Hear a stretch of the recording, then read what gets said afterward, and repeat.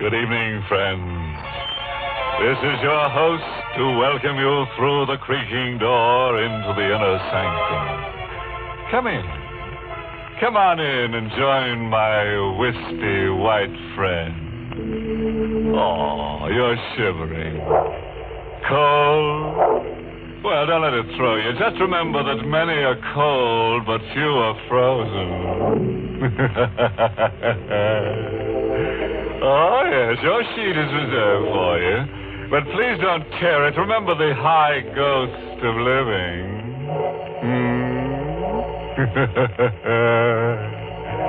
Now, if you've got some time to kill, let's kill it.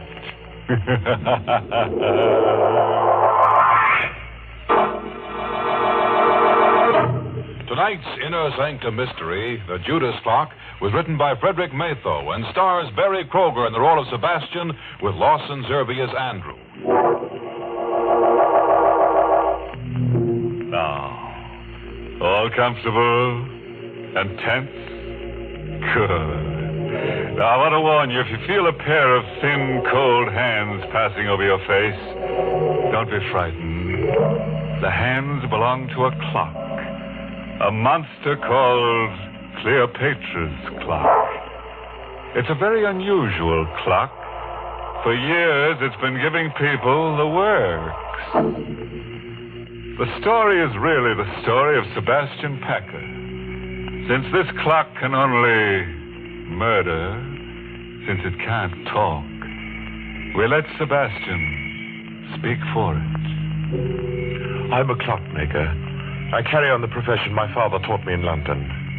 I like clocks, all that is but one. For 30 years, I've looked for a certain clock and a certain man. The clock is known to collectors as Cleopatra's clock. The man I swore to kill when, as a boy of 14, I closed my father's glazing eyes and wiped the froth of blood from his lips. Last night, I found Cleopatra's clock. Tonight, I may have found the man. I'm told you're an expert clock repairman, Mr. Packer, madam. Well, yes, I suppose I am. Well, I have a clock. Rather, my husband has. Yes? And it hasn't run for years. Would you have a look at it? Well, can't you bring it in? Oh, heavens, no. It weighs 500 pounds. One of those huge marble things. Italian Renaissance, I'd say. Marble? Italian? Could you describe it further? Well, it's rather unusual. Black marble, heavily carved with strange Egyptian characters. The ivory face has a beautifully etched scene on it, but it's a gruesome one. Gruesome? What kind of scene? It's a picture of a woman, a beautiful woman, and she's holding the limp form of a young man in her arms. Yes. It's ghastly. Cleopatra's clock. I knew without seeing it why the clock wouldn't run.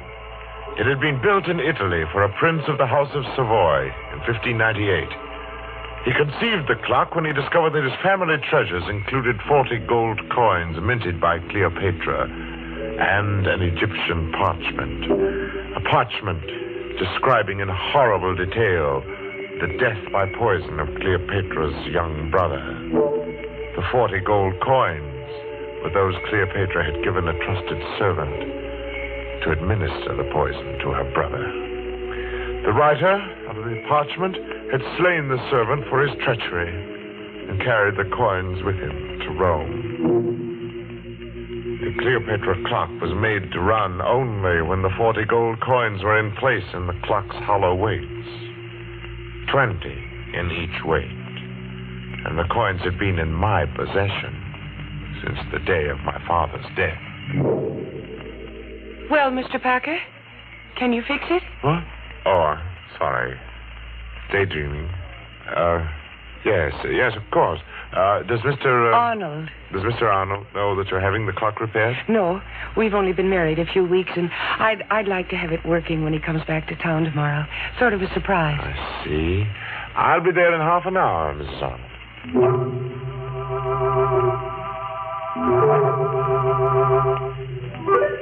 So last night I went to the Arnold house, and I found Cleopatra's clock again. Its 6 feet of black marble glistening, its pendulum motionless, its hollow weights empty and waiting. I started to work. Foghorns from the East River sounded much as I remembered they did in London. And suddenly I was back there on a fateful day about a fortnight after the clock had first been uncrated by my father. I was in the shop when the man from Scotland Yard stepped in. He walked straight to the clock and stared at it. Good afternoon, sir. Does the clock interest you? Very much. When did you acquire it? A cousin bought it at auction in Italy, and I'm displaying it for sale on consignment. My name's Pettibone, Scotland Yard. I've been looking for this clock for a month. It was stolen in Italy. Stolen? Yes, Mr. Packer, and worse. Murder was done. I'm afraid you've involved yourself in a bit of something here. Murder? I'm taking possession of the clock in the name of the Crown. I shall never forget the look of horror on the detective's face as he laid his hand on the clock's carved columns. It froze there while his face drained to pasty white and his eyes bulged. He opened and closed his mouth soundlessly and crumpled to the floor, his hands to his throat. He was still and twisted and very dead. Mr. Pettibone had died of a heart attack the moment he took possession of the clock. My father wanted time to think, so I helped him drag Pettibone into the stockroom. I went to my quarters. I dozed fitfully to awake hours later at the sound of angry voices. Well, Cousin Andrew, you've done me a fine turn, haven't you? I've told you I didn't mean to kill the old girl. It was an accident. And don't talk so loud. The boy will hear us. You killed her as soon as you learned that she'd made out a will in your favor. And then when you thought it was safe, you sold all her furnishings and sent the clock to me to sell. All right, I did. And you're in it to the ears. I'll go to the police. And how will you explain poor stiff Mr. Pettibone lying in your stockroom all this while? Well, Besides, there's nothing to fear. Now that Pettibone is gone. He was the only one who suspected me. Now, you're the only one who knows. I'll crate this cursed black monster tomorrow, and you leave with it. And will you also crate Mr. Pettibone? Oh. Look, I have a plan. Here, sit down in this chair right here. And I'll show you how we can solve the whole thing. My young heart beat with a wild dread as I listened. I could only see Cousin Andrew's back, but I could see Father seated dejectedly in the chair near the black marble clock, his head in his hands. It was midnight. All the clocks in the shop began striking the hour, and louder than all the rest was the chime of the evil clock. If only then I'd known, I might have done something. 8, 9, 10, 11, 12. And before my horrified eyes, the heavy marble piece leaned slowly from the wall and crashed across my father's back. Cousin Andrew stood facing my father as the clock pinned his frail form in the crushed chair. It choked him. He made little, pitiful sounds, his eyes begging for life. But my cousin Andrew just stood his back to me and watched. Thundering sinners, you die hard. Then Cousin Andrew ran from the shop, crying for help, would claim an accident. I raced into the shop. My father was dead. I choked back my tears and closed his poor, staring eyes. Then, for some reason, I thought of the coins in the clock's weights. I took them and I ran from the shop, the blood-stained gold pieces jangling merrily in my pocket.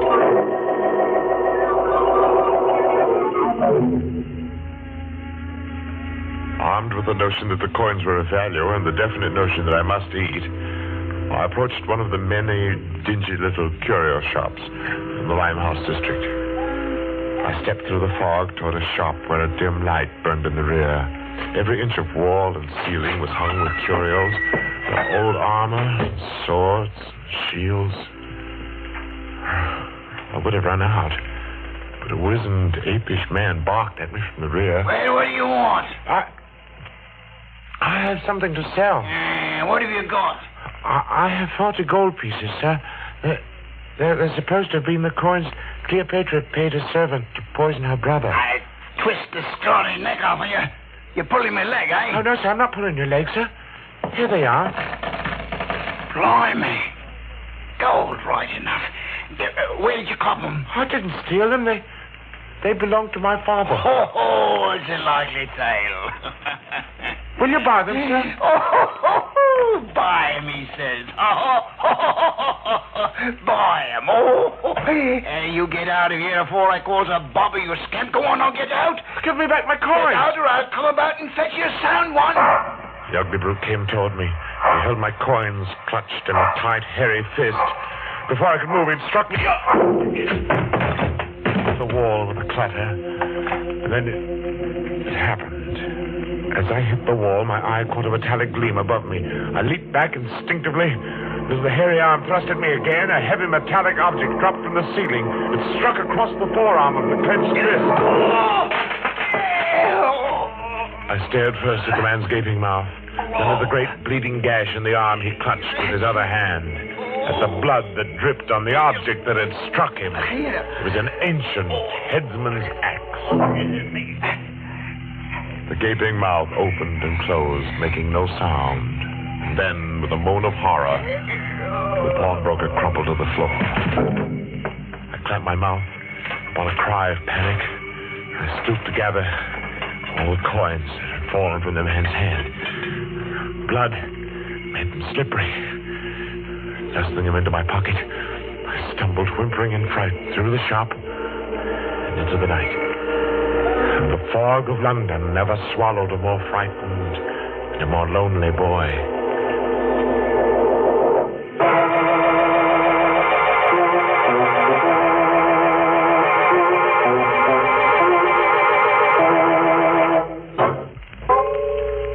I hadn't touched those horrible coins since the day the storekeeper's wrist had been cut by the falling headsman's axe. By now, I half believed the legend that evil followed them. I began to feel that the only way I could escape their curse was to find the Cleopatra clock and put the coins back in the hollow weights where they belonged. One day, as I read the notices in the Times, my heart skipped a beat. Auction of clocks at Chopin Place auction rooms, Saturday at 7. Rare items, one of them, fine Italian Renaissance piece of black marble. Rare treat for collectors. Come early. I went early. I was the auction room's first visitor. At the rear of the shop, a balding, dim-lit-eyed man looked up, appraised me as poor in prospects, and turned back to his paper. I felt the 40 gold coins in my pocket as I sauntered casually towards the black, gleaming clock. Other clocks about were ticking. Only the pendulum of the Egyptian clock remained motionless. As I cautiously opened the glass door of the clock to reach for the hollow weights, I seemed to hear my father's words again. It's an evil clock, son. Evil as Satan himself. I reached for one of the weights, my intention being to unscrew the cap of the weight quickly and to replace the coin. But I saw something I'd never noticed before.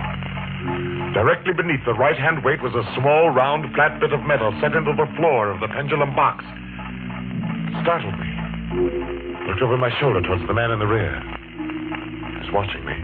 I had the unhooked weight in my hand within the clock. I'd have to work fast now to replace the coins. My fingers were sweaty with excitement. The weight slipped. It fell directly on the metal piece beneath it. I say, what are you doing there? Let me! I paid no attention to the man now coming toward me, because something was happening within the clock. A whirring sound of wheels turning perhaps. And then in open-mouthed wonder, I watched the supporting panel in the front of the clock suddenly start to rise on hinges. The clock was off balance. The clock moved forward ponderously, and I stood there transfixed in the path of a black marble monster. Falling! Look out, you I idiot! jumped to one side. Idiot! Bender! Waited for no more. I ran for the street. Help! Thief! The coins jangled merrily in my pocket as before. I was where I had started, only as I ran, I knew My father had been murdered, and I knew how. And I knew who had done it.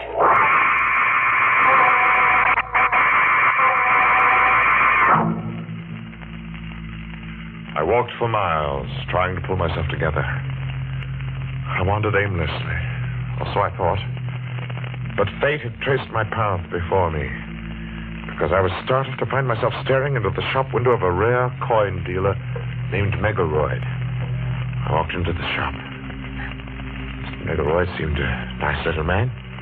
He smiled a bit quizzically at my firm belief that I possessed the betrayal coins of Cleopatra. I poured them on his counter. Oh, I say, you could be right, you know. These are the right era. Oh, I say, suppose they were. Let me put a glass to them. Would they be worth a great deal, even if they weren't? Well, let me see. Oh, yes, gracious, yes, they are nearly new. Fine condition. They should be worth a great deal as collector's items. Well, Mr. Megaroyd, I feel there's something I ought to tell you about these pieces. Yes? It's not important. Oh, well, now, just a moment. I have a catalogue on this Egyptian era in my show window. I'll fetch it just a jiffy. The coins lay on the counter. I watched Mr. Megaroyd run down the aisle. As he approached the display window, his foot caught in an electric wire which lay across the floor. The lights went out, and I saw him pitch forward. Mr. Megaroyd!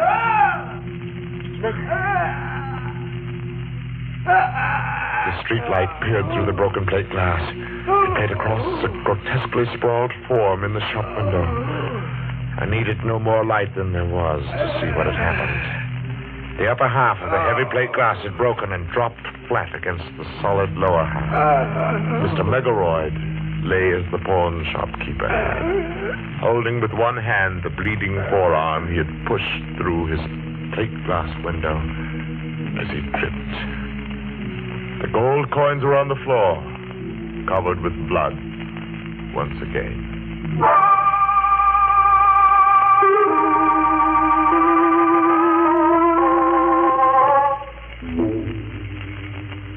And tonight, I will find out if Mr. Arnold is Cousin Andrew. If he is, I shall feel no remorse in killing him. While working to repair the clock last night, I discovered that my father's accidental death had been a well-conceived, diabolical murder. If the right-hand weight was heavier than normal, thus reached the floor of the clock on the 12th stroke of midnight, it tripped a trigger, which collapsed the base of the clock and caused it to fall forward. My father had died on the 12th stroke of midnight. Have you finished, Mr. Parker? No, Mrs. Arnold. I'll have to come back tomorrow night. What time do you expect Mr. Arnold tomorrow? Oh, about 11, I'd say. Will you be finished by then? Well, I think so. I'll have to take these weights to the shop with me, though. Something has to be added.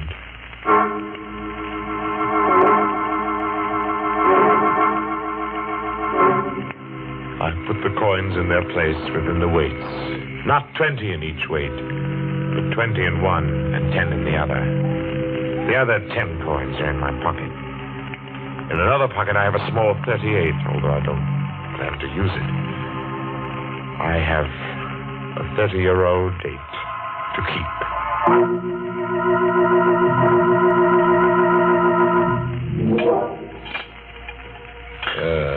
Think you'll have it fixed in time to strike midnight? Oh, yes, Mr. Arnold. It will strike at midnight. There we are. Weights are in place now. And let's see, it's exactly 5 minutes before midnight. I set the hands, and then just a little show on the pendulum. So, and Cleopatra's clock ticks again. It wakes from a 30-year sleep, eh? Cousin Sebastian? Cousin? Well, that's what I wanted to tell you. My wife told me your father owned this clock in London. well, yes. Then I was your father's cousin. So you are Sebastian Packer. The little boy who ran away that night. You were Cousin Andrew. Yes, yes. But seriously, I don't know how much you know of that horrible night when your father was killed. I know the clock fell on Father. I heard the sound from my room. I was frightened. I came down the stairs later, in time to see them carry Father away. He's all covered up. Well, that was why I didn't find you in your room afterward. It happened so fast. Yes. We were sitting, talking. The clocks in the store were striking 12. Suddenly, the base of Cleopatra's clock seemed to cave in, and... I know. I bought the clock at an auction a few years later. Sentimental, I guess. Yeah. Had it all fixed. It's good and solid now. I saw to that. Yes. Well, I think I'd better run along now, Cousin Andrew. Oh, nonsense. Let's make up for lost time and get acquainted. Well... Come now. I have some fine old port from England here. Sit down a while. No, not that chair. This one's a lot more comfortable. Oh, very well.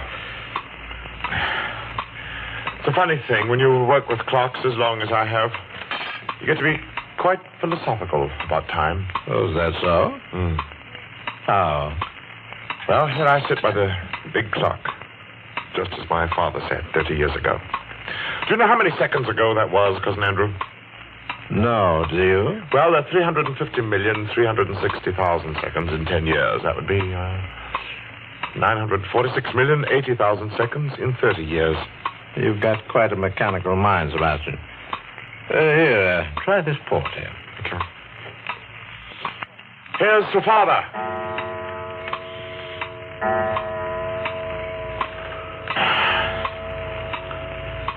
What's the matter, Cousin Andrew? Are you ill? No. Your face is drawn and gray. Shut up.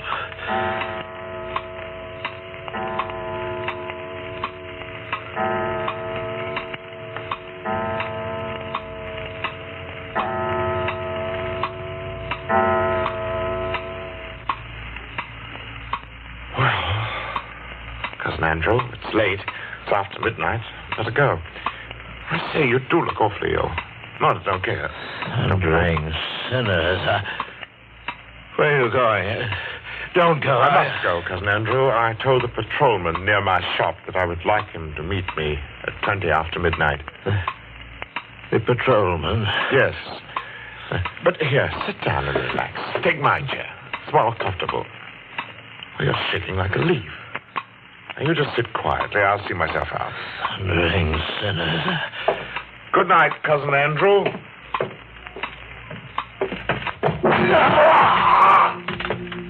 Sebastian!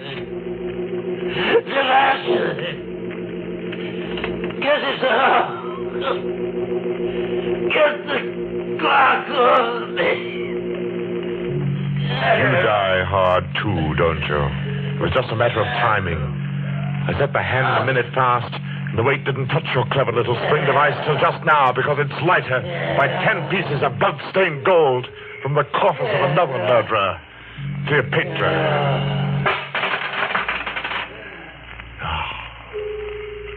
Rest easy, Father.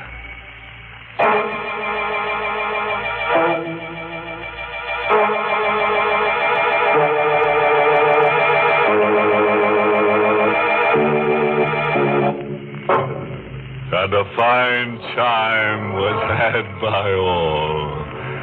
Gotta leave you now, folks, with a timely moral. You can figure out how long you've lived, sure. That's your pastime. But figuring out how long you're going to live, that's just any old time. Oh, yes, by the way, this story should teach you another lesson. Never complain when you have to work late. Remember that overtime is certainly better than undertime.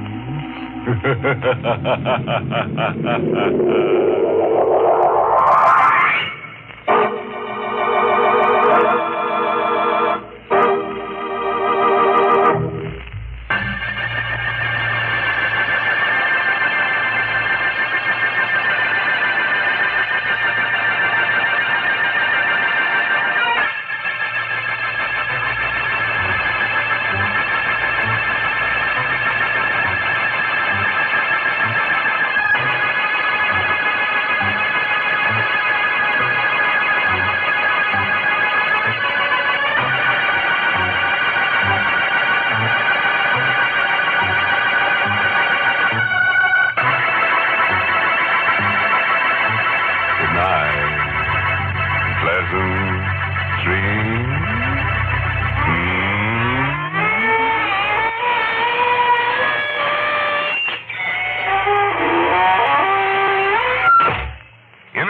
was heard in the United States over CBS, the Columbia Broadcasting System, and has been rebroadcast for servicemen and women overseas. This is the United States Armed Forces Radio Service, the voice of information and education.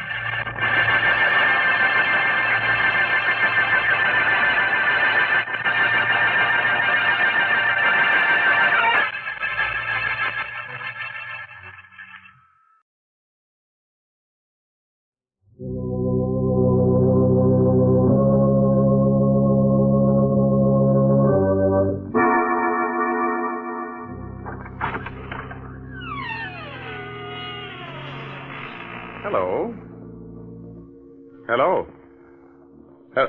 Oh, there you are. I was afraid for a moment that you had forgotten our appointment. Why, you almost scared me to death. And that won't do after all the pains I've taken to scare you. You remember me, don't you? I'm your host on behalf of the makers of Carter's Pills. And you're to be my guest tonight in the mysterious circle of the Innersanctum. Come in, friends, won't you? Thank you. Take that chair by the fire. Good. And you'll become accustomed to the dim lights in a moment. Don't get too comfortable, because we'll have you out of that chair with thrills and chills, shivers and quivers. You're on our side, aren't you? You'd better be. But don't worry. Instead of the arch criminals haunting us, we're going to haunt them. We're going to scare the daylights out of them. Yes. Welcome, then, friends. Welcome to the mysterious circle of the Innersanctum. And listen to as weird and strange a tale as ever was told. The amazing death of Mrs. Putnam.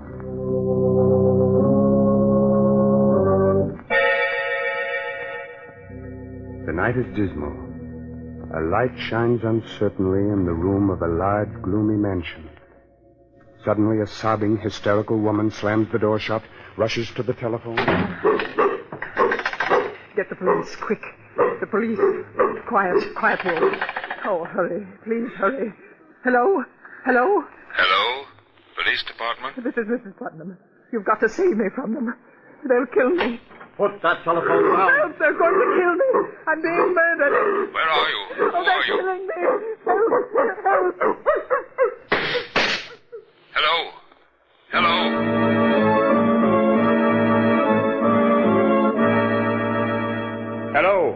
Hello? Hello, operator. This is Jeff Hansen, police headquarters. Trace the call that just came through to us. Hurry.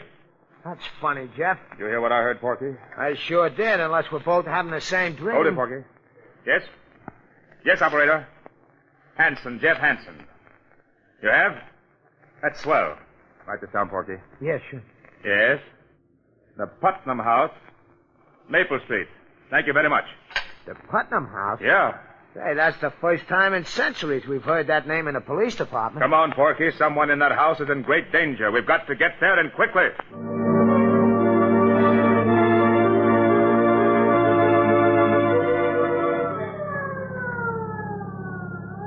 Put your foot all the way down on the gas.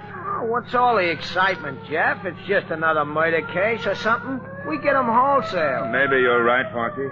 You're too jumpy lately, Jeff. What's the matter with you? Oh, nothing. Just on edge. You ought to get married. Then you'd have so many other troubles you wouldn't have time to think of yourself. You know, everybody should get married. At least once. Especially you, Porky. Oh, I'd get married tomorrow if I knew a girl who'd love me for myself alone. Keep your eyes on the road, Miss Advice to the Lovelorn. All right. I forgive you for the crack. Now, look, Jeff. You and me is a great detective. Only you can solve everything but the mysteries of the heart. So what does nature do? Nature endows me with the wisdom which you ain't got in that department. Ain't nature wonderful? Sending me to straighten out your amours. Now, first of all, you gotta learn to treat love light. This is Maple Street, Porky. Oh, okay. I'll take up the lessons in love where I left off later. Pull up, Miss Lovelorn. Here we are. Let's go. All right, Jeff. It's a pretty old house. Ain't exactly a haunted place, but a ghost could feel at home here. Don't be silly. This house is fairly modern. What are you muttering about? I'm counting the stairs. Didn't you teach me to observe everything? 7, 8. Now remember, keep your eyes open and your mouth shut. You know how reliable I am, Jeff. Yeah, I do. Yes. We're from police headquarters. One moment, please. You can't come in like that. It's all right, Williamson. Yes, Miss Lois. Come in, please. Thank you, miss. My name is Jeff Hansen. This is poor Ed Lamb, better known as Porky. I'm Lois Putnam. How you doing, Miss Putnam? Did you say you were from police headquarters? Yes? That's odd. How did you find out so soon? We had a telephone call. From whom? It was a woman. I believe she said her name was Putnam. What? Oh, no. When did you get this call? Only a few minutes ago. The woman screamed that she was being murdered. She cried out for help. Oh, no. What in heaven's name are you talking about? My aunt is dead. Dead? Yes. She died 2 hours ago. Her name was Mrs. Putnam? Yes, Martha Putnam. You say your aunt died 2 hours ago? Yes. But we received a phone call for help only 20 minutes ago. That's impossible. Are you sure the call came from here? It was traced to your number. Besides, I believe the woman said her name was Mrs. Putnam. Isn't that right, Porky? It sounded like it. This is some idiot's idea of humor. The poor woman has been dead more than 2 hours. Lois, you should rest. You haven't closed your eyes. I will, Doctor. These men are from police headquarters. Oh? This is Dr. Holloway. Doctor? Detective Hansen, did you say? Jeff Hansen. This is Ed Lamb. Hi, Doc. Were the police informed of your aunt's death, Lois? They traced a strange phone call back to this house, Doctor. Somebody screamed for help. From this house? Yes. Then why didn't we hear it? Perhaps we made a mistake. However, we're forced to sort of look around. Please forgive us, Miss Putnam. Do whatever you like. Thank you. Well, perhaps you'd better lie down, Lois. I'll be all right. Porgy, I want you to make a thorough search of the house and don't let anything go unnoticed. You betcha. Oh, Doctor. Yes. Be back in a moment, Lois. What is it? If you don't mind, Doctor, Do you wish to ask me questions? Please. Quite all right. What caused Mrs. Putnam's death? The causes of her death were quite natural. A blood clot lodged itself in the veins of her heart. You may have heard it called coronary thrombosis. How many members are there in the family? Well, there's Lois and Mrs. Putnam's brother. He's very ill, and his sight is failing. Is there anyone else? Yes, there's Joel Adams, the gardener. He lives in the back of the garden. He and the butler have been with Mrs. Putnam for years. Would you mind, Doctor, if I looked at Mrs. Putnam? If you wish, just follow me.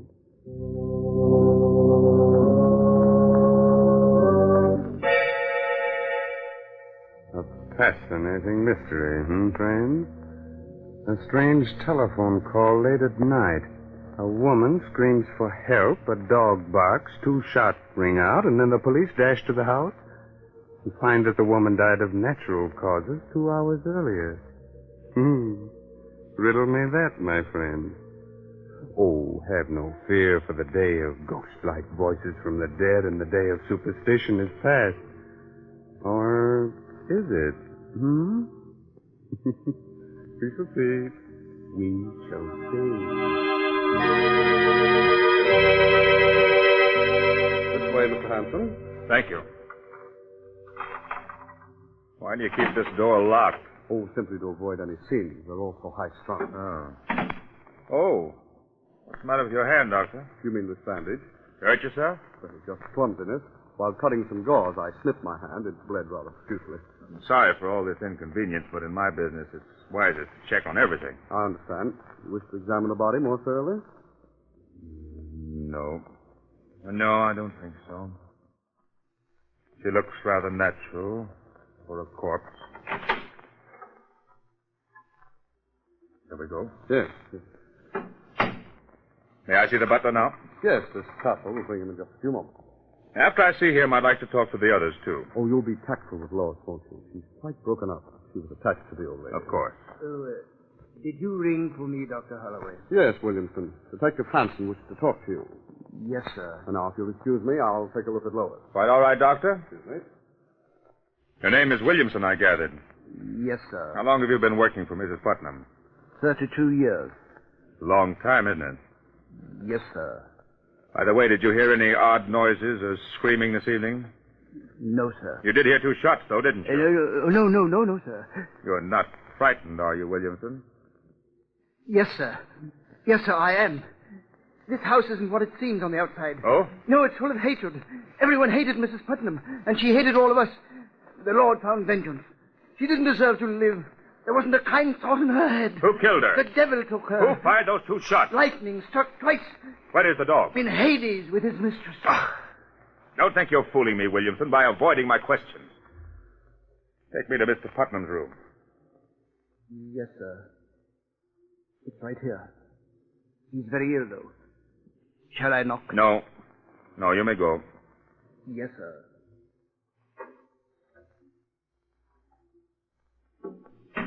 Who is it? I'm sorry to intrude. Are you Mr. Putnam? Who are you? Detective Hanson, police headquarters. Oh, the police, eh? What are you doing in my house? I thought the house belonged to your sister. It belongs to me now. What business is it of yours? Who else would she leave everything to? Mr. Putnam, did anything unusual happen to your sister earlier this evening? I mean, has she been ill? Cat was never ill in her life. Would there be any reason for anyone murdering her? Murder? I don't know. Maybe. She's hurt each and every one of us. She ruined Lois' life by sending her fiancé away many years ago. She made me into the wreck I am with her cruel tongue and her devilish disposition. She was responsible for the death of the gardener's wife long ago. Hasn't done a kind thing in her life. If she's been murdered, then I say good riddance. Is it possible that all of you had given her cause to treat you that way? Don't you dare say that. You stupid, foolish maniac. You didn't know her. How dare you? Get out of my room. Get out of my house. Get out of my... Oh, I'm sorry, Mr. Putnam. I didn't mean to upset you. I'll go now. Jeff. Hey, Jeff. Yes, Porky? Hey, I've been looking for you. Yes? Yeah, I've been all over the house. I checked on everything. 15 rooms, 19 windows, 8 beds, 3 fireplaces, and 3 bathrooms. And nothing looked suspicious? No. You think maybe there is some mistake, Jeff? I don't know. A phone call being traced here is absolute. They never make a mistake. But her voice and her death almost 2 hours before we got the call makes it strange. Must confess I'm stumped. Did you talk to everyone? I'd like to talk to the gardener, but right now we'll pretend that everything's all right, that we made a mistake. We'll drive away and then come back later. You mean you really ain't thoroughly convinced? That's right, Porky.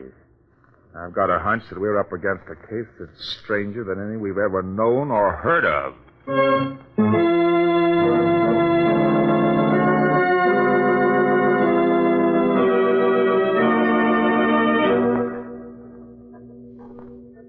Get in the car, Porky, and don't look back. Right, Jeff. I don't want them to think that we're even slightly suspicious. They may be watching us from the window. Throw on your lights and get the car started. Yep. Porky. What, Jeff? Don't move. Just look over there. Where? Right straight in the beam of the light. Well, I don't... Oh, you mean? In the garden. That mound of earth. Looks kind of fresh. Right. Holy Mazuma. You think maybe somebody's buried under there? We'll soon find out.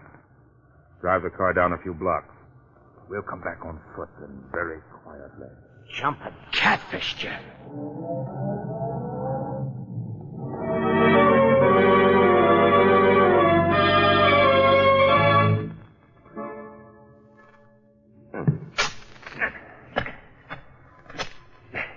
Not so loud, Porky. Don't hit the rock. Just loosen it. How much deeper are we going to dig, Jeff? The earth is still soft. We haven't reached what we're after. What are we after? We'll know soon enough. You think the old lady might be buried here and the body in the house of somebody else? I don't know. Hey, Jeff. Huh? Jeff, I hit something firm with my shovel. Feels like a body. All right. Don't use the shovel anymore. We'll dig with our hands. Porky, you're right. It is a body. Yeah, it feels like it's wrapped up in a rug of some kind. All right. Get a grip on it. We'll pull it up. Okay. Let's go. It's the dog. The dog we heard barking on the phone. Then there were shots, and that woman's voice did come from this house. They killed the dog and the woman, too.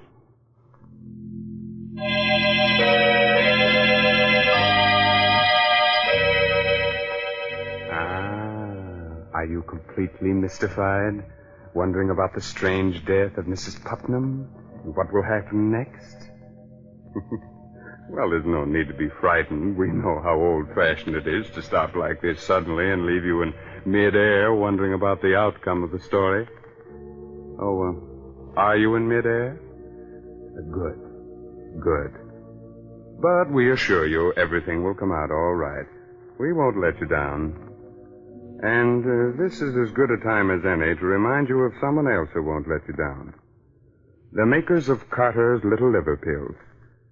When you don't feel good, try Carter's Little Liver Pills. They do the work of calomel, but have no calomel in them. For they are simple pills made of vegetable drugs. They wake up the flow of one of our most vital digestive juices. When this vital juice flows at the rate of 2 pints a day, it helps to digest our food and bring back the glorious feeling that goes with regularity. Then most folks feel like happy days are here again. But be sure you get the genuine Carter's Little Liver Pills.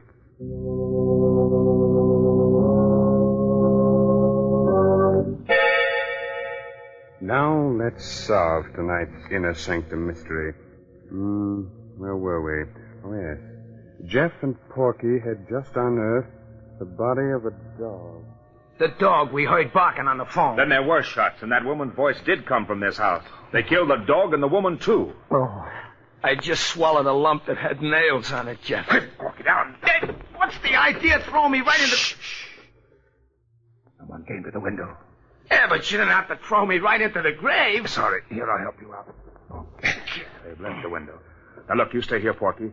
I'm going in to talk to the gardener. You watch the house. I'll be right back. Hey, you ain't gonna leave me here with this dead dog, are you? Shh, quiet.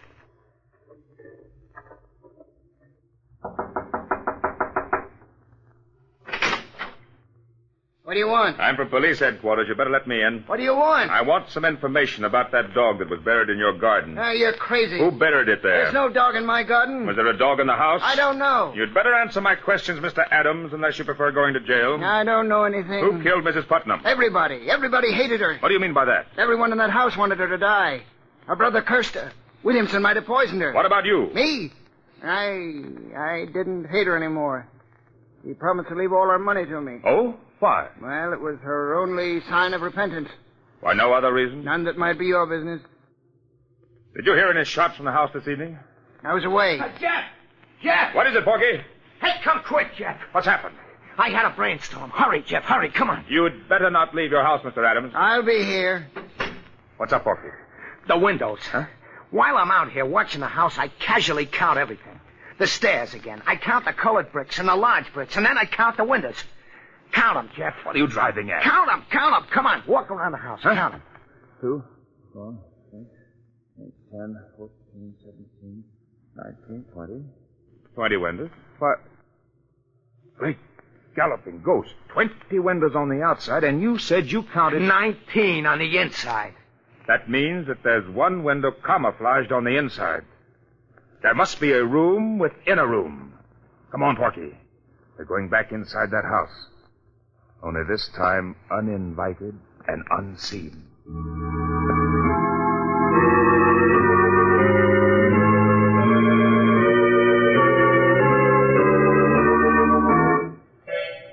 You think maybe the room is up around here, Jeff? Just keep trying, Porky.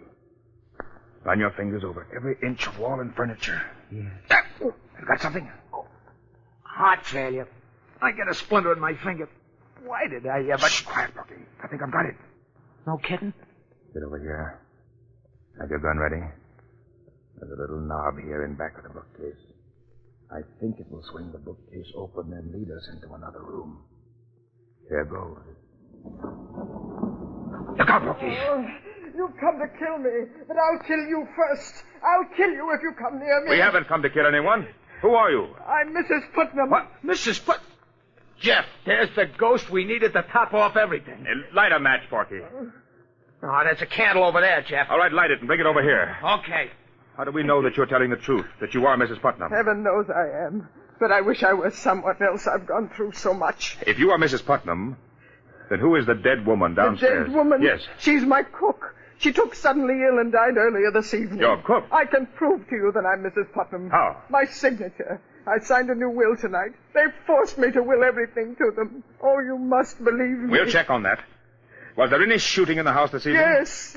They shot my dog while the poor creature was trying to protect me. I called the police to help me. I thought they meant to kill me, but instead they brought me up here to face a living death. We're the police. If you are Mrs. Putnam, then we're here to help you. Thank heaven you don't know how they tortured me to make me write a new will. You say the new will leaves everything to Yes, them? yes. In that event, it will be a simple matter to trap them and for you to prove yourself. Have you got the old will? No, they destroyed it. Well, it doesn't matter. You'll tell me the contents of the old will. They'll give themselves away when they hear it read. And now, Mrs. Putnam, about those who tortured you. Who are they?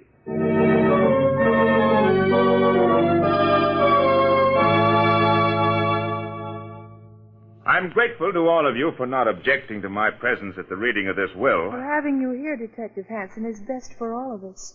We're really obliged to you for your kindness. Thank you, Miss Putnam.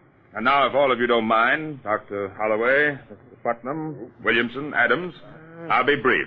Oh, Porky, wheel Mr. Putnam's chair a little closer. Right, Jeff. I had the courts appoint me to see that this will is made valid and legal. Now, this is it. I, Martha Putnam, being of sound mind and body, do hereby bequeath my entire fortune and all my worldly goods to Joel Adams, my partner. Oh, no, you've made a mistake. Careful, Lois. What did you say, Miss Putnam? That isn't my aunt's last will. Lois. No, I must confess, Miss Putnam, that isn't in your aunt's last will. Then what do you mean by reading that? My aunt left everything to me. Please, Lois. You're right, Lois. I did. In the will you forced me to sign. Mrs. Putnam. Don't move, Doctor. Yes, Lois, I signed a will leaving everything to you, that's true. But only because you and your darling doctor forced me to. Oh, I never dreamed that my own flesh and blood would be that selfish. Just a moment, Mrs. Putnam. The conspiracy to spirit you away and bury the cook in your place was entirely my idea. Don't blame Lois. It was a clever plot, my friends, and it might have worked, but fortunately you made mistakes. By the way, Doctor, does that bandage on your hand cover a nasty bite you got while doing away with the dog? Yes, it does. I confess to everything, Mr. Hanson, but Mrs. Putnam is as much to blame as anyone. Everyone who ever lived in this house hated her. With all the money you had, Mrs. Putnam, you never did one decent thing in your whole life. You distrusted everybody and hurt everybody. And so we plotted to get you out of the way. Fate was kind enough to provide us with your cook as the means. With your money, we could have gotten something out of life. You'll get life now, all right, without her money.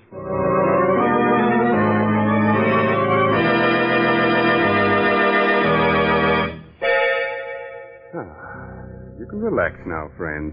This story is over. But still another plot is being formed for our next session in the Innersanctum. Are we scared? Sure. But what of it? Isn't the villain a great deal more frightened than we?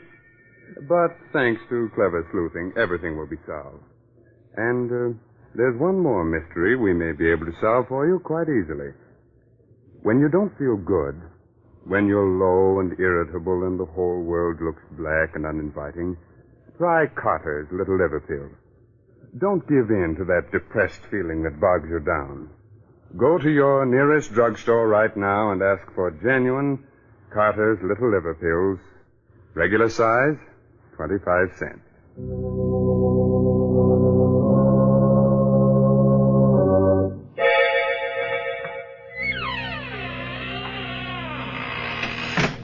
There now. We've closed the door to the inner sanctum for another week. Time to go. But spread the news to all arch criminals that we shall ride again in their pursuit next week. This is no laughing matter for them, my friend, so take your tongue out of your cheek. That's better.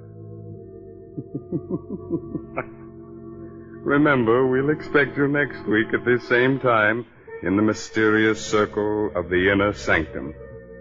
Oh, by the way, you like good mystery stories, so be sure to read this month's Inner Sanctum mystery, The Case of the Solid Key, by Anthony Boucher. Good night.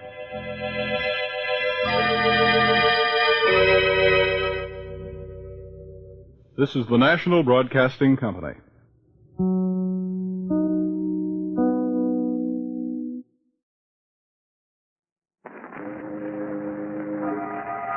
Boris Karloff on Inner Sanctum Mystery. Brought to you by the makers of Carter's Pills.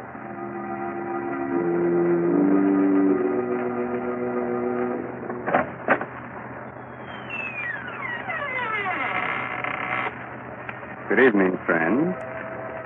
Let me welcome you once more to the Inner Sanctum. This is Raymond, your host. Come in, won't you, and sit down? No, I'm not being polite. I'd prefer you to sit, you see. Because within the next 5 minutes, you're going to be so weak in the knees that you won't be able to stand.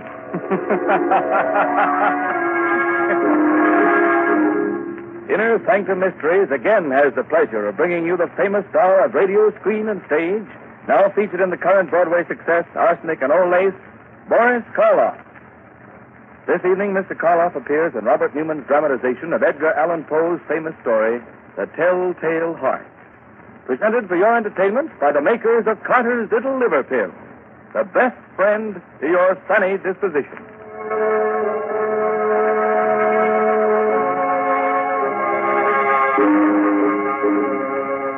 And now our story. A story based on a tale by the greatest master of the macabre that ever lived, Edgar Allan Poe.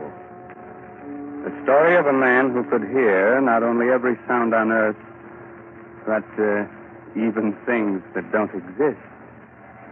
So, turn down the lights, call in a friend or neighbor to keep you company, and listen to Boris Karloff as Simon in The Telltale Heart. It's early evening. The sun is just setting behind a range of low hills. On top of the nearest hill is a huge rambling building surrounded by park-like grounds.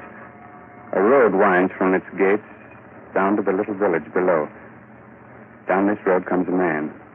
He's tall, gaunt, his hair snow white.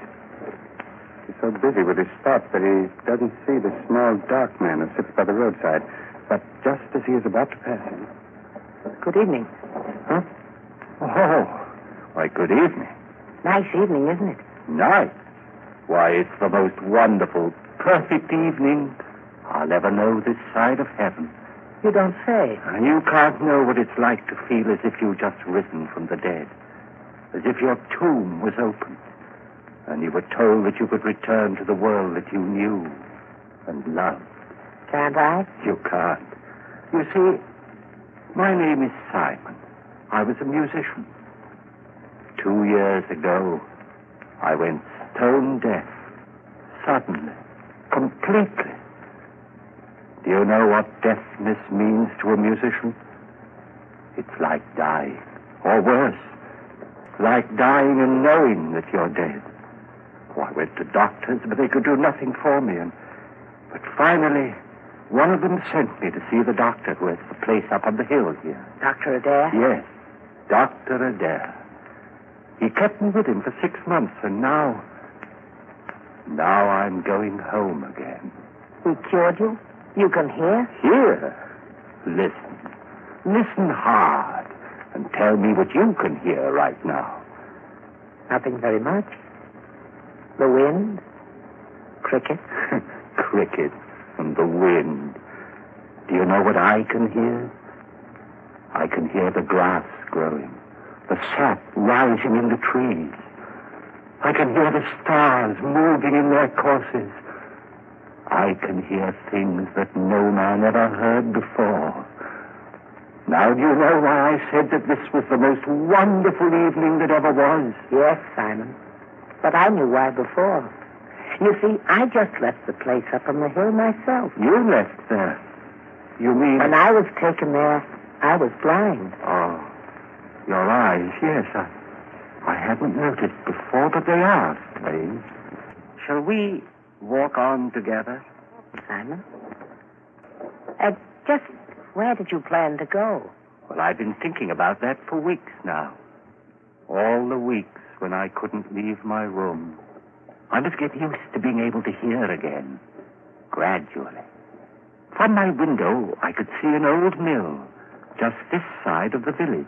Yes, it's deep in the woods, deserted. There's moss on the water wheel, and the door hangs open by one hinge. You mean that you can see it from here? My eyes have become as good as your hearing. You thought of going there, living there? For a while, until I was ready to return to the world. Oliver, why don't you come with me? Then when we are both ready, we can go back together to the world. Yeah, I could do that. Think of what it's going to mean, how much we're going to be able to help people. You with your sight and I with my hearing. Help them? Yes. Yes, of course. All right, Simon. We'll go to your old mill.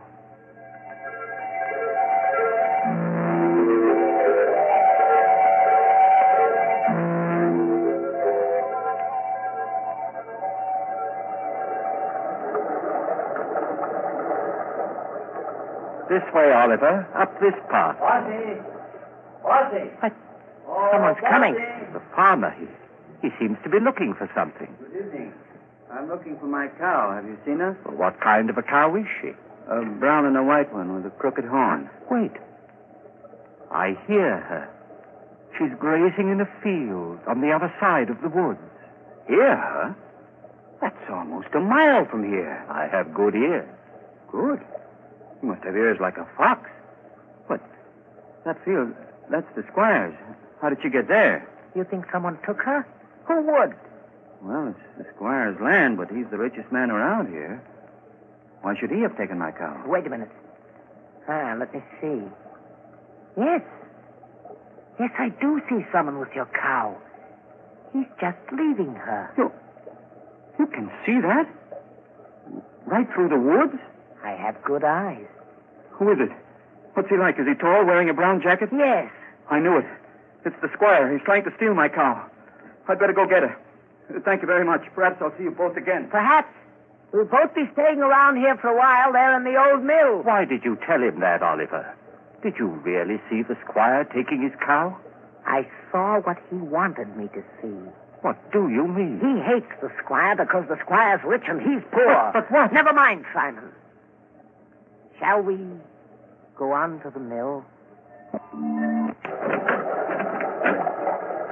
Here we are. And it's just the way I knew it would be. Quiet, peaceful, no noises, just sound. And even those are dulled by the waterfall. Yes, it's just the way I knew it would be, too. Dark, dank. The home of the rats and spiders.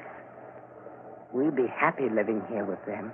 Happy with rats and spiders? Why? Because they're like me. Rats see in the dark, and spiders spin webs. I don't understand you, Oliver. Must you always see the worst, the most evil side of everything? Always. But why? Don't you love people? Don't you think that this is a good world? A good world when I was blind for more than 2 years? But whose fault was that? What difference does that make? I was blind. And did anyone care that I was? No. Love people. I hate them. But, Oliver, that's wrong. You've no right to hate anyone or anything. What's that? What? It sounds like wings, like... Yes, there it is, there. A swallow. Why, it's frightened, trying to get out. Why, it's beating itself against the wall and... Oh, poor thing, it's hurt itself. Fallen to the ground. I'd better catch it. Is it badly hurt? No, I don't think so. Oh, just this one wing. Here, let's see. Perhaps we can put a splint on it, heal it. You think so? Here, Oliver. But be gentle. It's still terribly frightened. I will. Oh, Oliver! What are you doing to that bird? Doing... Blood, you crushed the swallow, killed it. So it has. You killed it deliberately. You think so? I told you we all have some badness deep inside us. Even you. Here you are ready to believe the worst of me, that I'd wantonly crush a harmless little sparrow to death and... Simon. What is it? I don't know, but there's something in your face. Something that wasn't there before. I don't know what you're talking about. I'm going up to bed. Simon! Simon, wait! It wasn't he that was blind. It was I. Oh, he is bad, evil, clean through. He's like one of the spiders he loves so much, lurking here and spinning cunning webs to catch innocent people in. And what he saw in my face just now, there was something there. Something that wasn't there before. Death. Why did this have to happen to me? I was so happy just a little while ago. I loved everyone, the whole world. And now I have to kill him. And here I am, friend, Raymond, your host in the Innersanctum, who also loves everyone. So, Simon has decided he must murder his companion. Not because he wants to, but in order to keep him from spreading the hate and evil he seems to love. That's a charming idea. But if Oliver's eyes are as good as he says they are, good enough to see death in Simon's face, how will he be able to do it, Quite a problem, isn't it? Well, Raymond, everyone has problems. It's the answer that counts. It certainly does, Mr. Hurley, in a mystery drama. Yes, and in a domestic drama, too. If you don't believe it, listen to what Agnes Vale says to her husband at the dinner table. Oh, Bob, you haven't said a word about the cake, and I baked it especially for your birthday. After 30, no one wants to be reminded of birthdays. Oh, that's silly. Besides, a person's only as old as they feel. Well, if that was the case, I'd be about 60. You mean 90. No one could save up the grouch you've got in only 60 years. If you felt as irritable, low, and out of sorts as I have lately, you'd be grouchy, too. Of course I would. Anybody would. So the thing to do is not to feel that way. What can anyone do about it? Very simple, my dear. Try Carter's little liver pills. Right. And when you don't feel good, try Carter's little liver pills. They do the work of calomel but have no calomel in them, for they are simple pills made of vegetable drugs. They wake up the flow of one of our most vital digestive juices. When this vital juice flows at the rate of 2 pints a day, it helps to digest our food and bring back the glorious feeling that goes with regularity. Then most folks feel like happy days are here again. But be sure you get the genuine Carter's little liver pill.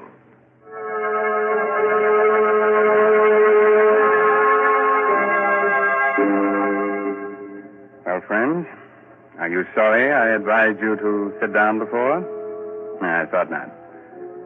You still want me to go on with the story of the Telltale Heart? Very well.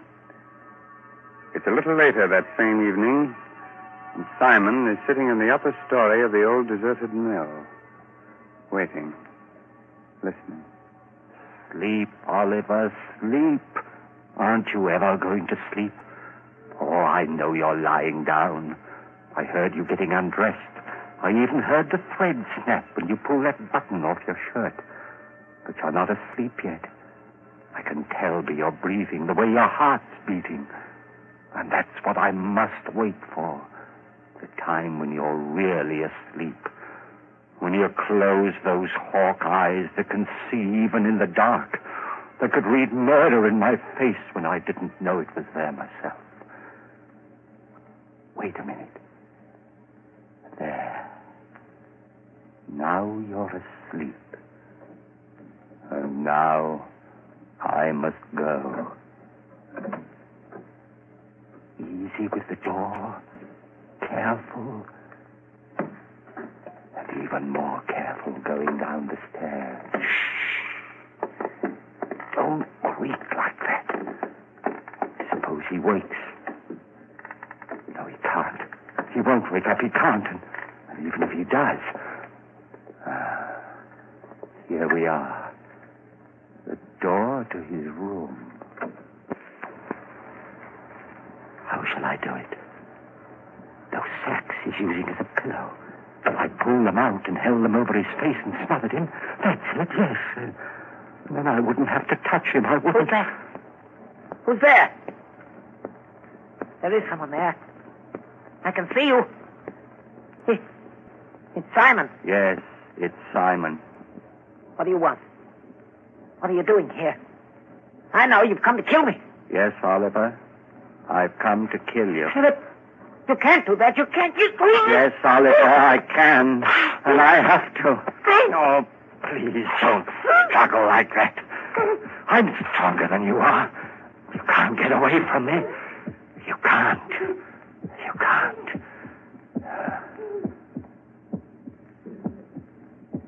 That noise. Hear it? It's your heart. Beating, pounding, driving the blood through your veins. It's beating more slowly now. Slower and fainter. Running down like a tired clock. I'm not going to let you go until it's stopped. So don't struggle. Don't struggle, please. Just a few seconds more. I can hardly hear it now. Just a faint, throbbing murmur. And now, even that's gone. Yes, it stopped. And you're dead. Oliver, listen. I didn't want to do it. I didn't, but I had to. You were only interested in hurting people. That's why I had to do it. And that's why I'm not going to give myself up or confess that I killed you, because I could still help people.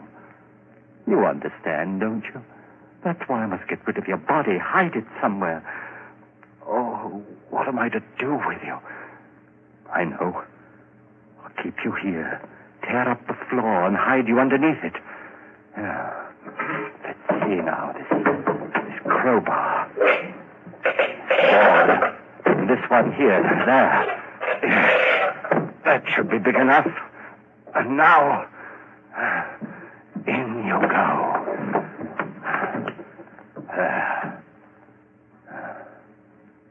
Goodbye, Oliver.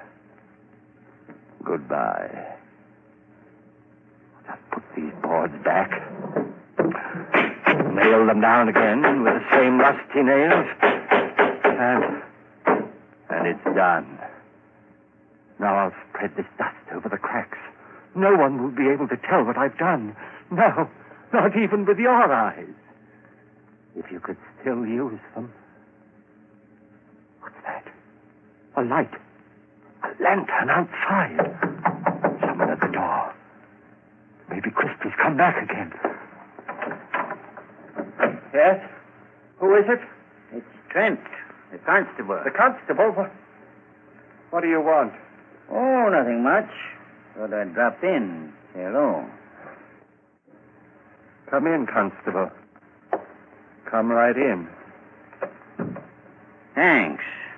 Queer time of night to be visiting, but I heard there were strangers living out here, and I thought I might... Why, of course. It's part of your job to investigate strangers, isn't it? In a way. Not that you're a stranger, exactly. What do you mean? Well, you've been around here for some time, haven't you? Up at Dr. Adair's place in the hill, I mean? Oh, yes, of course. I just left there this afternoon. Uh-huh. And your friend, where's he? Sleeping? Friend? Why, there's no one here with me. I'm all alone. But the doctor said... You mind if I look around? No, of course not. Not that I doubt your word or anything like that. Oh, now, don't apologize, Constable. Go right ahead. Well, Constable? There's certainly no sign of anyone else. Well, I told you so. Yes, you did. Now, I'll just sit down here for a minute. Get my pipe going. No, not there. Don't sit there. Why not? Because, Well, it was just that the floor looked a little rotten right there, and I was afraid that...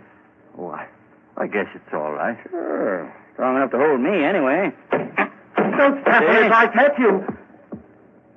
Good heavens. What's that? What's what? That throbbing. That noise.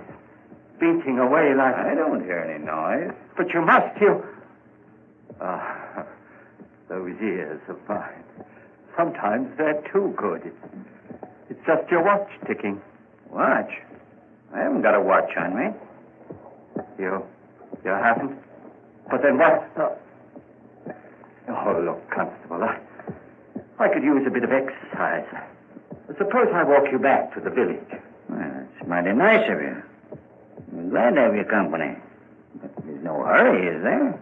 Just let's sit here for a while. I don't want to sit. Constable, will you come now? Now, this minute. If you don't, I don't know what I'll do. Hey, you have gotten yourself into a state.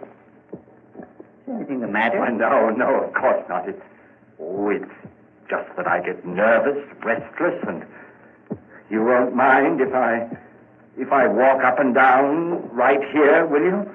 If it'll make you feel any better, go ahead. Thank you. This floor, it is noisy, isn't it? It isn't noisy enough. Constable, this lever here, I've been wondering about it. What's it for, do you know? Yes, I think it opens the sluice, starts the middle wheel turning. It does? Then let's try it. See if it still works. There. Yeah, still works all right. It's quite a racket, too. You're not loud enough still. Constable, for heaven's sake, will you come now? Leave here with me. If you don't, I'll go back. Hey, look, there's no need to get so excited. I'm not excited. I'm perfectly calm and quiet. Will you come now, right away? But I told you. I know what you're doing. Sitting there, pretending you haven't heard, making me stay here and listen to it, beating louder and louder and louder. All right, I confess. I killed him. I killed him. His body is right underneath you, under the floor. I killed him, and that noise you hear is his heart. The beating of his telltale heart.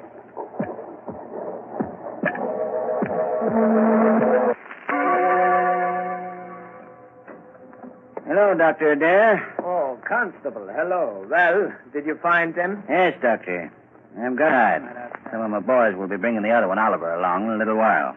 Bringing him? What's the matter with him? Well, sort of. They were in the old mill by the river. Simon had evidently tried to kill Oliver, but he hadn't done a good job of it. He nailed him up underneath the floor. And when we got him out, he was unconscious. He's still pretty weak. I see. Bring Simon in, will you? Sure. All right, Simon. In here. Yes, Constable? Now, turn him around so that he's facing me. That's it. Well, hello, Simon. Hello, Doctor. Simon, why did you run away from here this afternoon? Run away? I didn't run away. I left. What need was there for me to stay when I was cured? Oh. And what you did, or rather tried to do to Oliver? That was wrong. I know it was wrong, but I had to do it. He was bad, Doctor, bad. He hated everyone, wanted to hurt them, and I couldn't let him. You know, it's strange, Constable. 2 men, both mental cases because of a sudden affliction. But while Oliver's blindness made him hate, Simon's deafness filled him with love for all mankind. Deafness?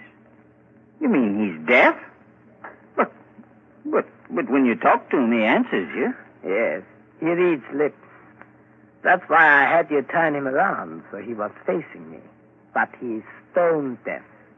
He will never hear again. What's that you're saying? Deaf? But I'm not deaf. Why, there's no one can hear better than I. No one. I heard everything when I left here. Things no man has ever heard before. The song of the swan, the breathing of the fish. Why, I even heard the beating of Oliver's heart after I'd killed him. Yes, Simon, of course. I'm not deaf, I tell you. I'm not. I'm not.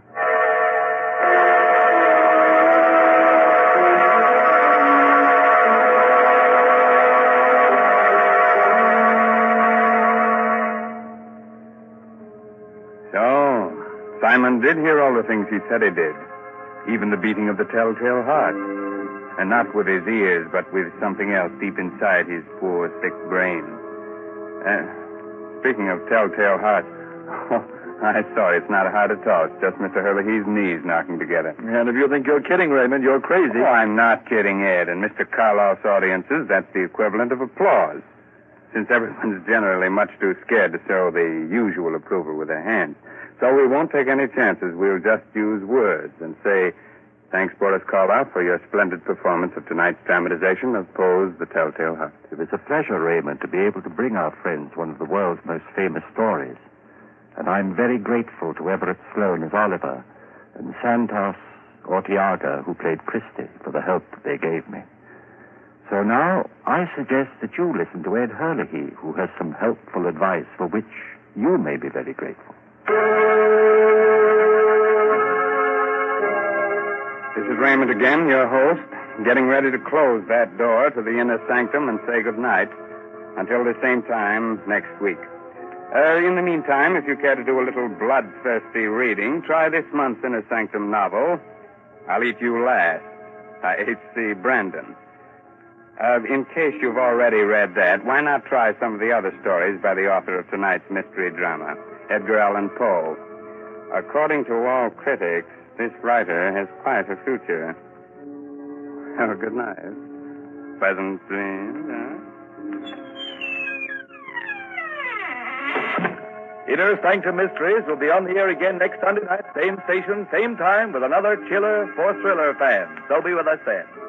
This is Ed Hurley, speaking for the makers of Carter's Little Liver Pills and reminding you, when you don't feel good, try Carter's Little Liver Pills, the best friend to your sunny disposition. This is the Blue Network of the National Broadcasting Company.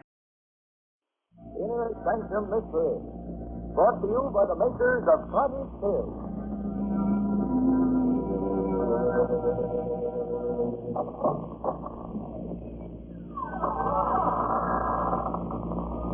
Good evening, friends. I'm Raymond, your host. Remember? Won't you come into our inner sanctum? Oh, it's very gratifying that you had the courage to come back. I was afraid our story last week might have been too much for you.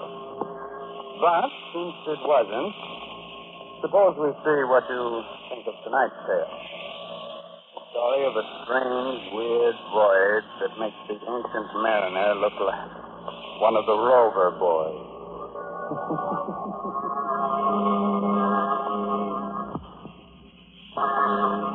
Inner Sanctum Mysteries tonight bring you The Death Ship, featuring an all-star cast of radio favorites in an original radio drama by Robert Newman. Presented for your entertainment by the makers of Carter's Little Liver Pills, the best friend to your sunny disposition.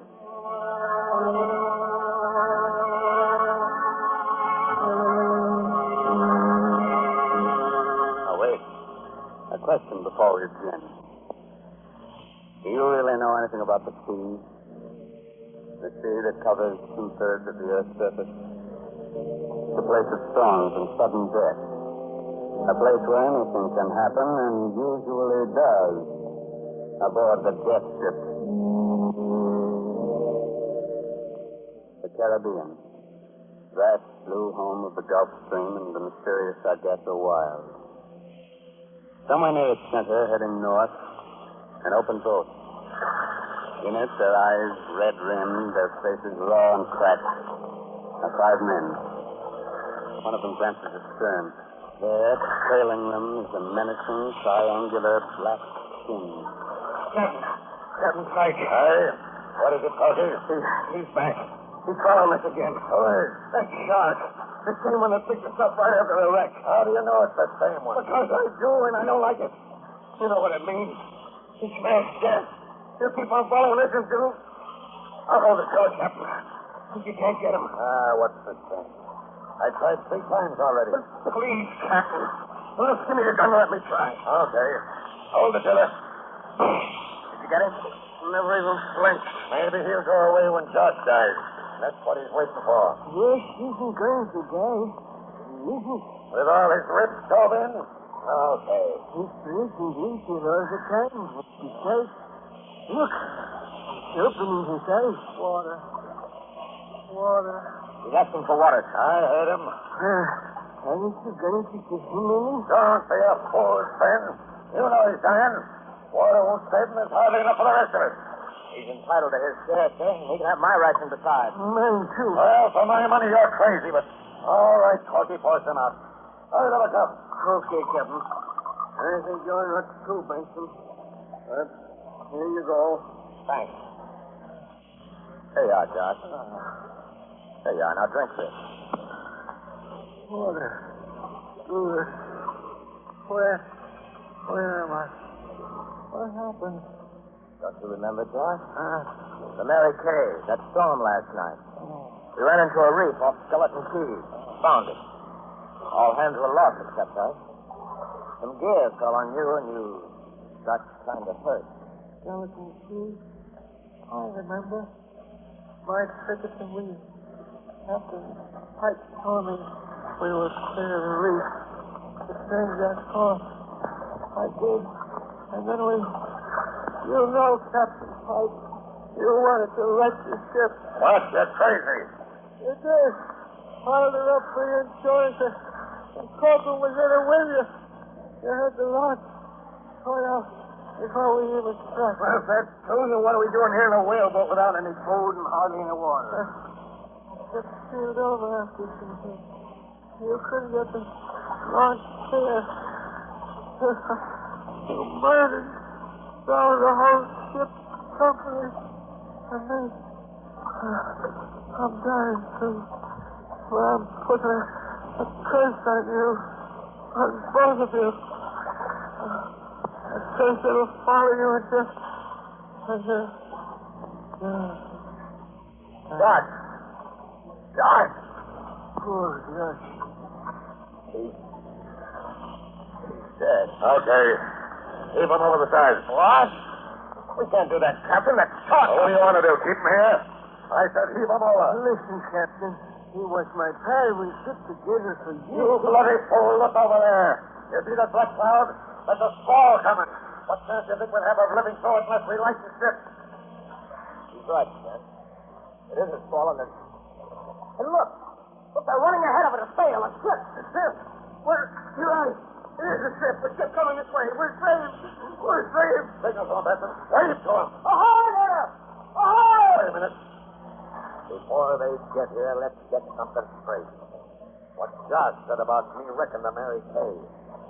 He was out of his head, see? Out of his head? Delirious. If you don't think so, well, I just as soon they found 3 dead men here as one. You mean it? What do you say, Fred? He don't know. He was just thinking there was something funny about that ship. Funny? Funny how? Look at the way she's luffing, falling off. Right, that's so. But there was no one at the helm. But there is. You can see him. But can you see anyone else? Any crew? Listen, getting aboard her is our one chance. Put out those oars and start rowing. Aye, aye. Come on. Let's go.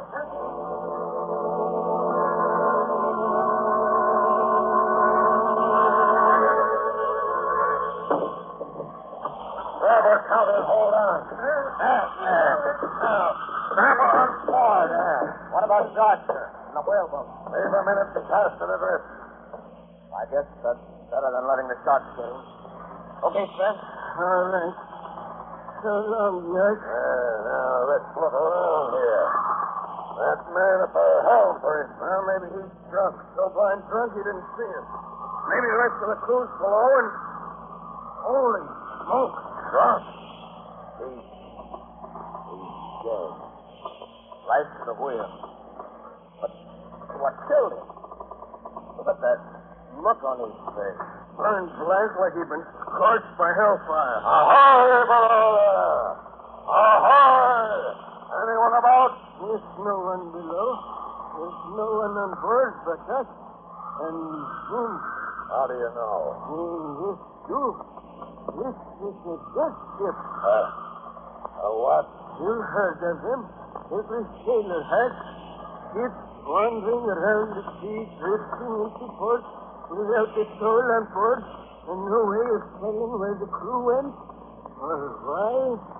It's a death ship, and they don't like it. You don't. You'd rather be out in a whaleboat, I suppose. Why, with this squall coming up it's here. Take the wheel span. Cut that body loose and heave it overboard. You orders. Up moving to the reef of the whaleboat. Jump down.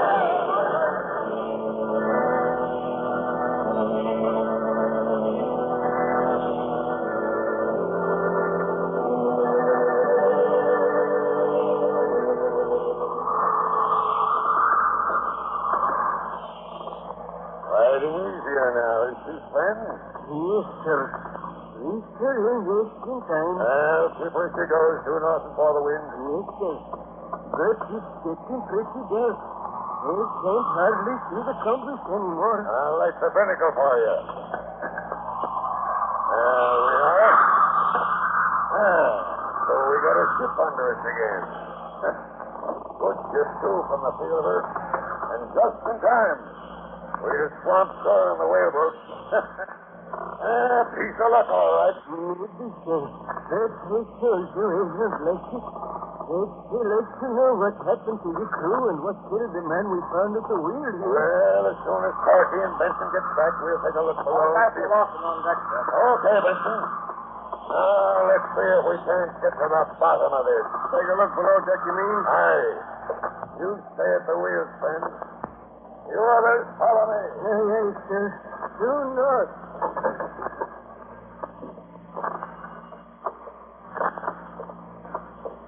Get the gun ready, Captain? I have. No one in here. Ahoy! Anyone around? You suppose she sprang her reach in the short she was sinking? Abandoned her? I doubt it. She don't ride as if she was waterlogged. What about a plague, sir? The whole crew dying off? It might be. Look in this cabin here. Aye.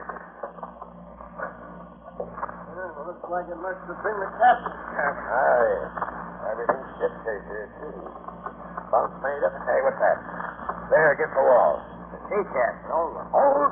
That chest was old before you were born. Look at the ironwork, the rust on it. What do you suppose is in it? Well, now we'll soon see. Holy jumping Jehoshaphat. Gold! Bars of it! Gold! Pearls as big as marble. Pirate treasure. Or maybe old Spanish treasure. Look at it! Look at it! We're rich! We're rich! I'm going above and tell Phil. Hey, come on below! Hurry! It can't leave the wheel. What is it? Down in the captain's cabin, a big chest full of gold and jewels and treasure. That's so. Don't you understand? We're rich! Rich! Stan, what is it? I don't know. At least, that looks right up here. That's me. Okay. I don't know what's come over you, but Captain Pike, would you come up sometime for a minute? Aye, coming up. Well, so you don't like this ship, eh, Ben? Did he tell you what we found? He told me, and it doesn't make me like it any better. What do you mean? You've been to sea for a good many years, Captain. Yes, like I have. But have you ever heard of anything like this happening before? Like what?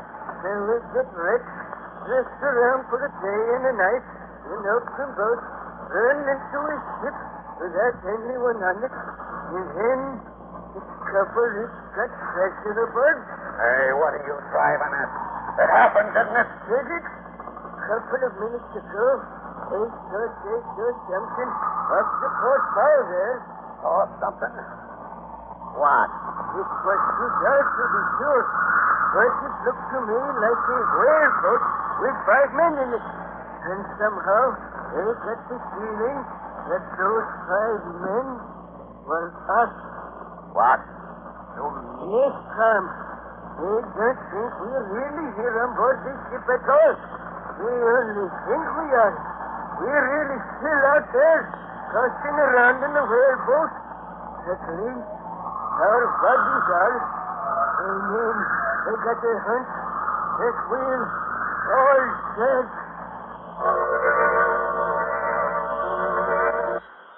Try Carter's Little Liver Pills. They do the work of calomel but have no calomel in them, for they are simple pills made of vegetable drugs. They wake up the flow of one of our most vital digestive juices. When this vital juice flows at the rate of 2 pints a day, it helps to digest our food and bring back the glorious feeling that goes with regularity. Then most folks feel like happy days are here again. But be sure you get the genuine Carter's Little Liver Pills.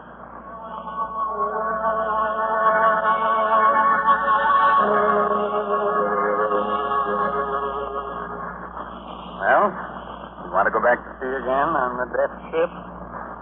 Very well. But if our course from now on is one that's never been sailed before, don't blame me. It's just a moment later now. The 3 men are still standing in the stern of the death ship.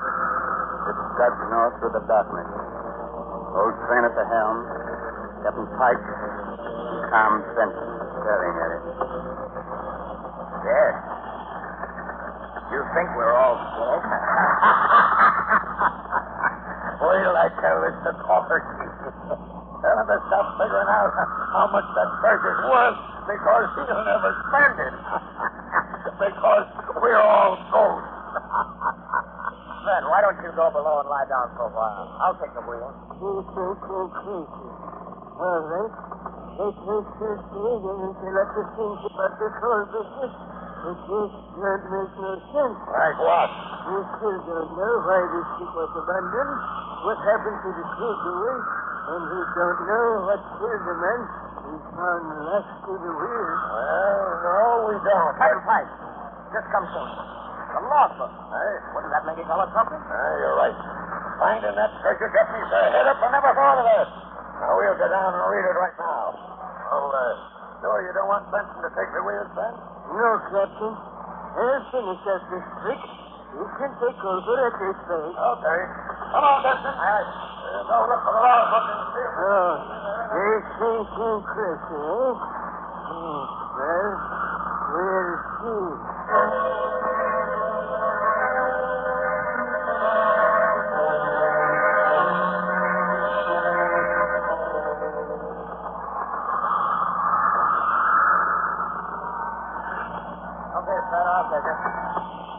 Due north, huh? Yes.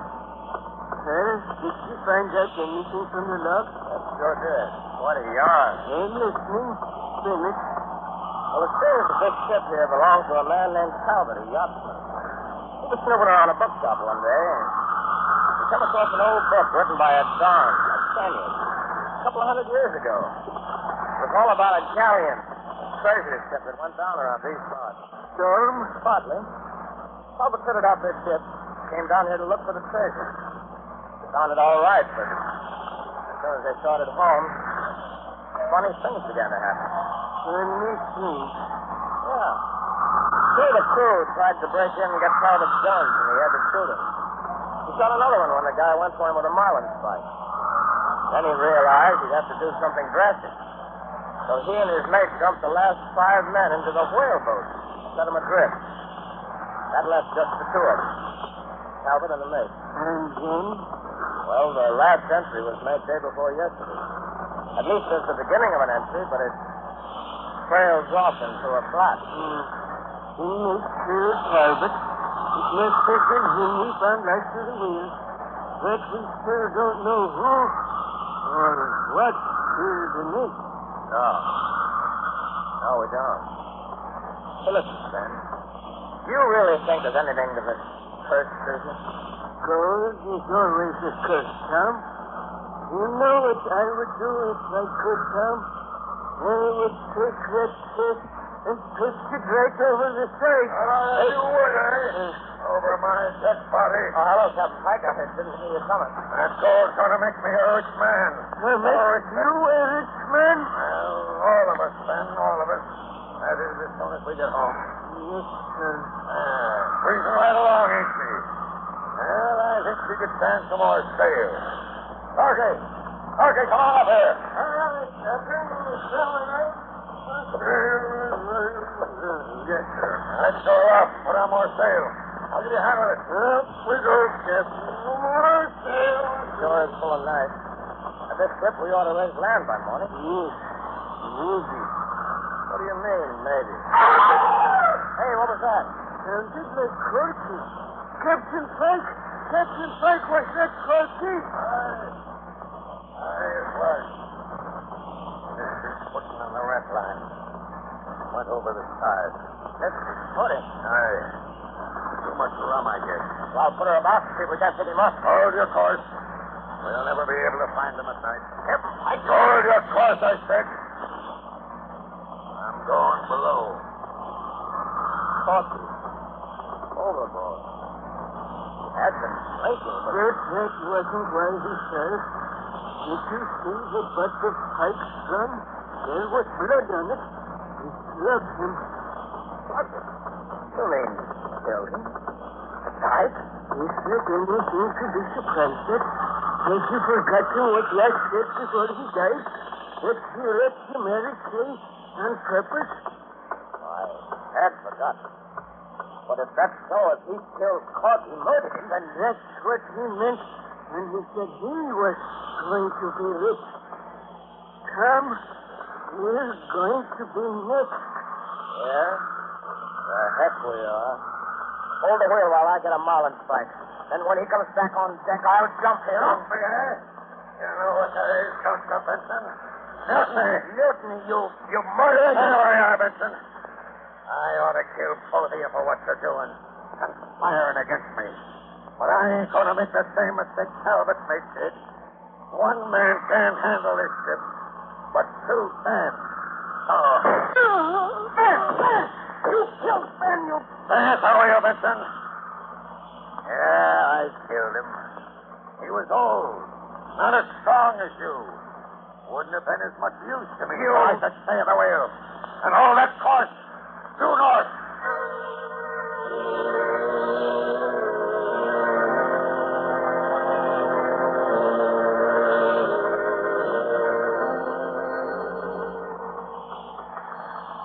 Getting tired, Benson? No.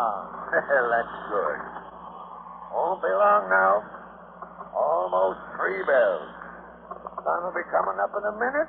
When it does, I got a hunch we'll get a landfall. And then? What do you think? I don't think. I know. You'll kill me. Take her in by yourself. Smart boy, Benson. That's just what I'm going to do. The Dons couldn't get the gold home, neither could Talbot, but I can, and I'm going to. Look, there's the sun. And ahead off there, off the port bow, land. Yeah, land. Okay, Benson. Ready? Hey, what are you laughing at? You! Go ahead and shoot. You think you can hurt me? You can't. I can't. Have you forgotten that whaleboat with the 5 men in it that Sam saw last night? The 5 men he said were us? Have you forgotten what he said that meant? We're sailing due north. The sun should be rising on the starboard side in the east, shouldn't it? But it's not. It's coming out to larboard in the west. Sun rising in the west? Why, it can't be. And still it is. And that land ahead there, it's not the coast. Don't you recognize it? It's Skeleton Key where you wrecked the Mary Kay. There's what's left of her. Now, do you understand? You're dead. You've been dead for 2 days. Dead and doomed to sail a death ship in a circle through all eternity. No, I'm not dead. I'm not dead. I'm not letting go. He's going. I'm not stay aboard here. He's going over the same. I'll board the line, and when he comes up, we'll... Ben! He isn't going to come up. It's dark. And it looks like the same shark that followed us all day yesterday. Yeah. Well, that was 2 smart work, Frank. I thought I saw you move once or twice. I had a hunch you weren't dead. Was he dead? Hadn't we both dead? Heck no. Does that slug through your shoulder feel as if you were? Well, no, but you just said to Pike. A trick so I could get his gun. Trick? There ain't no trick about the sun. It's rising in the west instead of the east. No, it's not, Stan. As soon as I saw it, the whole thing came to me. You remember that body we found lashed to the wheel? The mate? You know what killed him? Lightning. Lightning? Yeah. Struck by lightning during the storm when the Mary Kay went down. Besides killing him, it polarized the compass. Reversed it so that the needle pointed south instead of north. That's why it looked like the sun was coming up on the wrong side. That's why we ended back here at Skeleton Key again. We were sailing south all the time instead of north. Well, that's that whaleboat. I could see a whaleboat with 5 men in it. Sure you did. And you know who they were. The men Talbot and his mate set adrift so they wouldn't have to share the treasure with us. You know what we're going to do? We're going to pick them up and get them to help us sail this ship home. And the treasure? You said you didn't want any part of it. Well, I don't either. They found it, let them divvy it up. But we found this ship, didn't we? That's right. Diamond. It's ours now. Ours to do anything we like with it. We're our own boss from here on in, then.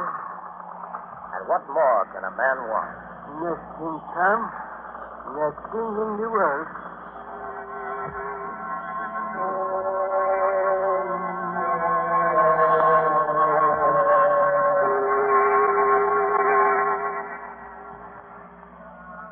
And that was the story of the Death Ship.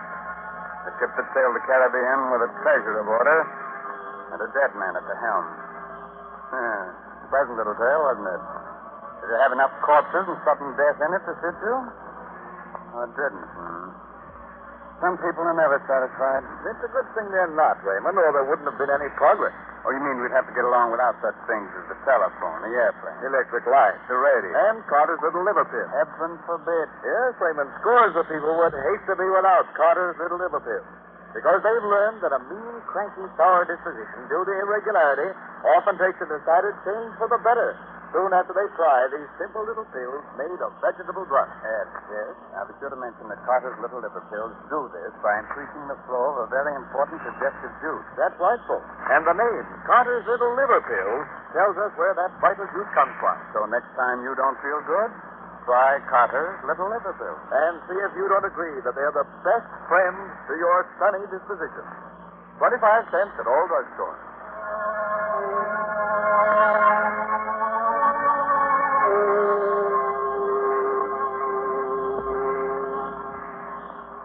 This is Raymond again, your host, getting ready to close that door to the Innersanctum and say goodnight until next week, when our guest will once again be Paul Lucas.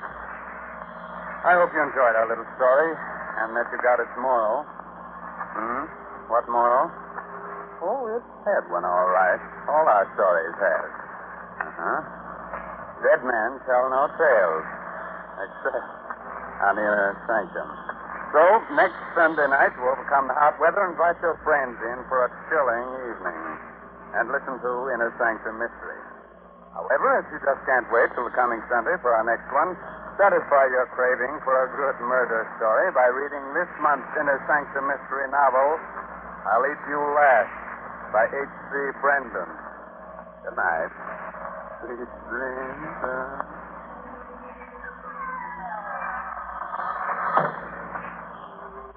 Featured in tonight's cast were Arthur Vinton as Captain Pike, Byron McCormick as Tom, and Gilbert Mack as Fred. Original music by Lou White. Innersanctum Mysteries will be on the air again next Sunday evening, same station, same time, when we will again have the honor of bringing you the popular and gifted star of stage, screen, and radio, Mr. Paul Lucas. Be sure to listen in. This is Ed Hurley reminding you, when you don't feel good, try Carter's little liver pill.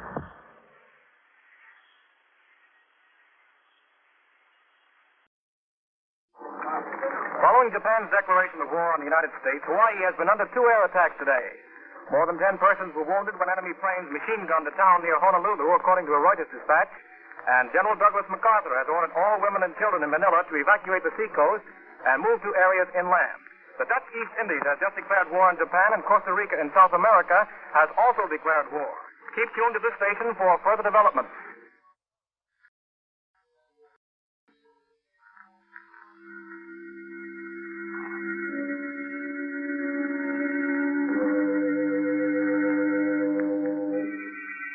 Innersanctum Mystery, brought to you by the makers of Carter's Little Liver Pills, the best friend to your sunny disposition.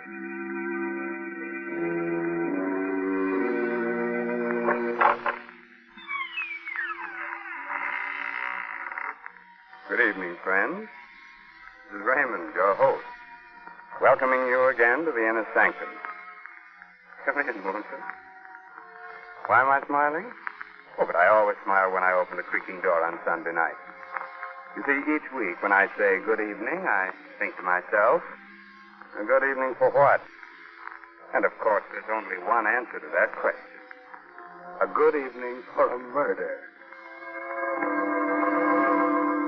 Tonight, Innersanctum Mysteries brings you The Island of Death, an original radio mystery drama written by Robert Newman and presented for your entertainment by the makers of Carter's Little Liver Pills.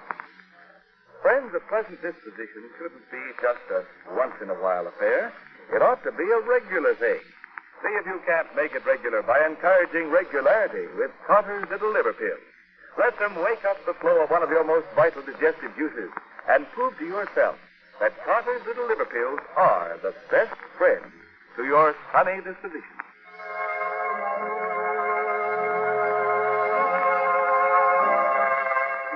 Now I think we're ready to begin. Ready to begin as strange and terrible a tale as ever turned a man's hair gray overnight. A tale of voodoo, conjuring, black magic. Oh, now you're smiling.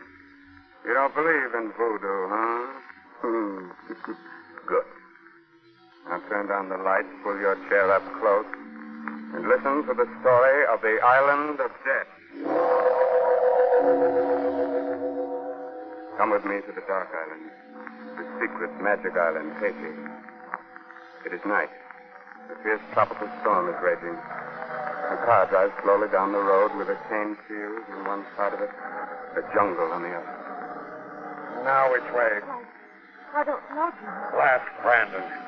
Why did he let us go off alone? How are we going to get back there? But he told us not to go off alone, John. John, look, Where? ahead there.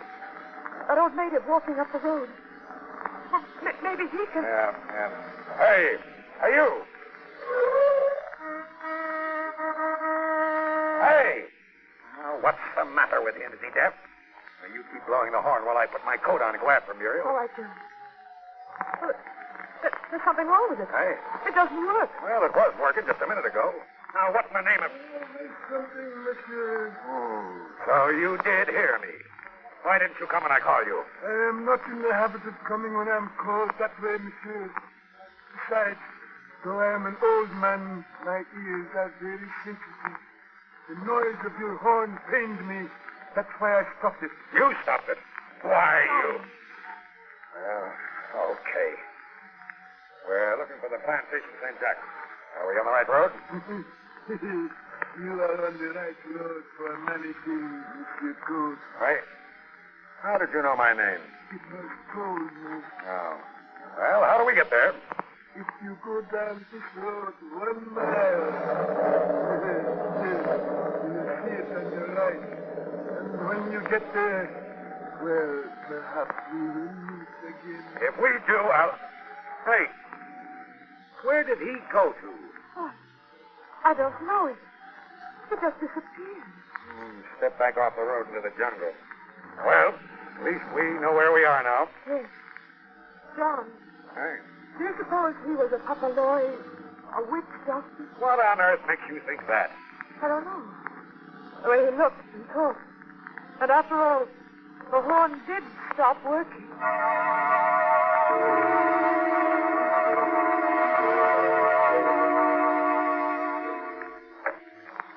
Coach?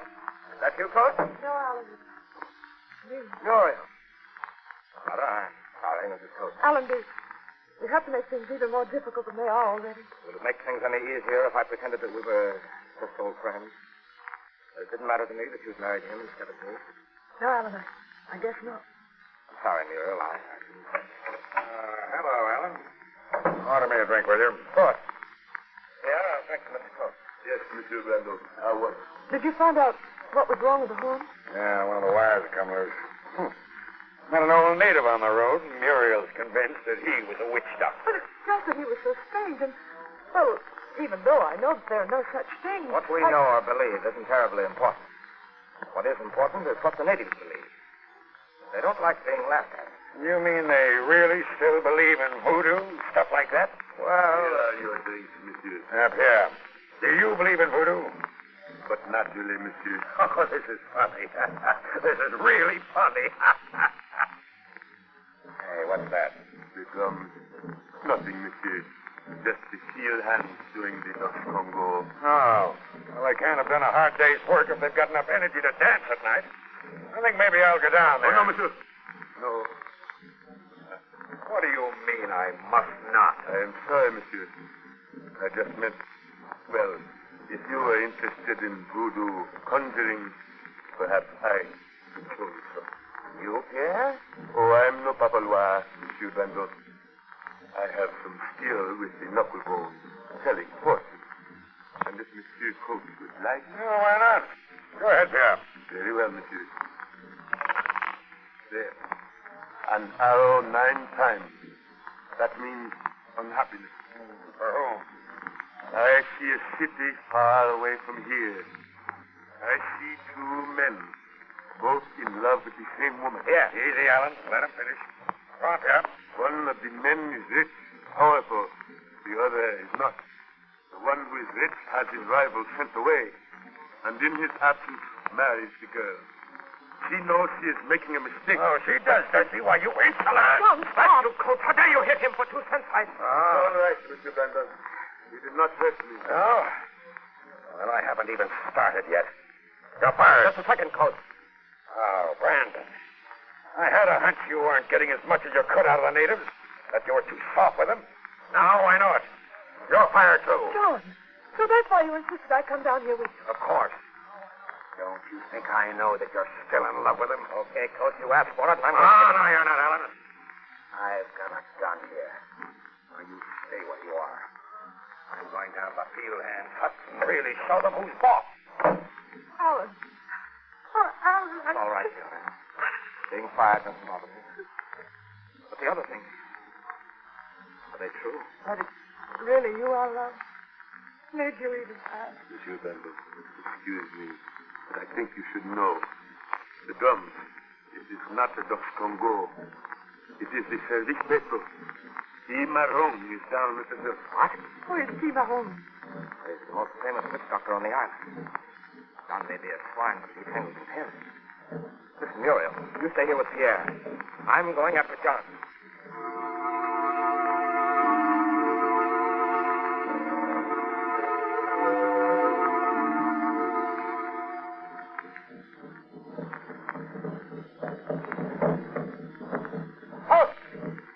Where are you?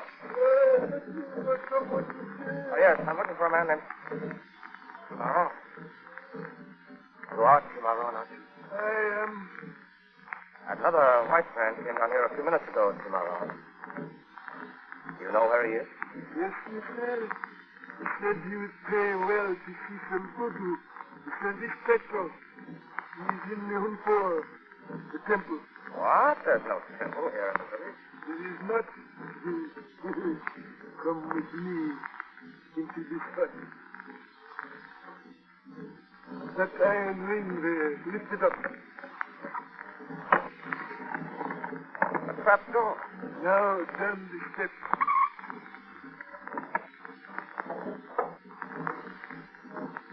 Here is the Hunpur. There is open. Coach. John. What do you want, Alan? Got to get out of here right away. That's exactly what I've been looking for. The place where they hold their spookaroo. Listen, John, I never did like you much, and I shouldn't really care what happens to you, but the white-haired native that brought me in here, you know who he is. Sure. The old coot I met on the road earlier this evening. He happens to be Timaron, the most powerful papaloi in Haiti. Yeah? Well, when I get finished with him, he won't show his face around this plantation again in a hurry, but... Oh. We are ready to begin. White man, I warn you, Yango himself will be here. There is no telling what shape he will take, whose body he will follow. Never mind the warning. Go ahead. Very well. Happy, come back. The drums.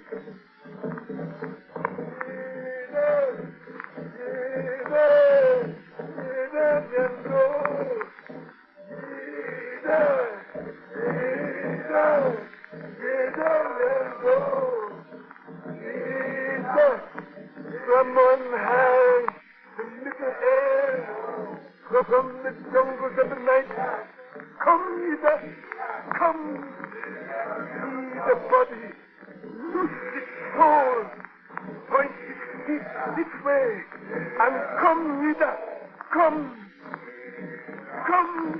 there. He has taken the body.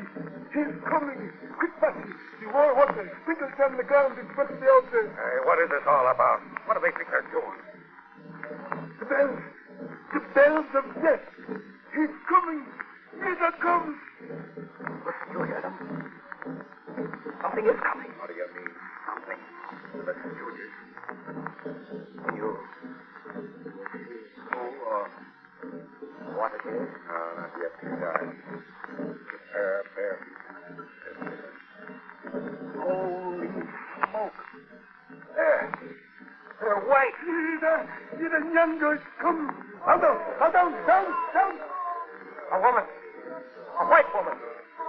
Walking as if she were asleep or in a trance. As soon as she gets to the altar, we'll be able to see. Oh! A great Scott. It's Muriel.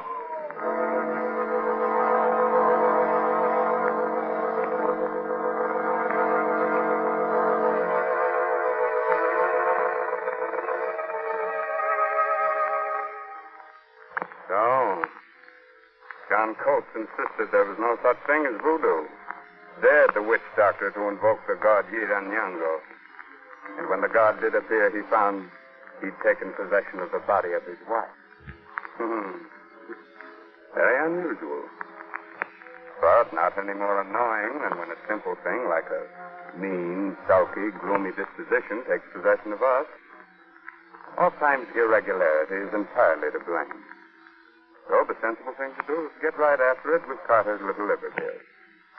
Now, don't let the gloom of irregularity hold you back, keep you from enjoying life and getting ahead in the world. Wake up the flow of one of your most vital digestive juices with Carter's little liver pills.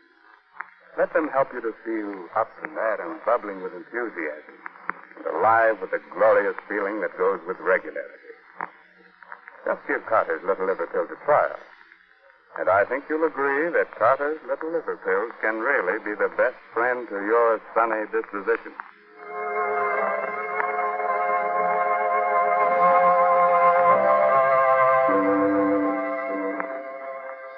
All right.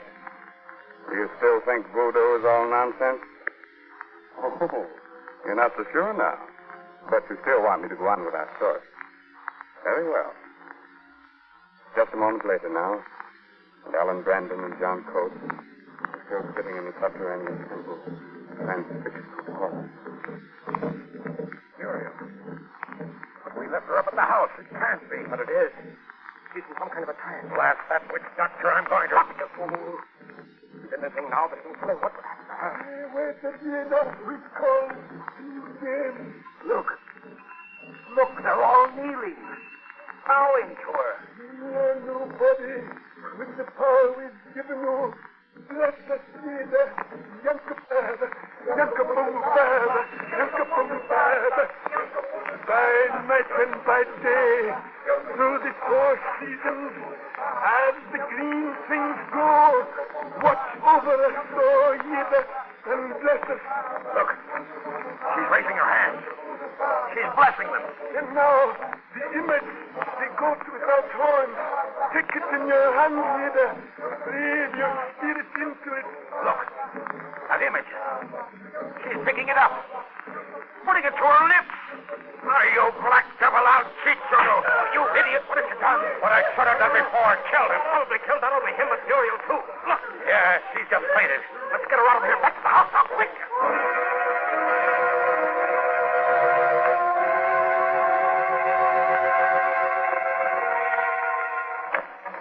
Inside here. Put her on the couch. She's still unconscious. Her pulse is pretty weak. Pierre, some brandy, hurry. Why did they let us go like that? Not even try and stop us. All of them just sitting there, staring. I don't know, but I'd have been happier if you had... What happened to Madame? That blasted witch doctor, Timey, some kind of a ceremony with a goat. The blessing of the goat without horns. He must have hypnotized her or something like that. But he won't try any more of his voodoo tricks on her or anybody else. I killed him. Killed him? Killed Timey? Yeah, hold her head, Brandywine. I'll give her some of this brandy. All right. Brandy. I am afraid that will not help you, Chief. You do not give brandy to someone who is dead. Dead? What are you talking about? Her heart is still beating, yes. But she is not really alive. You see, her soul left her body when Timey called to her.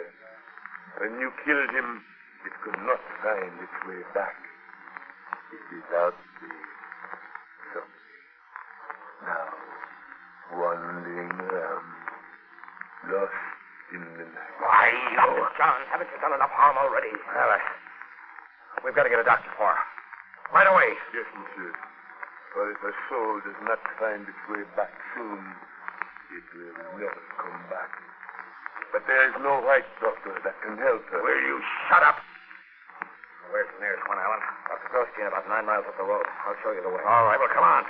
You stay here and watch up here. And if anything happens to her... Yes, monsieur. I will stay. Are you coming, John? Hurry up. Yes, all right.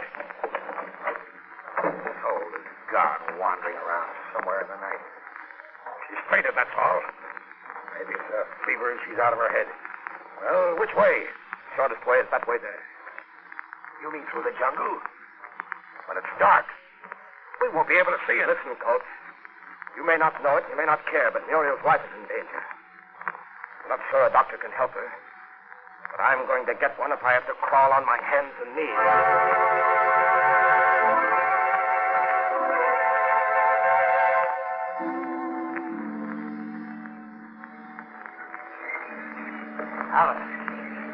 Alan.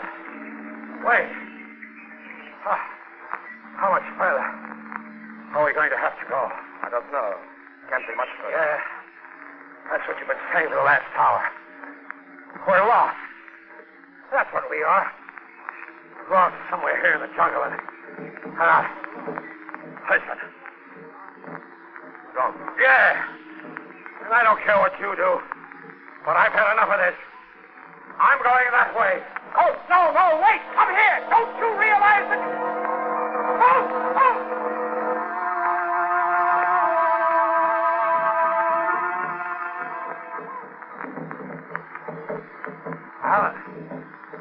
Alan, look.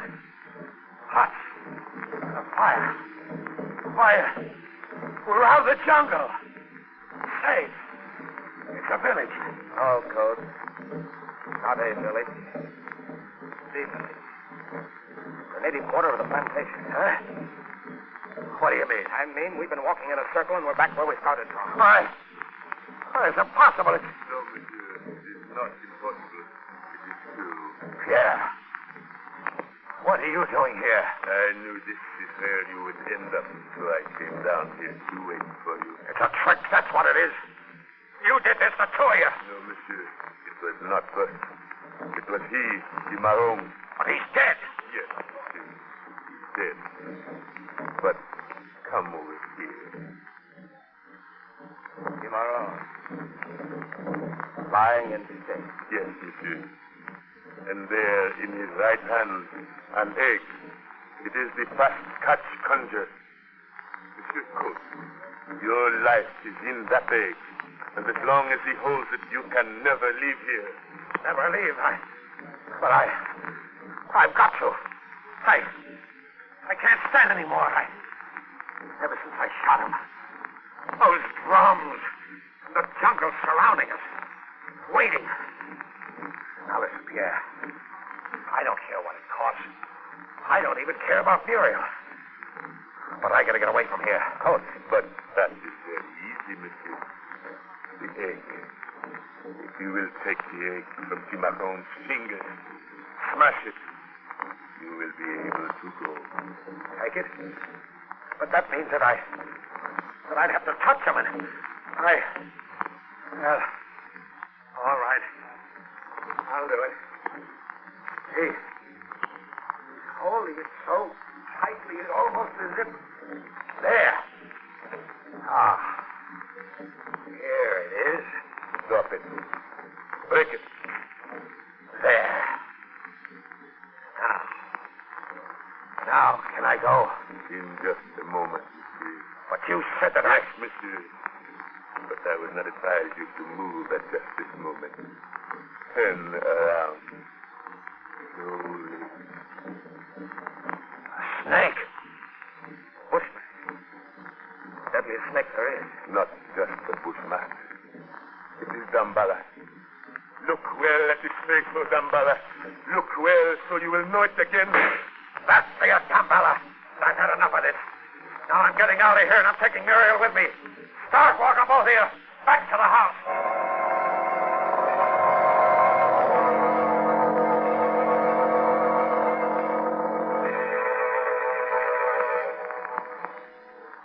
All right. Now you stop right there. Now you listen. I'm going to get the car. Back it up here. You're going into the house, and you're going to bring Muriel out here. Coach, she shouldn't be moved now, so you do as I say. Perhaps we had better. Come, monsieur. All right.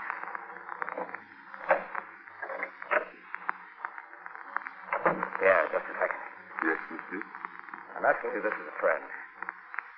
Isn't there anything that can be done? Any way she can be saved? You see, I love her. I know, monsieur. But you know what is written. An eye for an eye. A tooth for a tooth. A life for a life. You mean Cimarron? But she didn't have anything to do with that. No, monsieur. That is why I think she will recover. Now that what had to be done has been done. Muriel, darling, are you all right? But, yes, Alan, I just feel terribly tired and weak. Is it... What happened? You don't remember? Oh, the last thing I remember was John going down to the native quarter and you going after him. Where is John? He's outside getting the car. She'd never have brought you down here with him. He's going to take you away. Away? Oh, Alan, no. After all, he is your husband. I don't care. I hate him. I hate him. Madame was not alone in hating him. And, well, I do not think she will worry about him anymore. What do you mean? Somehow, I have the feeling that... Listen. Hey there, Muriel. We'll go. Come on, Pierre. There's his car, but where's he? There he is. Yes, monsieur. John, what happened? What... Oh. Good Lord, he's dead. Yes, monsieur. What killed him? Look, there, monsieur. Crawling back into the jungle. A bushman. The same one that... It can't be the same one he shot at. Perhaps it is the mate of the one he shot. Wait. There's only one way the snake could have been. It was in the car. How could it get him? Yeah. You. You did it. I? No, monsieur. The egg in Cimarron's hand. The egg with his life in it. Have you forgotten that he broke that himself?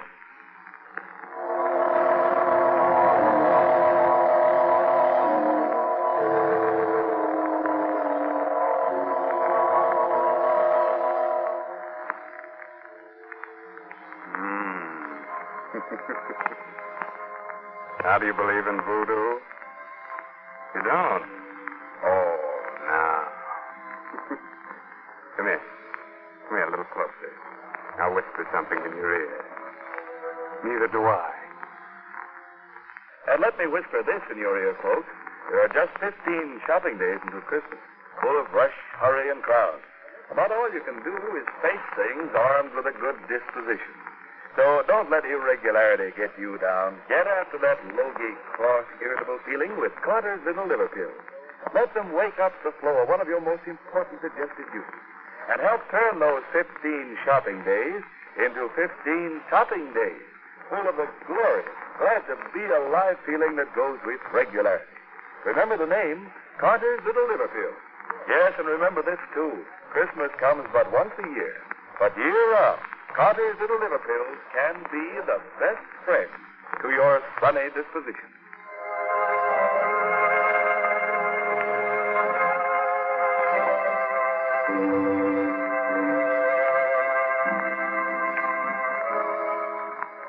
Well, this is Raymond, your host again.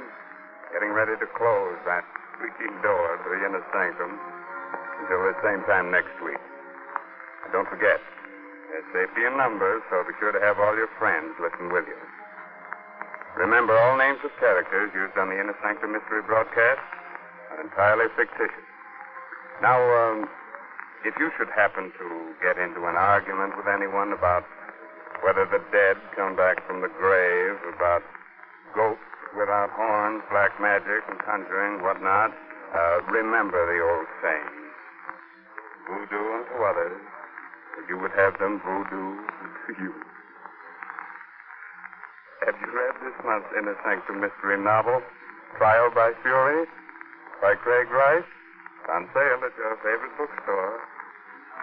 Good night. Sweet dreams.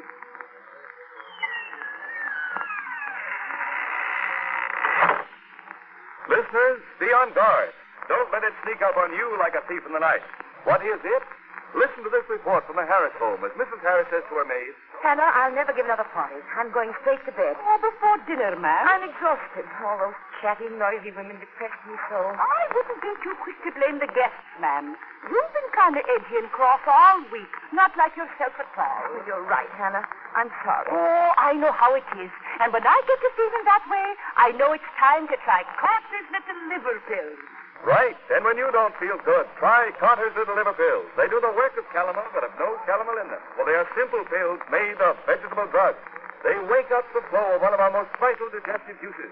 When this vital juice flows at the rate of 2 pints a day, it helps to digest our food and bring back the glorious feeling that goes with regularity. Then most folks feel like happy days are here again. But be sure you get the genuine Carter's Little Liver Pills. 25 cents at all drugstores.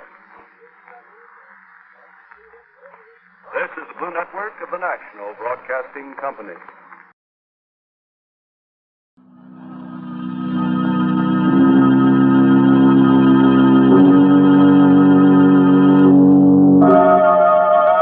Innersanctum Mysteries, starring Ann Seymour and Myron McCormick.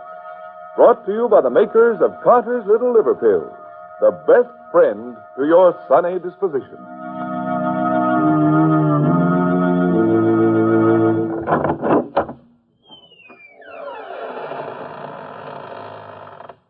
Good evening, friends. Welcome. Welcome to the Innersanctum. This is Raymond, your host, teller of strange tales. Come in, if you dare. Now, before we begin, a word to those of you who don't frighten easily. It'll be no disgrace if before we're finished you find yourself trembling against your will. Innersanctum Mysteries takes great pleasure in presenting two of America's best-known and best-loved radio artists, Miss Ann Seymour and Mr. Myron McCormick. Tonight, these two favorites of the air lanes co-star in The Man from Yesterday, an original radio mystery drama by Milton Geiger, brought to you by the makers of Carter's Little Liver Pills, the laxative with the two-way action. For over 60 years, everybody has known that the name Carter's Little Liver Pills means gentle and efficient help whenever a laxative is needed. Yes, and they know, too, that Carter's Little Liver Pills bring added relief by waking up the flow of a very important digestive juice. So take advantage of this two-way action and ask for Carter's Little Liver Pills.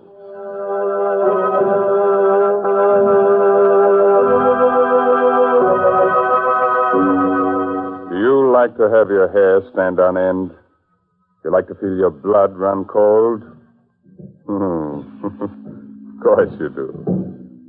Come along with me, then, to the jungle. Still and hot. Weirdly yellow in the strange light of the tropic moon. In a clearing, the African natives of Dr. Robert Rand's museum party sway to the slow throb of their drums. A few hundred yards off in the thick bush, a monstrous humpbacked shape drops silently from the trees, moves swiftly across the shadowed jungle floor. Suddenly the earth gives way under the dark, crouching monster's feet. He struggles wildly a moment and falls, disappearing into the earth.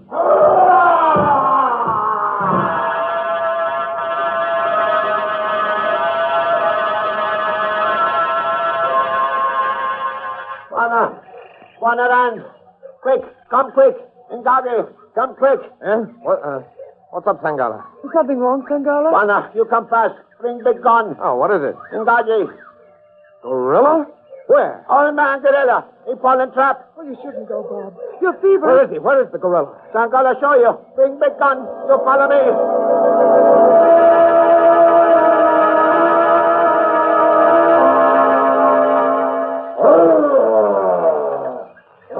Can you see him down there, Bob? And I see him. What a fellow. What a prize he'd be for Professor Converse at the museum. A full-grown gorilla. Ruth, we've got to get this fellow home, alive. Oh, Bob, it's dangerous. You're ill. Must you? Converse would never forgive me if I didn't. Bob, What is it?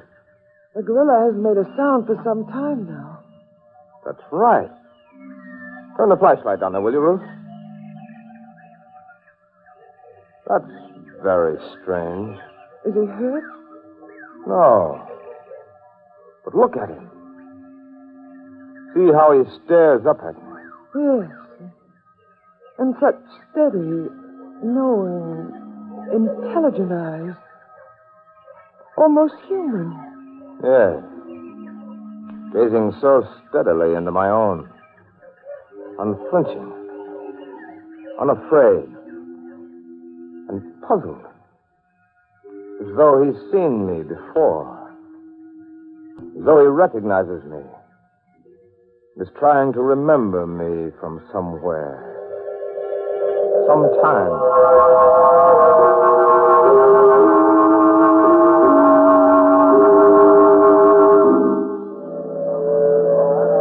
All right. Easy, man. All away. Ah, it's exciting, isn't it? Nerve-wracking, moving a great ape from where he obviously belongs to where he obviously doesn't. All right, hold it, man. Keep the cage from swinging as it comes down to deck level. All right. Lower away. Easy there now. All right. Good. That does it, man. Now cast away the lowering chains and begin closing the hatch. We'll be right up. I'm tired, Bob. A little.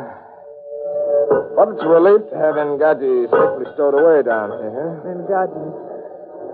It's a musical name, isn't it? Means gorilla. Well, nothing to do but keep him safe in his cage, keep him from catching cold, and feed him wild carrots and parsley. If it were for anyone but Professor Converse, I'd chuck it all right now. Sorry I started it. I don't like him, Gadji. Oh, he's a gentleman and a scholar. Don't talk playful nonsense about him, Ruth. He's a killer. He is not. I happen to know. What do you mean you happen to know? Have you been around his cage again lately? Well, I've been teaching him a few simple tricks, if that's what you mean. What do you call a simple trick? Well, for example, shaking hands with a lady. Ruth, you haven't. I have, and is my arm torn from its socket? It is not. Ruth, don't you understand? You can't make friends with a gorilla. You can't compromise with the jungle. Gadji is clever and he's dangerous. He'll watch with those beady little eyes of his. He'll wait with that tricky little brain of his. Until his time comes. Now, don't give him his chance, Ruth. Oh, you're not well, Bob. And so you magnify the dangers and the menace of the jungle and all that bookish stuff. All out of proportion to... Well, what's the matter? Look at him. He's been watching me all the time. You see how he stares at me? Never batting an eye. Never moving a hair. Watching me. Matching my gaze, stare for stare. Oh, come out of it, Bob. Been like this from the moment we captured him. Ruth, that abysmal brute knows something. Darling, this stuff this ship's hold is getting you. Let's go and feed some quinine, huh? Very well. What'll I do with Ngaji back home? That's Professor Converse's problem, and he's welcome. Up the ladder with you. All right, men, batten it down. Bye-bye, Ngaji. So long, old man. Be good.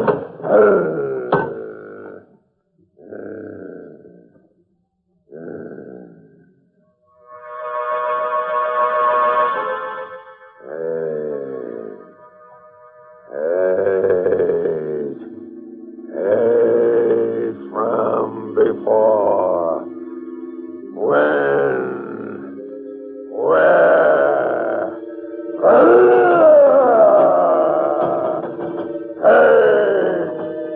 I am Innersanctum, King of the Jungle!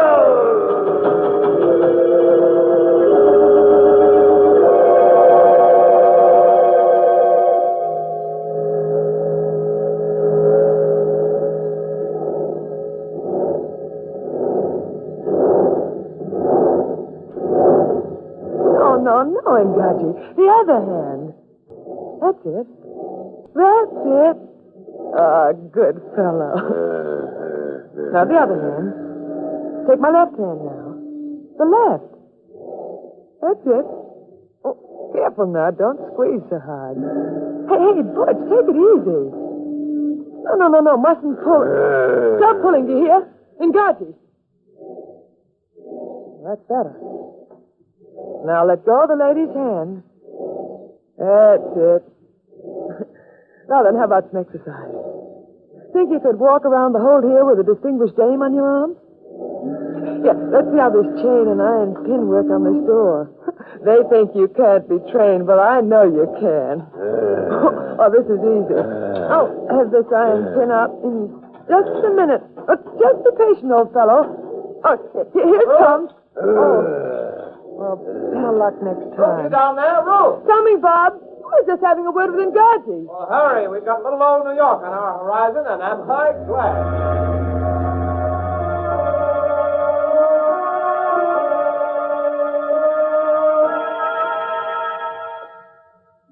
That's very kind of you, Professor Converse, putting Ruth and me up at the museum like this. Not at all. It's plenty room. Besides, I want to keep an eye on that fever of yours, because you won't. Well, nevertheless, Professor, we won't impose on your hospitality a moment more than it takes us to get settled again here in America. Yeah. Here's another door. After you, Rand. Thank you. This old wing is out of use, but it still has electricity. And what's more important, heat. Till the zoo can build proper quarters for Ngaji, we'd better keep him in here where the temperature is even. I've been thinking, Professor. These oak doors wouldn't be any problem at all to Ngaji if he happened to get on the loose. True. The door closing off this old wing from the new building is really made of iron. I see. So, unless your gorillas of the armor-piercing variety, it's pretty safe. Here's next to the last door. This used to be our dinosaur room. A huge room. Well, here we are. Royal Suite itself. Ruth, what are you doing in here? I'm talking to Ngaji. Hello, Professor. I shouldn't become too familiar with Ngaji, Mrs. Rand. Oh, he's quite gentle. You know what he does now? He takes the rings off my fingers and then gives them back. Takes the rings off your fingers. Ruth, come on, let's get out of here. All right. You're rougher than a 500-pound ape. He's a real gentleman. Look at him. Look how he presses his face between the bars. To get a closer look at me. It's been like that since... By George, I'll give him a good look at Don't me. get too close, Rand. Now, careful. Well, he doesn't know you well, Bob. Bob! There, you ugly brute. Take a look. Take a good long look.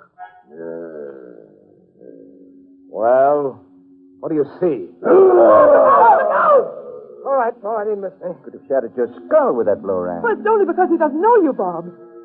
He does know me. He looked into my face, and he saw something. What did he see?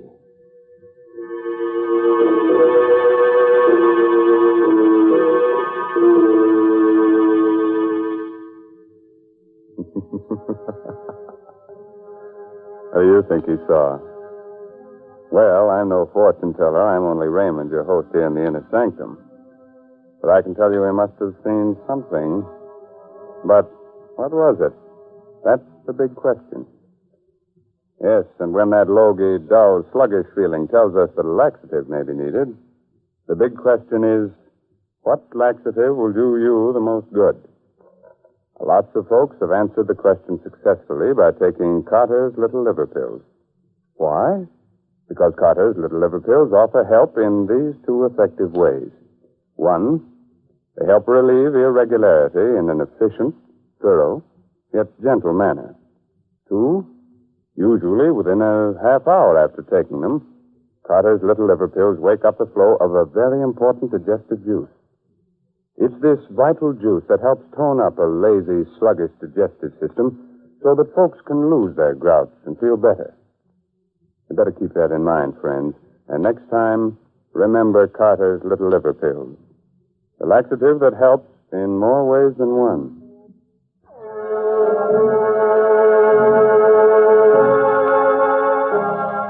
All right. Do you still want to know what the man from yesterday saw when he looked into Rand's face? You'll be sorry, but you asked for it. So let's go into Ngaji's cage with him now, as he listens to a strange, mysterious voice. Ngaji, Lord of the Jungle, do you hear me? Do you hear, Ngaji? Do you hear the jungle speak? Ngaji. I am Ngaji. I am the jungle. Jungle. You looked into the man-creature's pale eyes. Do you remember now? Do you remember that other Ngaji 1,000 million moons ago, before the pale man-creature walked the earth? Man. Small. Wait. Do you remember Ngaji? Remember. You fought with him in the jungle, fought for the beautiful she. He conquered. How you hated him. Hey. He was mighty, and he was different from the others. When the others swept through the trees, that other one ran, swift as the wind, on the ground. Remember. Remember.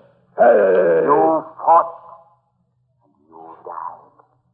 That other one who was different stood triumphant in the clearing, his neck half bitten through, victorious. He who would one day be a man. Man. Your conqueror then. Your captor now. Hate. Hate, man. Where is your strength, O Ngaji? That this same other one conquers you again, as he did 1,000 million moons ago. I am strong. I am Ngaji. Yet, the weak one wins. Here.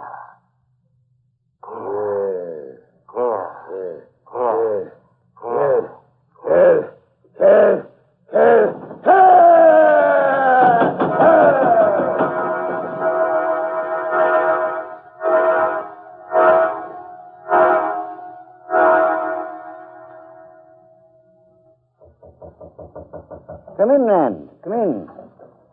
Good evening, Professor. Oh, you know it was me. Of course. Well, That's exactly why I'm here, Professor. Getting to be a habit around here. There's a knocking. It must be that thievery fool Rand. oh, come now. We want you here. There's such a thing as wearing out your welcome. You paid 1,000 times by bringing us back that magnificent gorilla. I don't consider that adequate compensation. Professor, I might as well tell you. I'm sorry I ever blundered over the brute. He's just getting you again. Go to bed and take No, some... no. I'm afraid of him, Gadget. Not in the physical sense. I could cope with his power, his force. But he's changed. I can't cope with what he's become. It infuriates and humiliates me that gorilla has something on me. Has me at some disadvantage that I don't understand. It's gotten under my skin. You remember when he struck at me 3 weeks ago? Do I remember? Of course I do. He changed after that. When he looks at me now, he isn't puzzled. He isn't searching his memory for some clue to me anymore. He knows. He knows who I am and what I mean to him. Whatever it is, he hates me. Hates me with a dreadful, consuming energy. I don't question that, Rand. It's plain enough. Yeah, do you hear? He never had those tempers. Now something is tormenting him into a frenzy of hatred and defiance. Something in that secret brain of his. You'd better calm him down before he dashes out that secret brain of his. Come on, Rand. We'll talk later.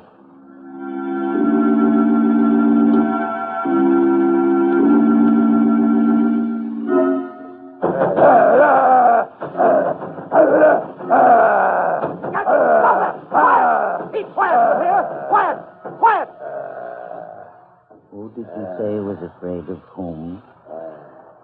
He's quiet, yes. But look at those eyes. Where have you seen such hatred?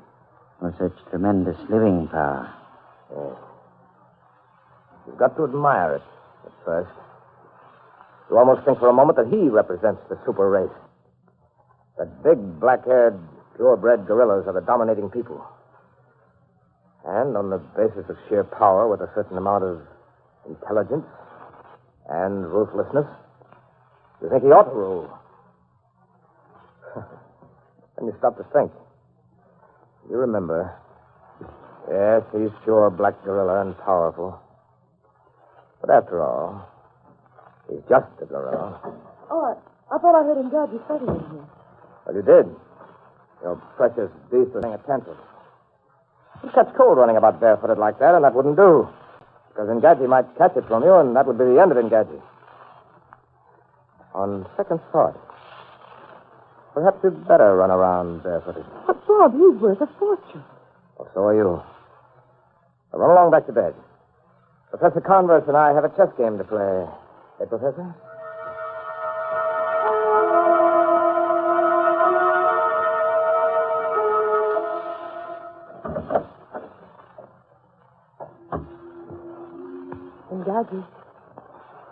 Engadji. Hi, old fella. How about your banana? Here. No, I haven't got any more. What? Oh, my hand. Which one? This? Oh, the last. Sure, pal. Take it easy, though. It's breaks. That's a good boy. Oh, no. No, Engadji, give me back the rings. Come on, hand over the jewels. Oh, pick them up, Engadji. Engadji! All right. Get them myself. But you won't hear the end of it. I'll show you. You've eaten your last banana for a month, and don't you forget it. Engadji! What's the matter? Oh, don't you know me? Engadji, stay back! Stay back!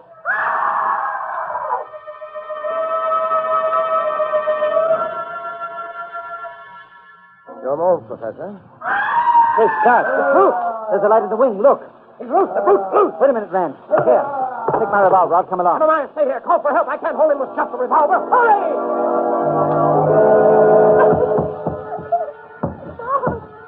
Bob, help me, Bob! Come to me! What happened? Are you hurt? That's my answer. I unlocked the cage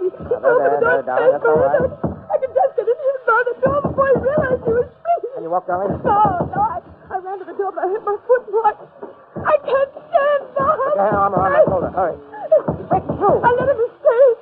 I let him. That's it, darling. Now hold tight. Oh, you're yourself. You can't carry me too, Bob. Hobble on one foot now. Up. Oh. Come on now. All right, darling, quick. The next room.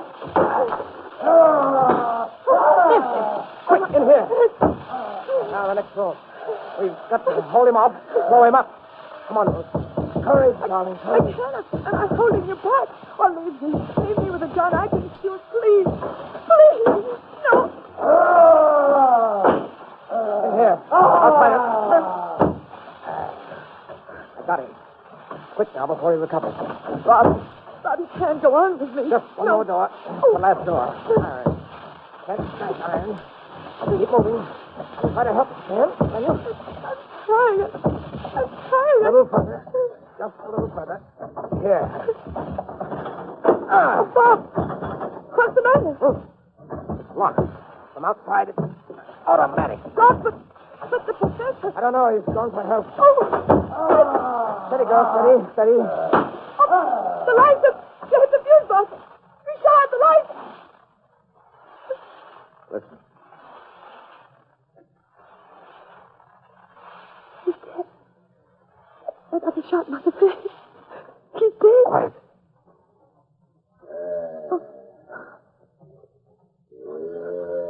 No. He's alive. He's stalking us in the dark. How many bullets? 3. Bob, one more thing, Guardian. Don't kill him. Quiet. This way. Keep moving.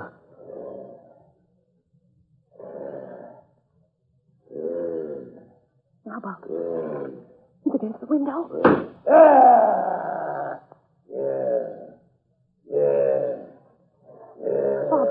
Bob, the moon.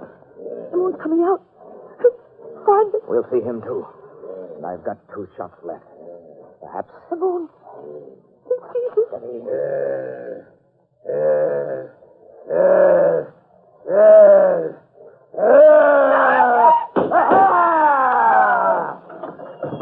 Ren, where are you? Ren! Why'd you light over here, Professor? Ren. Oh, thank heaven. You all right? Did you? Oh, my George. You did. Point blank range. My last 2 shots. Yes.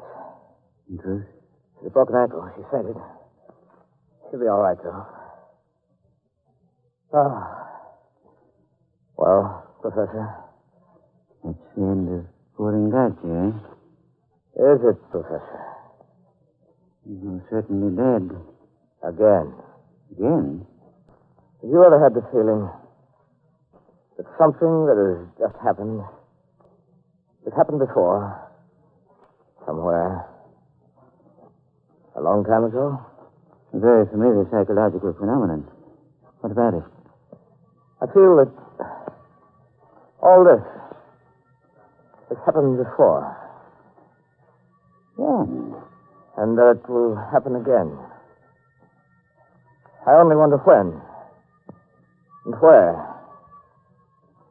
And who will be the victor. Then. Yeah, let me look at you. Oh, yes. You're hurt. There are the marks of teeth on your neck. An unusual birthmark. It's occurred in my family for generations. Shows up when we become excited. Is it strange, Professor?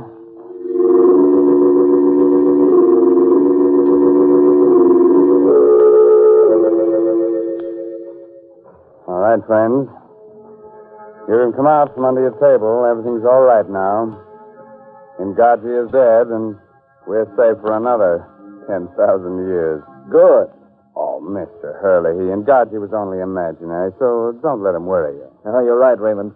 Especially when real things can be so much more troublesome. You mean things like an irritable, sour, out-of-sorts feeling that so often warns us a laxative is needed? Yes, and that's why folks have been taking Carter's Little Liver Pills for years.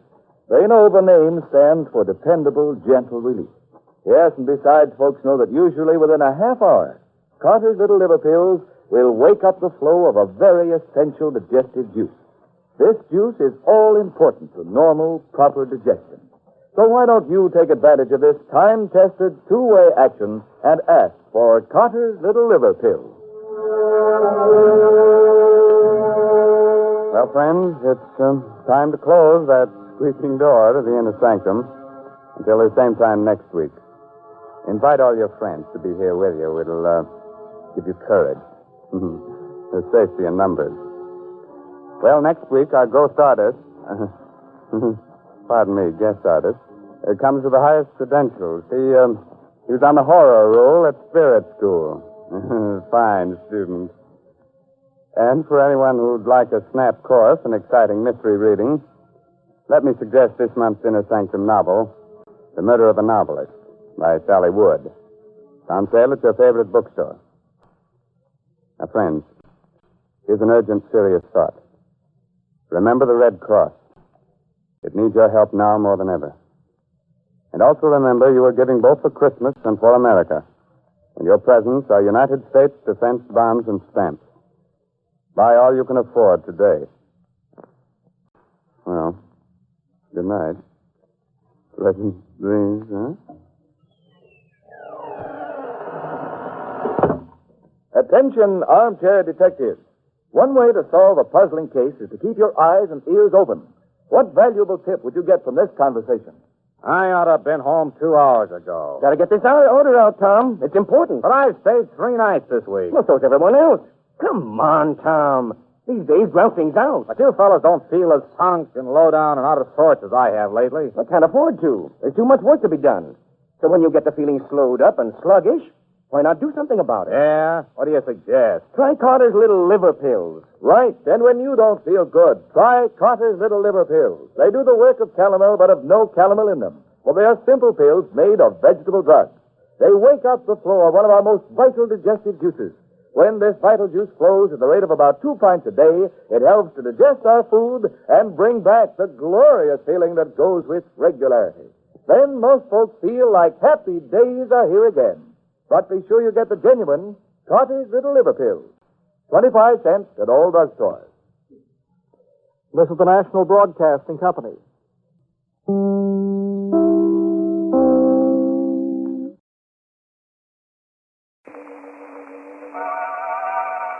Innersanctum Mystery, starring Santa Satrega. Brought to you by the makers of Carter's Little Liver Pills, the best friends to your sunny disposition.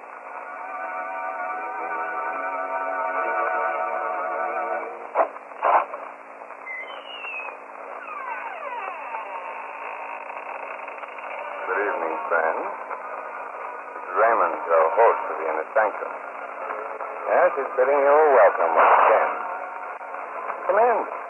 Make yourselves comfortable. That is, as comfortable as you can around this very strange man we're going to introduce to you now. Yes, he's quite a character. Someone who hates you, one and all. But don't be alarmed. There are plenty of others here just as frightened as you. So do join us, because misery loves company. Innersanctum Mysteries brings you one of radio's best-known stars, Mr. Santa Ortega.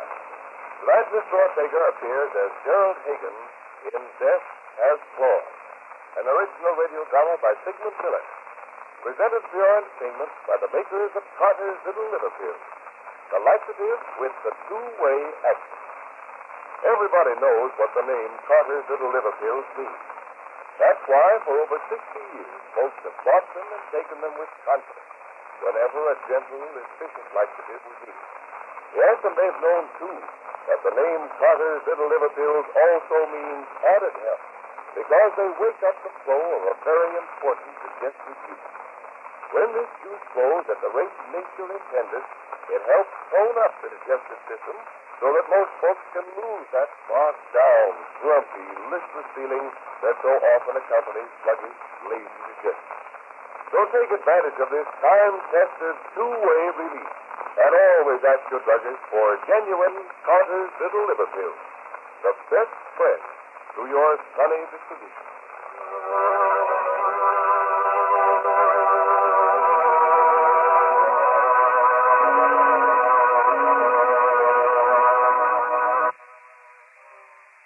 The early hours of the morning in the backyard of a tenement house on Bailey Street.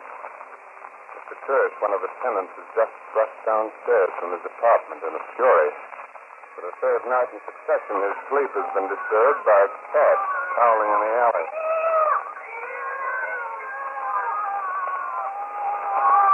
I'll bash your head. You ain't gonna break up my sleep anymore. That's Tuesday. Oh, hello.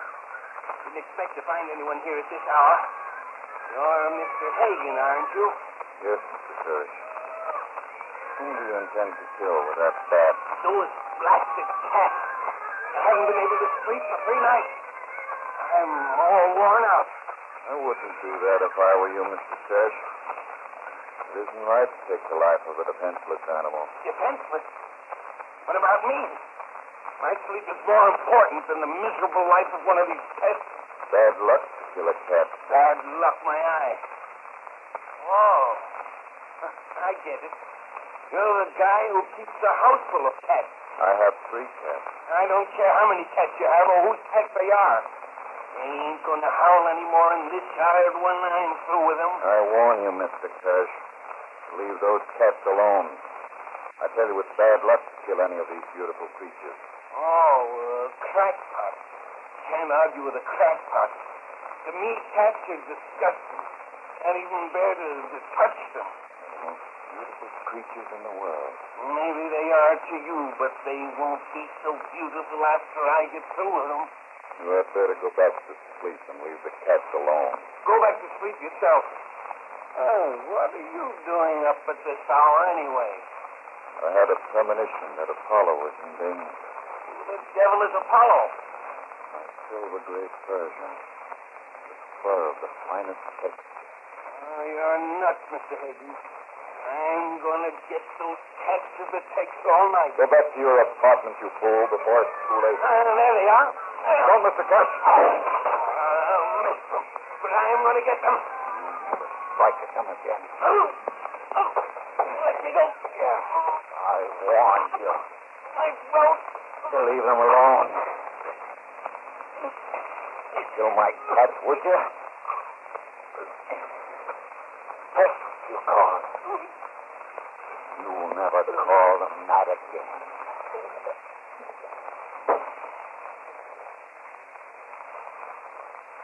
You're dead. You loathsome boor. You ignorant lout. And I'll kill anyone else who dares to lay a hand on my beloved friend.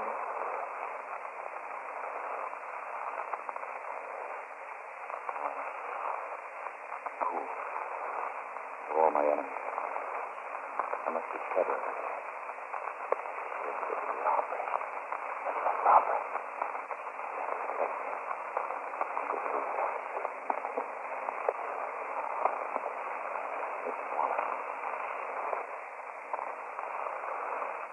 $26. Open money. There, throw it away. Here you are, my beautiful one. Come. Let's get back before he even sees us.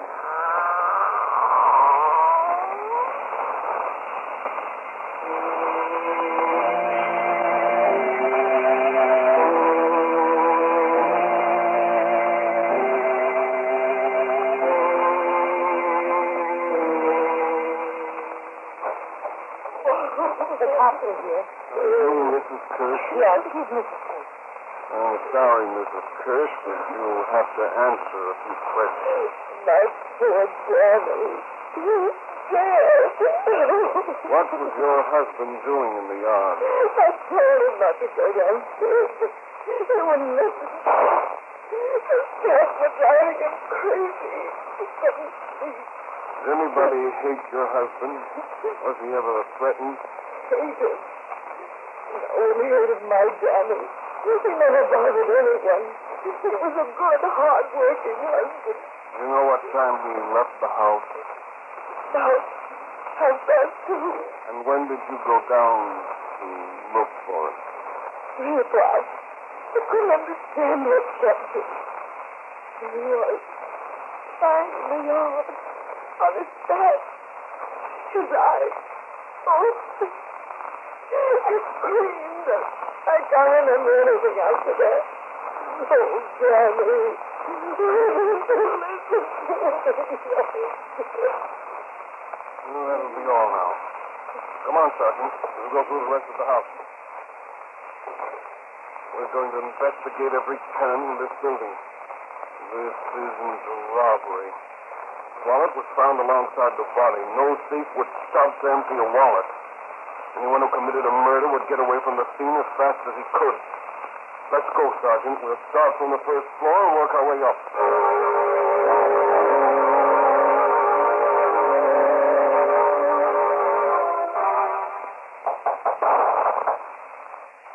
Who's there? Open up, Mr. Police. What's the matter? Is anything wrong? One of your neighbors, Dan Kirsch, was murdered about an hour ago. Kirsch murdered? Oh, terrible. What's your name? My name's Gerald Hagan. How come you didn't hear anything? I was asleep. You sleep very soundly. Yes, I do. Strange that you slept through all this. Very common. Do you sleep at this hour? It'd be unusual if I weren't. Where do you sleep, Hagan? In the bedroom. A wise guy, eh? Question was a bit obvious. That's just a little too cool to suit me. Most anyone would be shocked and horrified being awakened in the middle of the night, told that a neighbor was murdered. That's my nature to be excitable. I think it's a good way to be. I'll take a look at your bed. Follow me. Rumpled, all right. What are you doing? Just feeling it. It's not too warm. I'm sorry. It's cooled off. How long were you asleep? I went to sleep a little before midnight. And you heard nothing? No, sir, nothing at all. I can't hear anything when I'm asleep. Are you sure you didn't hear a scream? No, I didn't. Let's see your hand. A 4. I said, let's see your hand. All right. Here they are. Nothing strange or unusual about them. That scratch on your hand. Where did you get it?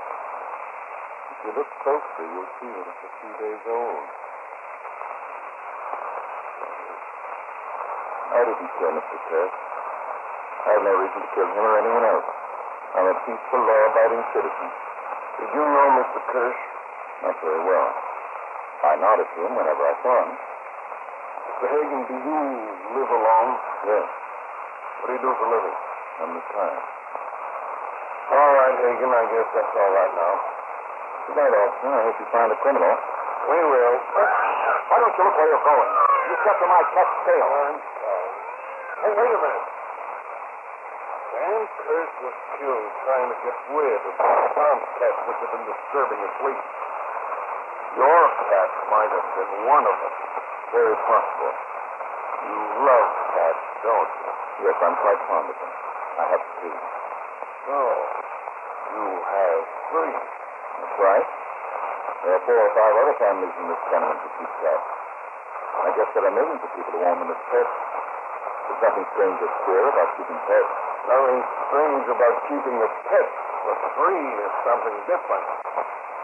I'm going now, but I'll be back. There's nothing I can pin on you, but somehow I feel that you know more than you appear to know. We'll look into this more thoroughly later. Good night, Mr. Hagan.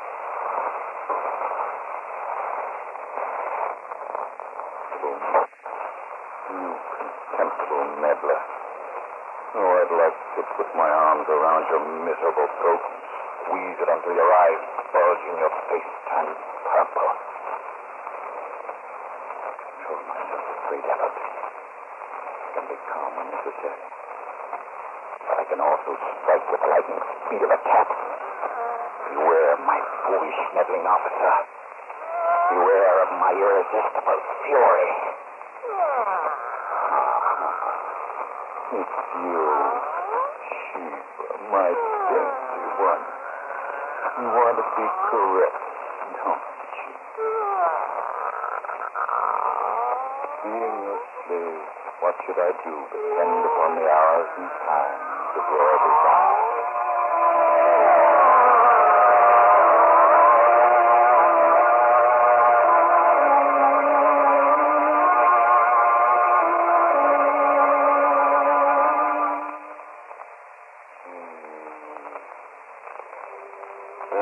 I wonder if any of Gerald Hagen's cats are black.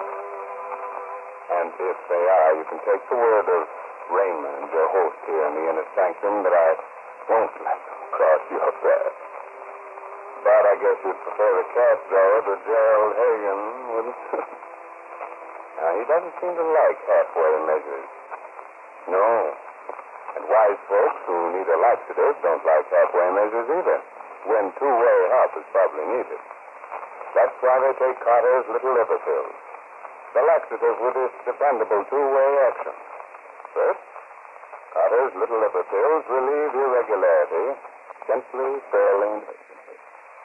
Second, they wake up the flow of a very important digestive juice, usually within a half hour.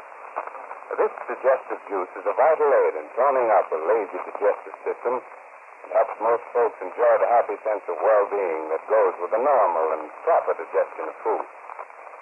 So next time you need relief from the gloom of irregularity and a slowed-up digestion, don't go after them in a half-hearted way. Ask for Carter's little liver pills, the time-tested laxative that helps in more ways than one.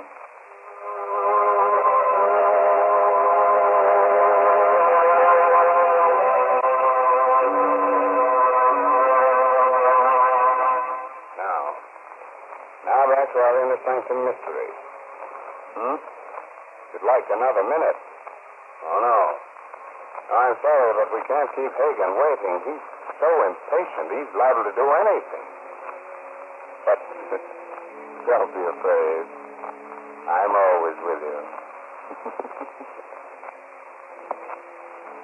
The following night in the apartment of Mrs. Jackson, a widow living with her son Robert. She's the next-door neighbor of Hagen. The whole tenement is frightened out of its wits by the murder of Dan Kirsch, and Mrs. Jackson is no exception. She's listening to the radio. Police working on the Kirsch murder case are in a loss. The murdered man's money was discovered near the spot where the body was found, torn to shreds. Residents of Bailey Street are asked to cooperate with the police by reporting any suspicious character immediately, and to take extra precautions until the criminal is apprehended. The man may be a deranged killer. And now the sports. The boxing... Good heavens, the madman. Bobby, come here. Yes, Mommy? It's time for you to go to bed, darling. I have a surprise for you. How would you like to sleep in Mommy's bed? With you, Mommy? Yes, darling. Both of us together. And you can have a holiday tomorrow. And I don't have to go to school? No, you can stay home with Mommy all day. Bobby, come here. Oh, your hand's cold, Mommy. What's happening in this house now?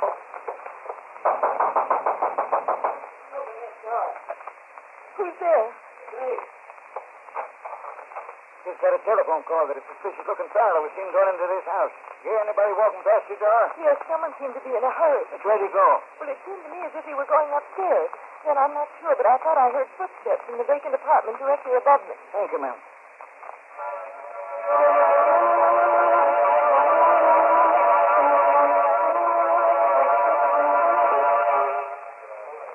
Which one is empty first? This one off. 4th Street. Hey, break in your rooms, all of you. Someone's liable to get hurt. Oh, here you are, sir. Lady downstairs says she heard footsteps in the empty apartment. Better take a look. All right. Keep your gun ready. We don't know who's in there. You in there? Come on out. You turn the knob and push the door open with my foot. Well, there's no one in this room. Come on, we'll look through the rest of the apartment. Oh, I guess there's no one here. Wait. The window's open. Leads to the roof. You go around through the hallway, I'll go through the fire escape.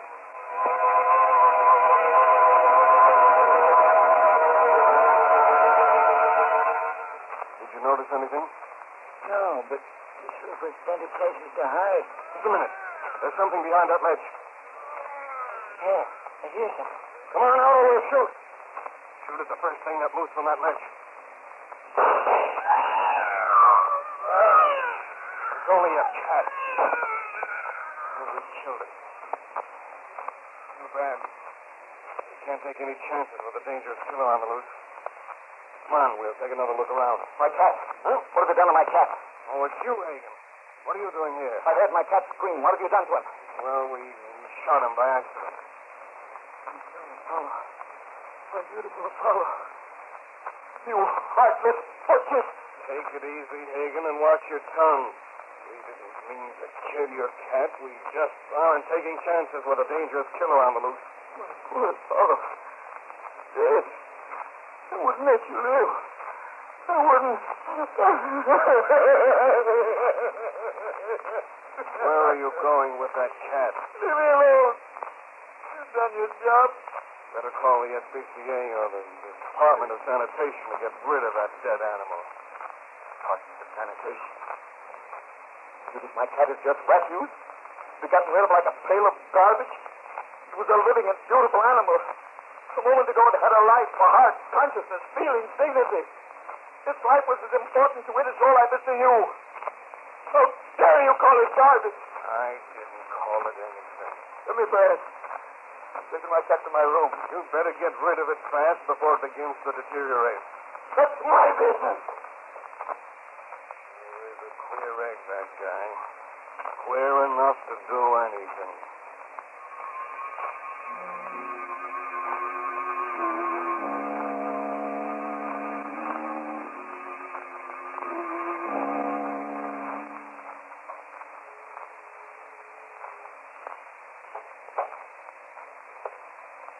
Beloved friend, they killed you. The brutal, unfeeling descendants of hate destroyed you. I lay you down on your favorite cushion. They killed you. Your life meant nothing to them. Nothing at all. To them you were only a cat. Another animal. What do they know of your superb grace? How exquisitely and silently you walk, keeping your head erect with dignity.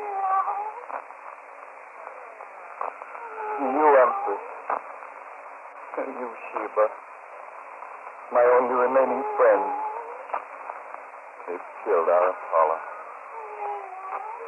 No more will he sit on my lap. No more will I stroke his rich glossy fur. I'm never to hear his sweet purring again. I will pay for this atrocity. He shan't go unpunished. I swear it. I'll wipe that murderer from the face of the earth. I'll kill him by degrees. Let him feel the torture suffering of slow suffocation. I'll squeeze the breath from him until he begs with his eyes for pity. Until the muscles cracked in his throat.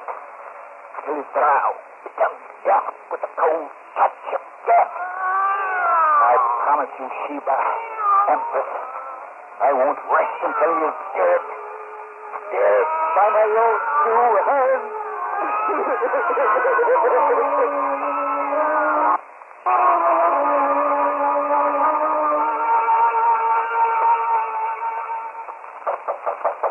Who's there? Guy, Hagen. Who? Hagen, your next door neighbor. Oh, I'm sorry I made you wait, Mr. Hagen, but I'm so nervous since Mr. Place was killed. You can't be too sure in this house anymore. Every time I hear a knock on the door, my heart jumps into my mouth. I don't think there's anything more to worry about. You don't think the maniac will come back? I don't think it was a maniac you suggested. You don't? Well, what makes you think so? Oh, I don't know. I just think. Mr. Hagen, I heard about the cat being killed last night. It's a shame. He was such a beautiful animal and so smart. He killed my pet in cold blood. Oh, I hate them. Oh, terrible, I know, but I wouldn't hate them. After all, they didn't mean to do it. All I know is that they shot Apollo. I'm worried about my other cat, Sheba. Have you seen her at all today? Yes, she was in the hall a little while ago. Oh, I tell you, Mr. Hagan, this house is giving me a nervous breakdown. I haven't let Bobby go to school for 2 days. I'm afraid I don't know what to do. I have so much shopping to do, and I'm afraid to leave him alone. Tell me, would it be too much trouble, Mr. Hagan, if I asked you to stay with Bobby while I did some shopping? Well, of course, Mrs. Jackson. I'll be glad to watch him for you. Oh, thank you so much. Not at all. I'll just get my purse. I won't be more than 15 minutes. That's all right. No need to worry. There's nothing special to do anyway. Oh, here's the cat now. It just walked in. Oh, here you are, my darling Sheba. Been hiding in the hall, haven't you? Now, you be a good boy, Bobby. Don't keep Mr. Hagan. This is good, Mommy. So you're having a holiday, are you, Bobby? Yes, Miss Hagan. Mine wants me to stay home. What's class you in? I'm in 1A4, certain first or second C. Oh, that's very good. You know any poems? Oh, yeah, I know. Hickory dickory dock. Let me hear it. Oh. Come on, don't be shy. I'll tell you what, if you recite a poem, I'll recite one also. You promise? Yes, I promise. Right. Hickory dickory dock, the mouse ran up the clock. The clock struck one, and down he runs. Hickory dickory dock. Very good. Now you recite. All right. Pussycat, pussycat, where have you been? I went to London to see the Queen. Pussycat, pussycat, what did you there? I frightened a little mouse under her chair. More. Tell me more. All right, you know this one. Ding dong bell. Pussy's in the well. Oh, you already recited one about a cat. Now tell me one about a dog. Don't you like cats? Oh, I like dogs better. I wish I had a dog. They're disgusting. Well, I like dogs 100 times better than cats. Keep quiet, you little fool. What do you know about cats? Nothing at all. Are you mad at me, Mr. Hagan? I don't like little boys who don't know what they're talking about. Oh, here you, Pussy. Here, Pussy. Here, Pussy. Let go of her tail. I can pick up the cat by the neck. Get your hands off of your little brat. Just like the rest of your breed, I'll take care of you. You'll never hurt me more. What are you doing to my boy? Are you crazy? Torment my cat, will you? Keep your hands off me. Neither of you will ever lay a hand on my cats again. No one's going to save you. Stop there, you. Don't come any nearer. I've got a knife. Any of you come any closer? Put this knife in our heart. Hold off a moment, boys. Put that knife down, Hagen. You haven't got a chance. I warn you. Give away. You haven't a chance, Hagen. Come a little closer, Captain. I'll let you feel my fingers around your throat. If you don't put that knife down immediately, I'm going to shoot your cat. I'll kill you first. All right, boys, get him. There we go. There we go. He's up like that. He's up like that. There you go. You have to put the bracelet on. No one get Mrs. Jackson's glass of water. Take her to the bedroom. She's fainted. All right, sonny. Your mother's all right. Take him in with his mother.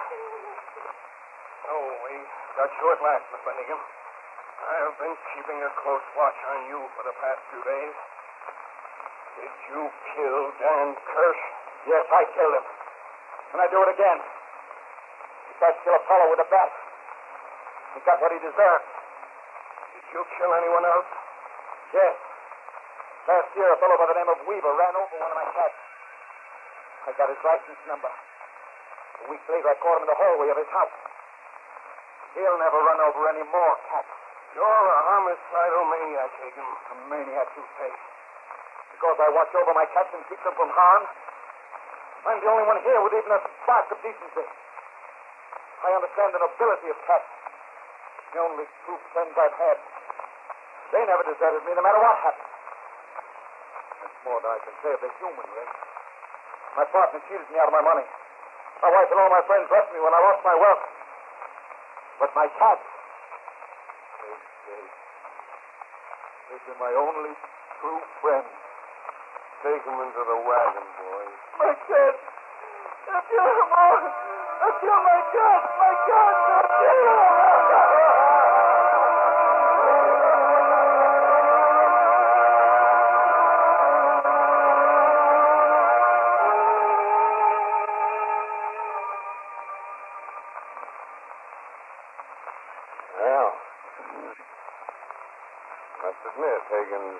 motive was something unusual.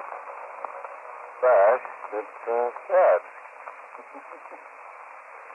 Now, if any of you ever threw a shoe at someone's cat snarling in your backyard, I'd advise you to leave quietly now and go home with a friend tonight. Well, it's about time to close the door to the Innersanctum until this same time next Sunday evening. Now listen in, won't you, and invite your friends, too, also. Oh, by the way, you happen to know anyone who's looking for a pet? We have 2 cats roaming around here who need a good home. Their names? Sheba and Empress. Well, here they are right now.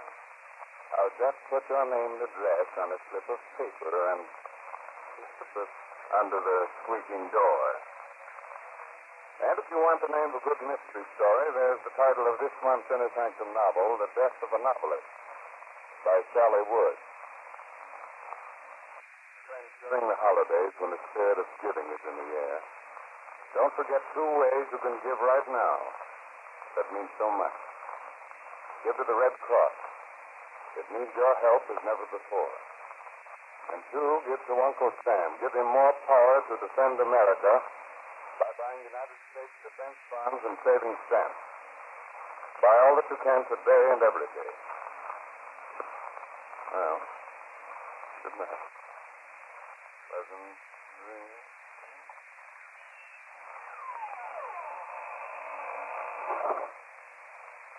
Attention, mystery fans. One of the first things a detective looks for is a motive, an all-important reason. What do you think it was that prompted John Gordon to say to his wife, "If I have to show Aunt May and Uncle Tim around again tomorrow, I'll be a nervous wreck"? Why? You've been looking forward to showing them this side for weeks. That's right. Put me in the wrong. Well, you are. Don't you suppose they can see how grouchy and irritable you've become, even with me? Oh, don't be silly. I'm not, John. You haven't been your cheerful self for days. Why don't you see if you can get your good disposition back again? How can I when I feel so lousy and sluggish? Try Carter's Little Liver Pill. Right. And when you don't feel good, try Carter's Little Liver Pills. They do the work of calomel, but have no calomel in them. For they are simple pills made of vegetable drugs. They wake up the flow of one of our most vital digestive juices. When this vital juice flows at the rate of about 2 pints a day, it helps to digest our food and bring back the glorious feeling that goes with regularity. Then most folks feel like happy days are here again. But be sure you get the genuine Carter's Little Liver Pills. 25 cents at all drugstores.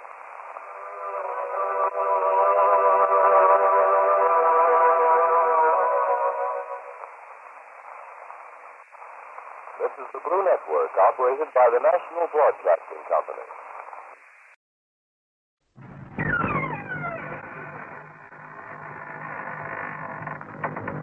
Good evening, friends.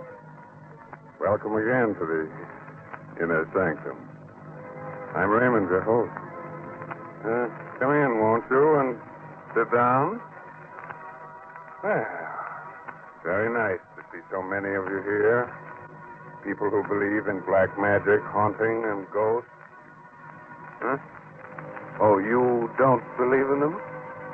Well, our story tonight is about some sailors who didn't believe in them either. But it didn't take them very long to find out that such things did exist, that they were wrong, dead wrong. Innersanctum Mysteries brings you one of Broadway's and radio's best-known stars, Arthur Vinton. Tonight, Mr. Vinton appears as Captain Bates in Dead Reckoning, an original radio drama by Robert Newman. When you have that all-in, down-and-out feeling, you may be a victim of irregularity. Then you can help restore your usual pep and vigor by taking 1 or 2 Carter's Little Liver Pills with a glass of water when you go to bed tonight. Carter's Little Liver Pills help you feel better by providing remarkable two-way relief. Relief you cannot expect from a simple laxative alone. Here's what happens. First, Carter's Little Liver Pills wake up the flow of a vital digestive juice, and they do this usually within 30 minutes after taking. Second, they help restore regularity. It's this two-way relief that works so fast and so differently to help you feel up on your toes again. So don't go on feeling way below par when you can get this kind of relief with Carter's Little Liver Pills. Get a box from your druggist now, only 25 cents.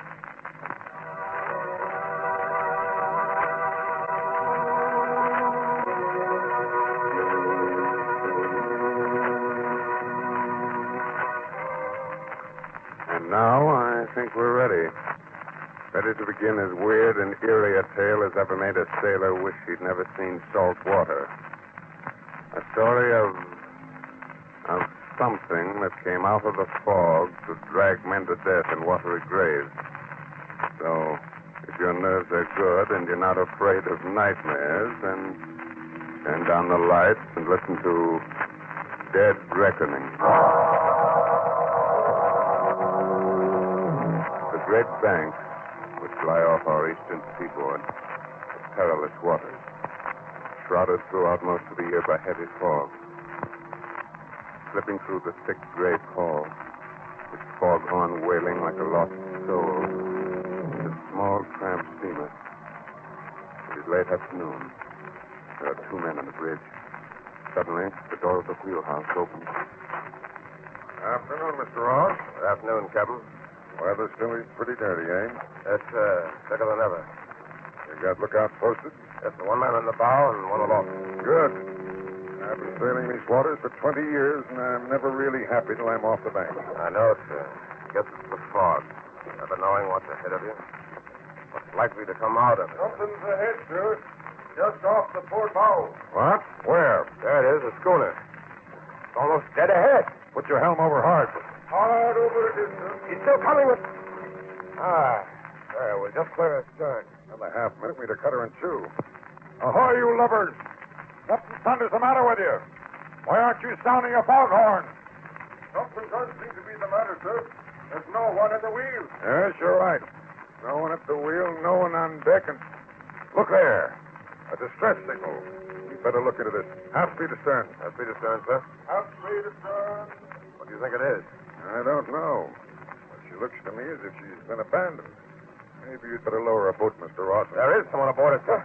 Look, just coming up from below. Great Scott, he's dived overboard. He's swimming this way. Up forward, Mr. Ross, and heave him a line.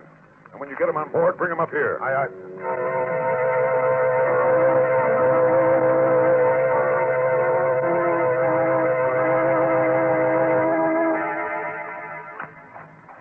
There he is, Captain. Kind of rocky. Got banged up a bit before we can haul him on board. Take it easy there. I'm all right. Listen, Captain. Get away from here fast. Get away?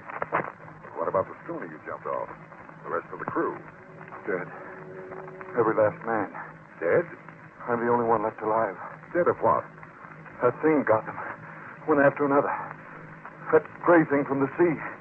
If I hadn't locked myself in the galley, it would have... What are you talking about? Oh, I'm sure you'd better lower a boat. Take a look, see, Mr. Ross. Aye, aye, sir. No. No, you fools. Don't you realize that it's still there? On the schooner. Do you want it to follow you back here? Kill you off one by one, too? Don't you realize? Oh, here, catch him off. I've got it. Good. All right, inside here to my cabin. All right. Put him in on my bunk here. Yes, sir. There we are. Poor devil. Pretty well shot. Think he's out of his head, sir? I don't know. It might be all imagination. On the other hand, we should investigate. I'll take a boat over and see what I can see.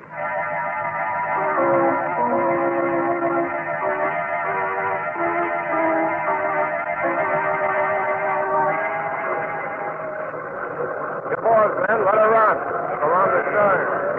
Here's her name, sir. The Sea Spray. Uh-huh. Grab that line. Make it fast, Johnson. Aye, sir. That's the ticket. Now hold it steady, man, while Garson and I climb on board. Huh? You want me to come with you, sir? Two of us will be able to search her that much more quickly. What are you afraid of? I don't know, sir. I mean, nothing, sir. Come on.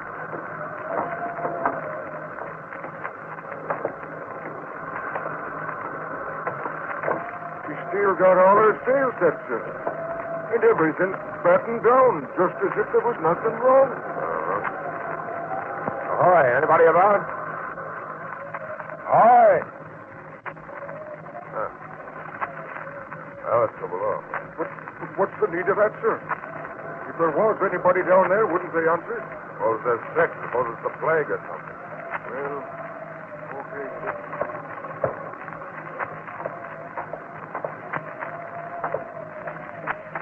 Everything's shipshape down here, too. Closed, careful. Still under all the bunks? That must be the galley. Take a look in there, Garson. Nothing in here either. Hot still on the stove like the cook had just been fixing supper. Couldn't have been a fire, sir. No sign of it anywhere.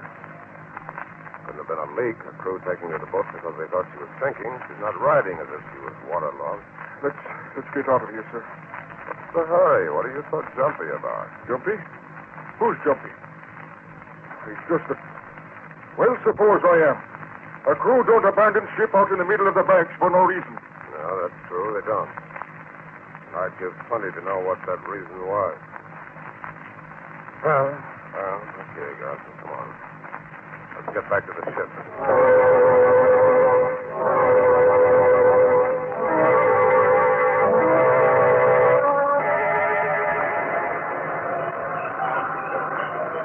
Make sure the boat's in place and everything's stowed properly before we get on the way, man. Right, sir, we will. Oh, there you are, Mr. Ross. Well, what'd you find out? Nothing, sir. Nothing? Now, what do you mean? Just that, sir. We didn't find out a blessed thing. We looked her over from stem to stern. Everything was shipshape. There didn't seem to be a single reason why they should have abandoned her. But there wasn't a soul on board. Strange. Mighty strange. Well, let's go inside and see if our friends come through yet. Yes, sir. Hey, he's trying to sit up. Oh, here, now let me help you. Yeah. Are you sure you're all right now? Yes, sir. Sorry I keeled over. I guess I was in worse shape than I thought I was. I'm sorry I spoke to you like that. Oh, now, forget it. What's your name? Banning, sir. Joe Banning. Banning, eh? Excuse me, sir, but are we underway now? Yes, just got started. Why? Well, it's the schooner we're away from. Then we're away from that cursed ship. The happier I'll be. If you hadn't come along when you did, we'd have to spend one more night on board that ship. Easy, Banning, easy. There's nothing to worry about now. The world began 2 nights ago. We'd been out on the bank. We were fishing for about 3 weeks by then. We were just starting back to port when the water went funny. Funny? How? Turned salty and red. Red as blood. Rust. Corrosion in your tank.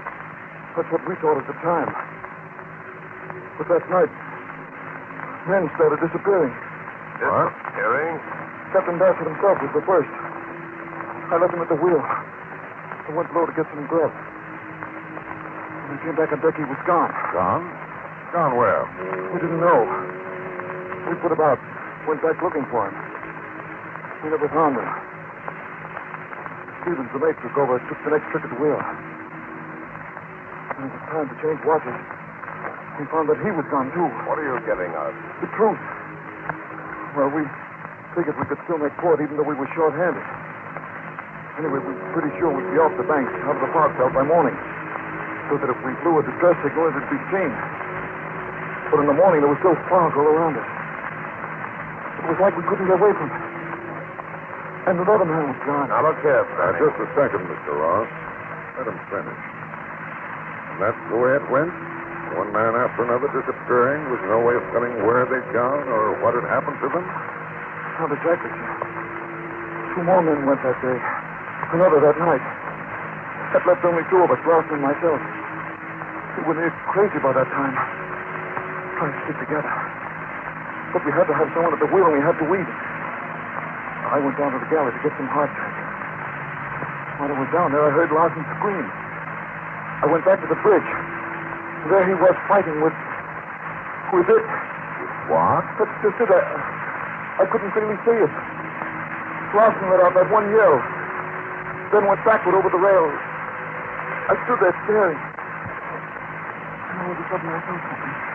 Something soft and slimy trying to take hold of me. I dived back down into the galley, slammed the door. Wait a minute. You mean... Honey, something had come out of the fog and boarded the schooner. Something you couldn't see. It got all the rest of the crew, and if you hadn't come along when you did, it would have gotten me, too. Let's see. How long has it been since you had anything to eat, Fanning? Since you had any real rest? About 3 days.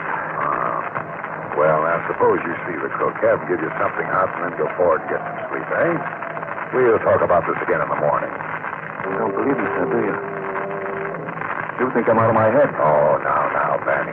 You run along, and like I said, we'll talk about this some more tomorrow, eh? Yes, sir.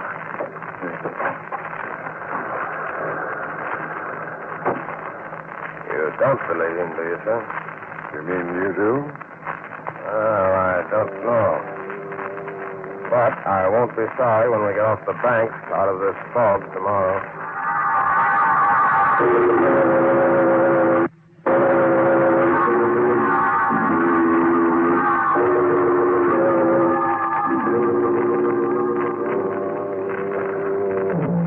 Good morning, Captain. Morning, Mr. Rouse. Well, good morning, Banning. So, you feel well enough today to stand a trick at the wheel, eh? Yes, sir. I'm no deadhead. I don't mind working my passage. Good. Fine. Had breakfast yet, Mr. Rouse? No, sir. The fog's still so thick, I thought I'd better stay on the bridge till you came topside. Funny thing, I thought we'd be clear of the banks by now. Me too. Well, I asked the cook to bring some coffee up here to us. And later on, if the weather starts clearing, set it down here, cook. Aye, sir. Anything the matter? What are you waiting for? Just for you to try the coffee, sir. Try it? What's wrong with it? What is wrong with it? It tastes terrible. What did you put in it? I didn't put anything in it, sir. It's the water. It's gone funny.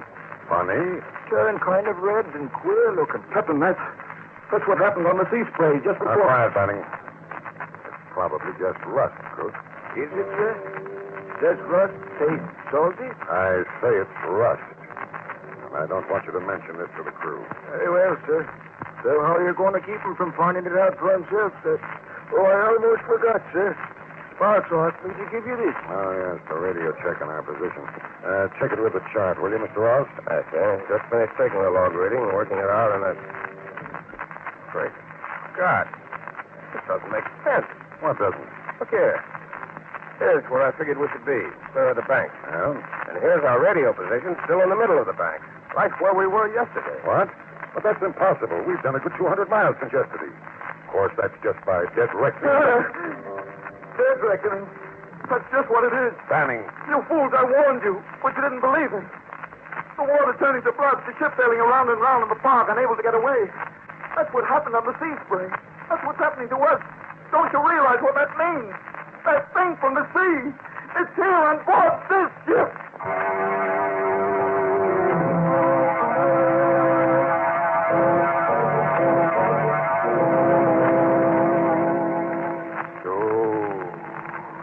So, the thing from the sea, the thing that can't be seen that came out of the fog and dragged an entire crew to its doom has taken possession of another ship. Will the same thing that happened to the sea spray happen again? In just a moment, we'll find out. Meanwhile... Don't sit back and envy the life of the party all that pep and ginger. You may suffer a headachy, sluggish feeling due to irregularity, but thousands of others do too. And many of them shake it off by taking Carter's Little Liver Pills. Try them tonight according to the directions on the package. Then tomorrow morning, see if you don't feel you can lick your weight in Wildcat. Here's the sound medical reason why Carter's Little Liver Pills are so effective. They can give you two-way relief for sluggishness, something you cannot expect from a simple laxative. First, Carter's Little Liver Pills wake up the flow of a vital digestive juice, and they start to do this usually within 30 minutes after taking. Second, they help restore regularity. It's this two-way relief that helps you feel better.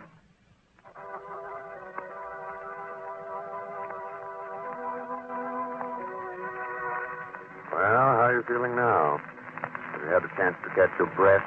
Wipe the cold perspiration off your brows? Oh, what you've heard so far hasn't bothered you, huh?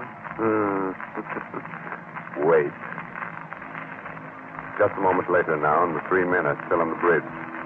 Standing at the wheel, Ross and Captain Bates staring at him incredulously. I tell you, you're mad, Banning, out of your head. So you still don't believe me, eh? Did the water turn into blood or not? Of course it didn't. That's nonsense. It's just rust, corrosion in the tank. And the fact that we're still in the same place you were yesterday after sailing for 24 hours? Our figuring was just off, that's all. Dead reckoning's never completely accurate. All right, Captain. That's the way you want it, fine. But I wonder what you're going to say when the men start disappearing. Enough, Banning. Who else is on watch, Mr. Ross? Who's the lookout? Ready, sir. I'll go get him. Tell him to come up here and take Banning's place at the wheel. Aye, sir. Ready, ahoy there. Hey. Now, as for you, Banning, you'd better get back to your bunk and lie down. Yes, you're sick. Mr. Ross should never let you stand a watch. Oh, I'm sick, am I? It's all my imagination. Okay, Captain. Let's say you're right about the water. Our position. What about the sea spray? What happened to my shipmates, the rest of the crew? I don't know, and I can't worry about that right now. That's something for the Coast Guard to look into. But I'm not going to have you scaring the wits out of my crew. So if you say one more word about this to anyone... All right, Captain. I won't. I've got a hunch I won't have to. What do you mean? Nothing except that... Ready's not there. He's gone. Gone? Gone where? I don't know.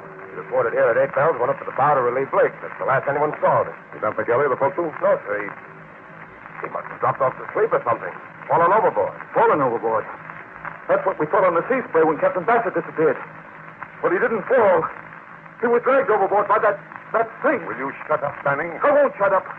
What can I say to make you believe me? I tell you it's here on board this ship, and it's going to get the rest of us one by one unless... There's only one thing to do. Take to the boat. Step out to the ship and abandon it. What? No, I know you're mad. Get up forward and stay there. All right, Captain. I'll go. But remember, I warned you. Anything that happens from now on is on your conscience.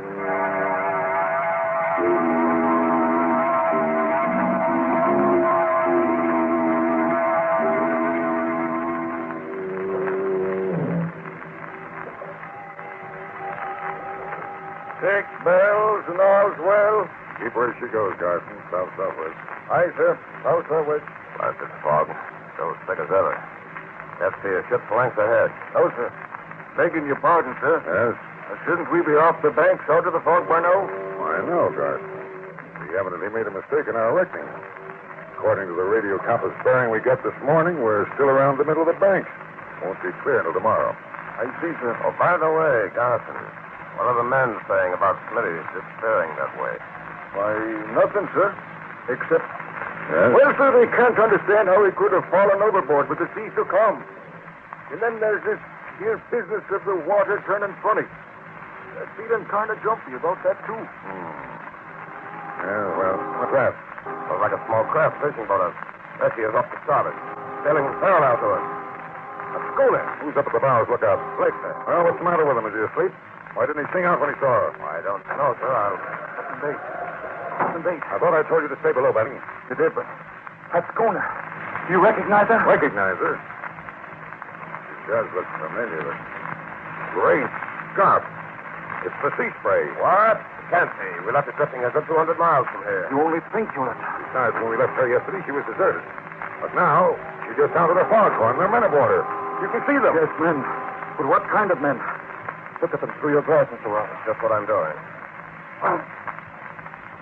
Good Lord. Their faces. They're all green, bloated, swollen. Why, they look as if they were dead. Look. They are dead. Drowned men come back out of the sea, sailing on and on through the fog, following us and waiting until... One more word out of you, Banning, and I'll put you in irons. Give me that glass, Mr. Ross. Too late, sir. The schooner is gone. Well, come on forward with me and let's see what's wrong with Blake. Yes. I'm coming, too. Me, too. Now, what's that? Go on, watch, Garson. Stay at the wheel. He'll stay on course. If anything has happened to Blake, I want to know it. And the rest of the crew will want to know it, too. Well, all right, then. Come on. I don't like this, sir. We may be in trouble if Garson won't take orders. Yeah, I have a hunch we're all getting jumping out of hand. It's all right. There's Blake leaning against the rail. Blake? Look again. It's not Blake. It's Smitty. And look at him, sir. He's dead. Bringing weapon with seaweed in his hair. He was drowned, but he came back from the sea just like my mates on the sea spray. Blast you, Banning. I warned you, but you wouldn't listen. Now will you abandon ship, take to the boat? Now, I've had enough of this. Enough of you and your warnings. Grab him, Carson, Mr. Ross. I won't go through it again. I can't, darling. One man after another go over the side track to his captain. I know you're sooner or later. Banning, no! He went overboard. Hey, that's it. If he driver commits suicide and stay on board this ship, we're not going to stay either. Come on, men. The boat. We're abandoning ship. What? You can't do that. Who's going to stop us? We are. Quick, Mr. Ross. The guns in my cabin. Guns, is it? No, you don't. Stay, men. I'll take Blake here. Leave him there in the hatch. If this blasted ship means so much, we'll let him free on it. We'll take him to the boat.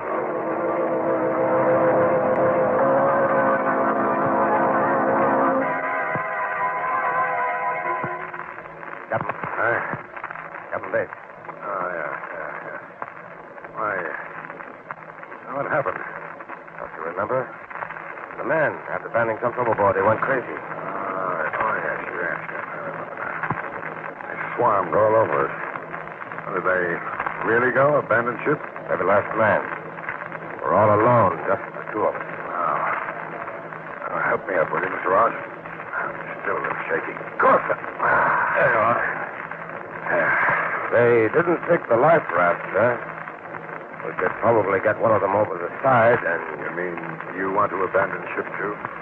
Well, not exactly, but after all, the two of us couldn't get her into port. Is that the reason, or is it because you're afraid? Because you're starting to believe in that thing from the sea also? It's about half and half. I mean, well, after all, everything that's happened so far, finding the sea spray deserted, Smitty and Blake disappearing, then Smitty coming back, drowned. Very well, Mr. Ross. I'll help you launch a life raft. If you like, you can go. But I'm staying with my ship. Well, in that case, I'll stay with you, sir. Good man.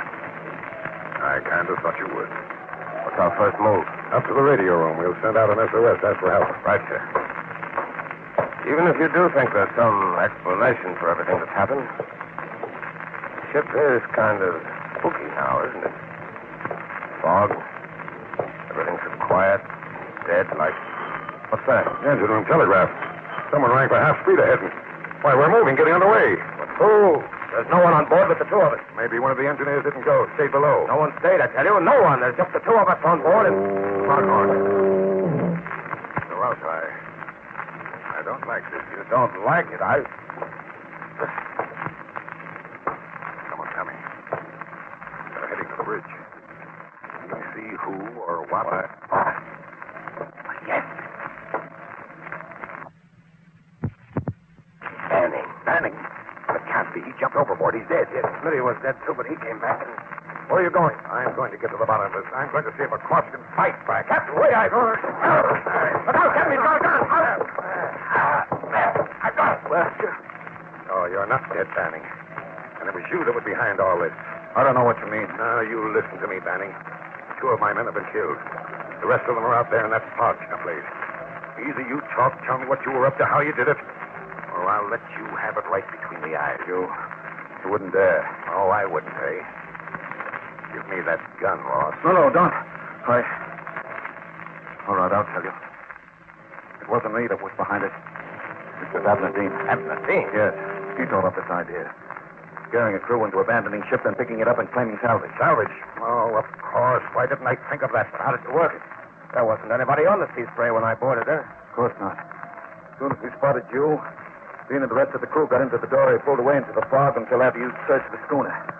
Meanwhile, I had two jobs to do. Hide them from the binnacle to throw your compass off so you'd sail in a circle. And drop a chemical into the water tanks that would turn the water red. And what about Smitty and Blake? I killed them. I dropped Smitty's body over the side with a rope tied to it so I could haul it up again. This Lakeland's chain lock. Why, you cold-blooded loitering. Fog's on and it sounds It's the sea snake. They're cruising around waiting for me to pick them up. And there they are. Dead ahead. So we'll have Ross. Hurry, we're heading straight for him. If we don't gear up, we'll hit him.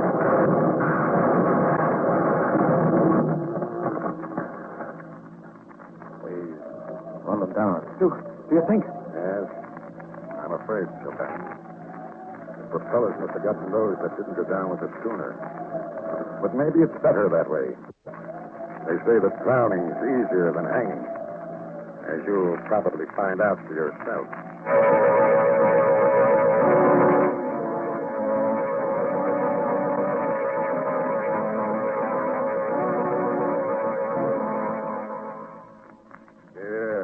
Yeah, what's that? You knew there was no such thing all the time? Of course you did. But just the same, if I were you, I wouldn't try to stand up just yet. With your knees knocking together like that, you might find it a bit difficult, huh? But I do hope you enjoyed tonight's story. Glad you'll be with us again next week at this same time. And if in the meantime you should happen to take an ocean trip, and if while you're out you should run into heavy weather and while you're standing alone on the deck at night, something should reach out of the darkness and grab hold of you. But don't worry. It won't be the thing from the sea. It'll just be one of the other passengers trying to find his way to the rail. Oh, yes. If you hadn't done so, be sure to read this month's Innersanctum mystery, Footsteps Behind Her, by Mitchell Wilson. Will you wake up tomorrow morning feeling chipper and spry? Or will you crawl out of bed with that sluggish, headachy, what's the use feeling due to irregularity? Well, try this. Just before you go to bed tonight, take 1 or 2 Carter's Little Liver Pills with a glass of water. Then see if tomorrow morning isn't rosy and bright. See if your usual pep and cheerfulness aren't back. There's a sound medical reason why Carter's bring you these remarkable results. Carter's Little Liver Pills provide two-way relief. Relief you cannot expect from a simple laxative alone. First, they wake up the flow of a vital digestive juice, and they start to do this usually within 30 minutes after taking. Second, they help restore regularity. It's this two-way relief that helps you feel better so fast and so differently. Good night. Pleasant dreams, huh? This is the Blue Network.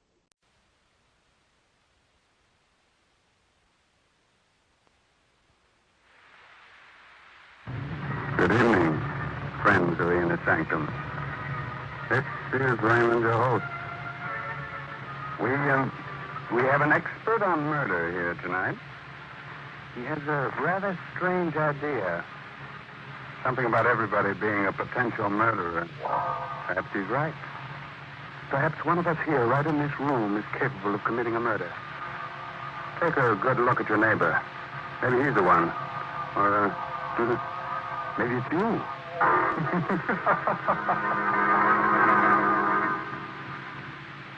Innersanctum Mysteries, by Hyman Brown, brings you one of Broadway's and Hollywood's best-known stars, Boris Karloff, now appearing in the smash Broadway hit Arsenic and Old Lace. Tonight, Mr. Karloff appears as Herbert Lodge in Study for Murder, an original radio drama by Sigmund Miller.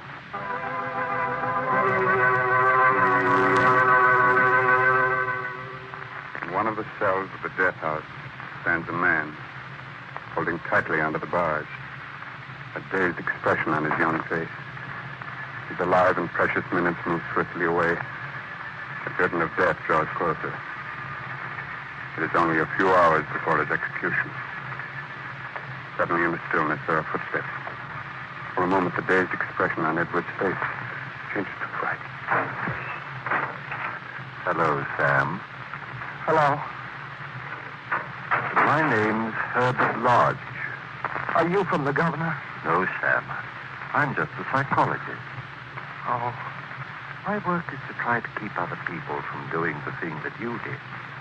You can help me by answering a few questions. That's not going to do me any good. No, but you can at least help other people from making the same mistake. I've got to get out of here. I want to live. I don't want to die. You were never convicted of a crime before, were you, Sam? No. No, I never even got a traffic ticket. I never harmed anyone in my life until that terrible night. You believe me, don't you? Why, of course I do. Please, Mr. Lodge. Please, you said you're a psychologist. Can't you do something for me? Can't you say I'm insane or something? No, Sam, I can't. You're not insane. But I never meant to kill her. My hands went for her throat as if they weren't my hands. It's so hard to believe. Me, who never even had a fist fight. Very interesting. You didn't even hate your wife, did you, Sam? No. No, I didn't hate her. She used to get on my nerves. We used to fight a lot about money. But I never hated her. She was spending more money than I earned. She got you angry. She ridiculed your small earnings. That's right. How did you know? And she did that every time you had an argument about money. Yes. I couldn't stand it anymore. I know she didn't really mean it, telling me that I didn't work hard enough, but when she told me that last time, I don't know, my hands went for her throat. You didn't feel any kind of pity for her? I don't want to talk anymore, please. Please leave me alone. I can't stand it. This one question is very important. You saw her dead on the floor. What were your reactions? For a minute, I was glad. Then suddenly I realized what I'd done and I got scared. I tried to revive her, tried to bring her back to life. You talked to her, didn't you? I don't remember much after that. You feel full of remorse now, don't you? No, I don't. I hate you. I hate everybody. Get out! Get out before I kill you, too! I'm a murderer, do you hear? I can kill anybody! All right, Sam. Thanks very much. We're going to have trouble taking him to the chair. Doesn't make any difference, Warden. It'll all be over in 2 hours. Makes a great difference. We don't want Edward's last few minutes to be agonizing terror. He was quite calm until you spoke to him. Well, no one is ever reconciled to death. These last few minutes are really of no importance. That's rather cold-blooded of you, Mr. Lodge. Perhaps it is. I'd imagine you'd be just as sensible. I prefer to think that all murderers are sick men and should be treated as such. Ah, then perhaps we're not so far off from each other in our thinking. I'm trying to understand the disease of murder. A disease that all of us have, every one of us. You probably know that more than 2/3 of all murders are committed by what we call the average citizen. The most harmless, law-abiding man is capable of murder under certain circumstances. I'd like to observe the execution. Well, I'm afraid I can't let you do that. Why not? I don't understand your taking a dislike to me. Certainly I can do no harm. Well, you can do no good, but satisfy a morbid curiosity. I really believe you'd enjoy watching a man being put to death. I don't like you, Mr. Lodge. You ought to take a good look at poor Edwards and say to yourself, there, but for God go I. Good night, sir.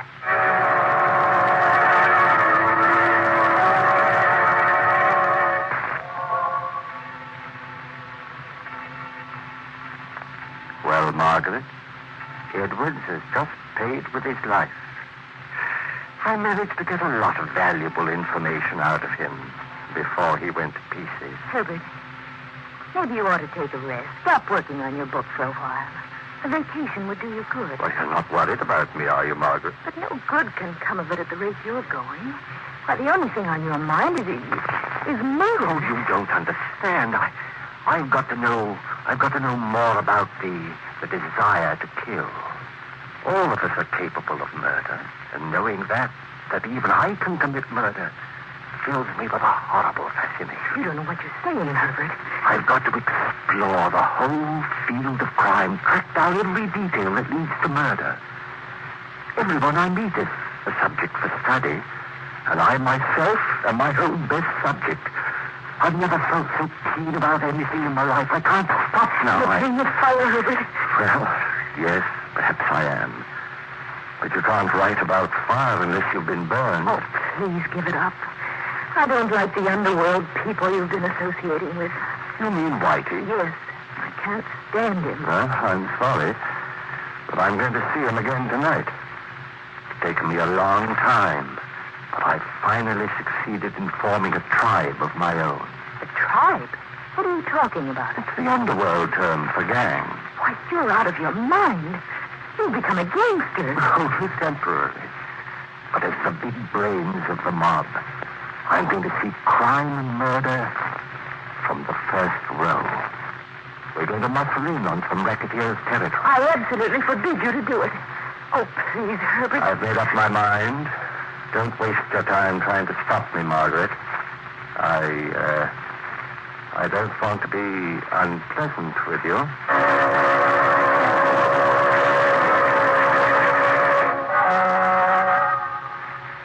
So, Whitey, we're going to cut in on Cannonball Jerry's racket.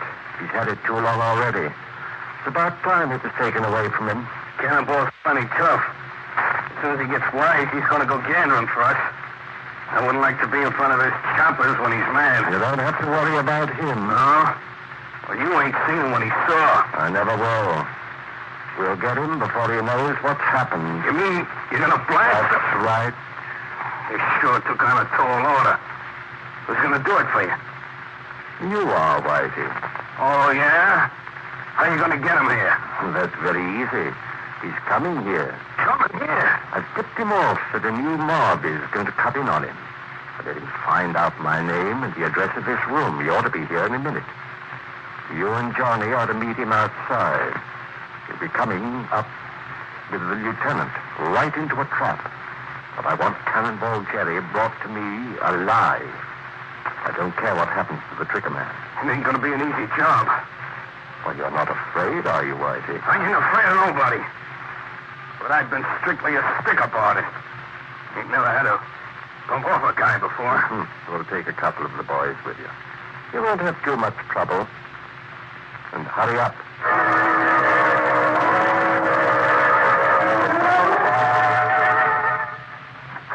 All right, Cannibal, inside. What goes on here? What's your game? The boss wants to see you get in. Oh, you must be the terrible Cannonball Jerry.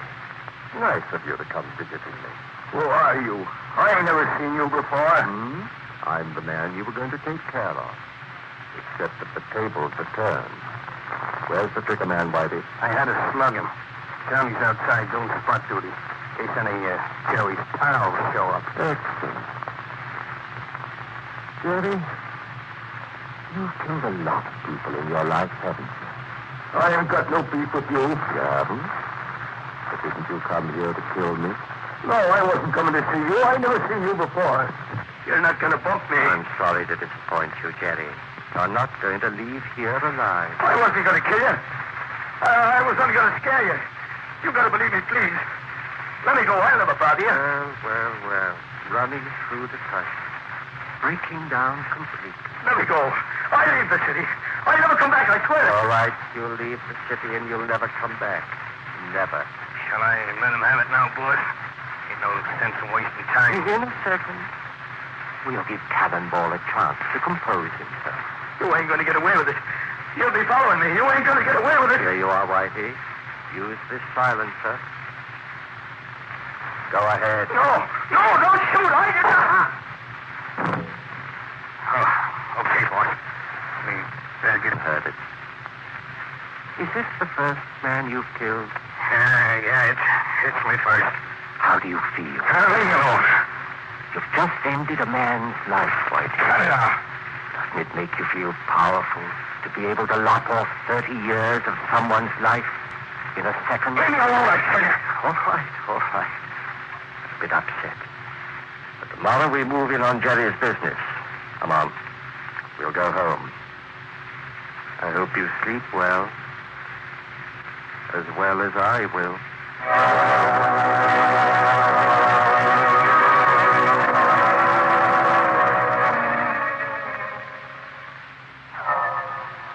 few hours later now.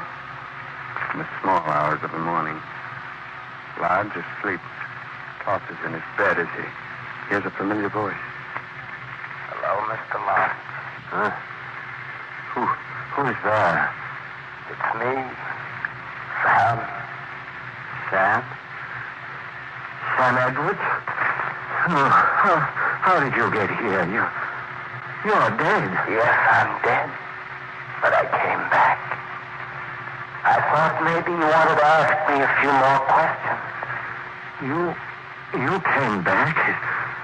Oh, it can't be. I must be dreaming. I came back to tell you I was sorry about going to pieces.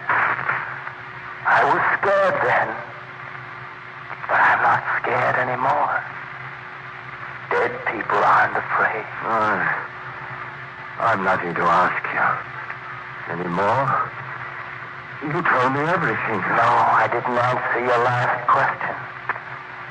You asked me if I was full of remorse. You don't have to answer that.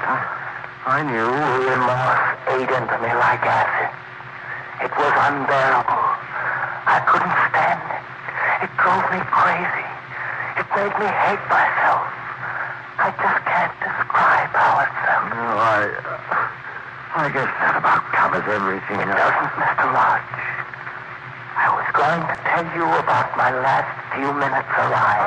I don't want to hear anymore. You know, Mr. Lodge, I was thinking, if you want to find out how it feels to kill someone, the best way is to do it yourself. Do it myself? I'm no murderer. I wasn't a murderer either until the first time. I'm a weak man, but you're a strong one. You'd enjoy it. Your conscience won't bother. No, I'll never kill anybody. You never can tell. Murder. It's an experience you've never had. It's really so easy. Try it. You won't have to ask questions. You'll know all about it yourself. You've got to do it with your own hands to know. Try it. Try it with your own hands. Herbert, wake up. Herbert. Wake up, Herbert. What's in my heart? Where am I? I'm dreaming. I'm having a nightmare. I'll say you were. You kept talking in your sleep. What?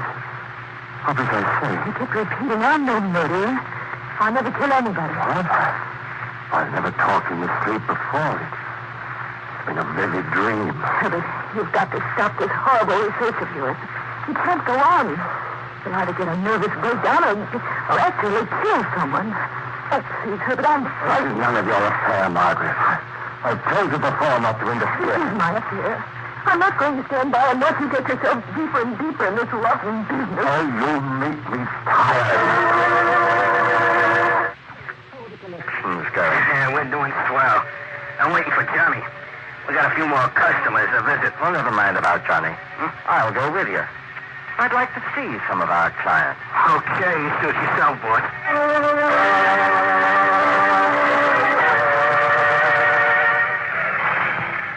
This is Petro's place. Kind of expecting trouble from him. Huh? What's the matter with him? Oh, he's been beefing about losing business. Says he can't keep up with the payments for protection. Well, he won't beef after today. Come on. We'll go in. Yeah. Hello, Petro. How's business? It's you guys again, eh? Well, what's the matter, Petro? Aren't you glad to see us? No, I'm not glad to see you, you crook. Be careful, Petro, careful. You'll find yourself staring up at the ceiling. Now hand over that money. I didn't do no business today. Hey, you guys are going to make me go out of business. I can't pay no more. Now, Mr. Petro. Surely your life is a little more valuable than the payment. Behave yourself. Hand over the money. Hey, all I got is $11. I'll teach you a lesson you won't forget.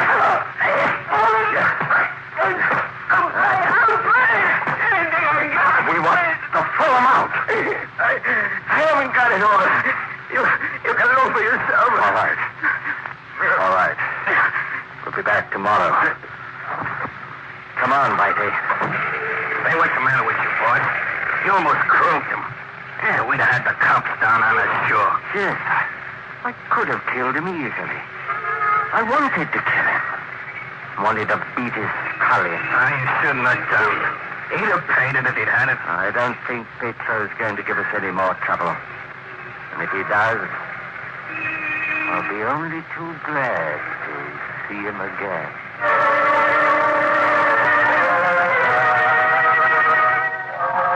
Herbert, what's happened to you? Nothing's happened to me. You look as though you've been in a fight. I told you it's nothing. Now stop bothering me. Herbert, you're in trouble, I know. Please tell me. Maybe I can help. There's nothing that you can do. I told you before. I don't want you to bother me. I don't know what's come over you. It's just impossible to talk to you lately. You act as if you hate Well, I me. don't like you standing around staring at Ever me. since you got involved with those gangsters, you've begun to act like one. I warn you, Margaret, don't make things any worse than they are. True. You've become a criminal. You think like one and act like one. Keep quiet. I won't keep quiet. You've made life unbearable for me. You treat me as if I were just in your way. I don't recognize you anymore. You've become a hoodlum, a vicious, ruthless hoodlum. Perhaps, have I? Well, then I'm going to act. Oh! Now, get out. Get out before I lose my temper completely. Get out. You know better than the worst of your gang. You don't know what you're doing anymore. You show you. Get away from Once me. and for all, I'll... Get away from me. I won't hear that silly, nagging voice of yours anymore. I'll never hear it again. Now you keep quiet.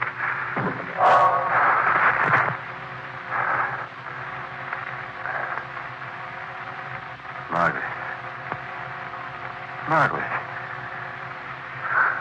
She's just unconscious, that's all. Unconscious.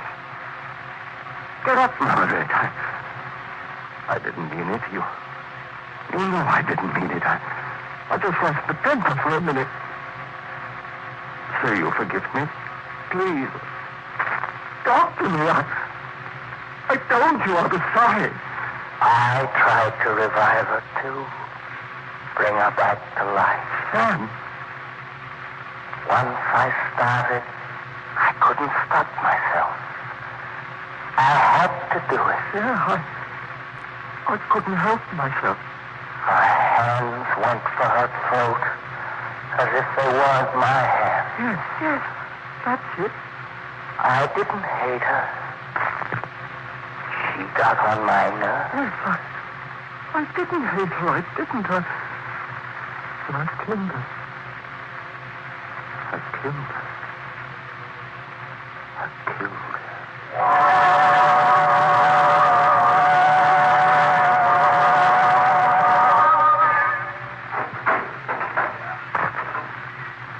Any news, Paul? Is there anything I can do for you, Lodge? Have you heard anything from the carpenter? No, I haven't. I'm really going to die? In 2 hours? I'm going to be strapped into the chair? I'm sorry, Lodge. There's nothing I can do. Just like an ordinary, common murderer.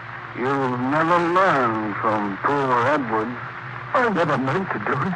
Very few murders are committed in cold blood. So you never liked me, did you? You're glad I'm going to the chair. I'm never glad to see anyone go past that door. You are. You don't want me to be saved. You want me to die. I didn't expect a man like you to go to pieces. I don't want to die. I've got to get out of here. Too late, Lodge. You learned a little too much about murder. Mr. Lodge, you sure did learn too much about murder. You should have learned to count to 10 when angry. Well, anyway, I'm sure Lodge will never do it again. That next book he's going to write will be called What Happens After Your First Murder or My First 1,000 Years in the Grave. As soon as it's published, Mr. Lodge will go on a lecture tour. I hope you'll get a chance to hear him. He's really fascinating. In a repulsive sort of way. Perhaps we'll get him to speak on the Innersanctum. I'm sure we'll still be on the air at that time. for the present. The time's come to close the squeaking door until next week.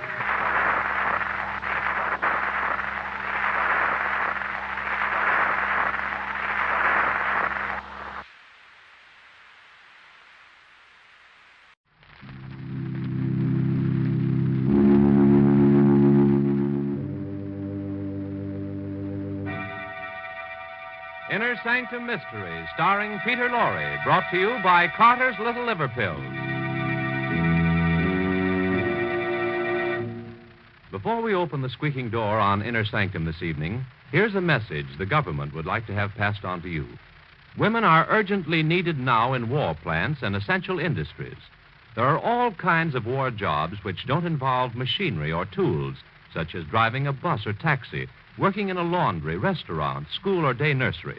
And in filling these jobs, women are relieving men for heavier work.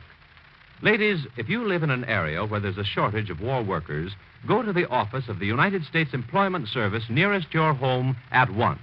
The address is in your local telephone book. But remember, do not move to a crowded war center in search of a job. It will only add to the housing and living problem already existing there. Your first and only necessary step to volunteer your services in a war job is to visit your local United States Employment Service office. Get yourself a war job and hasten the day of victory.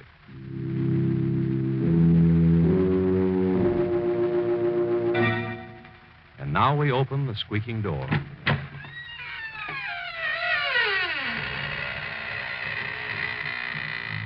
Good evening, friends of the Innersanctum. This is Raymond, your host. I'm glad you came tonight because we have a very special guest of horror with us. I'd like you to meet the late Johnny Gravestone, the most celebrated member of the Innersanctum Ghost Society. He is the best haunter of them all. Johnny is the tall figure in a white sheet wearing the blue ribbon.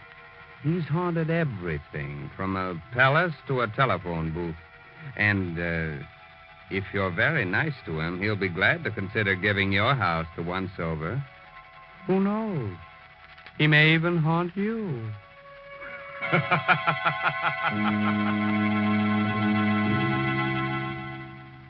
Tonight's Innersanctum story, The Black Seagull, is an original radio drama by Sigmund Miller and stars Peter Lorre in the role of Richard Blake.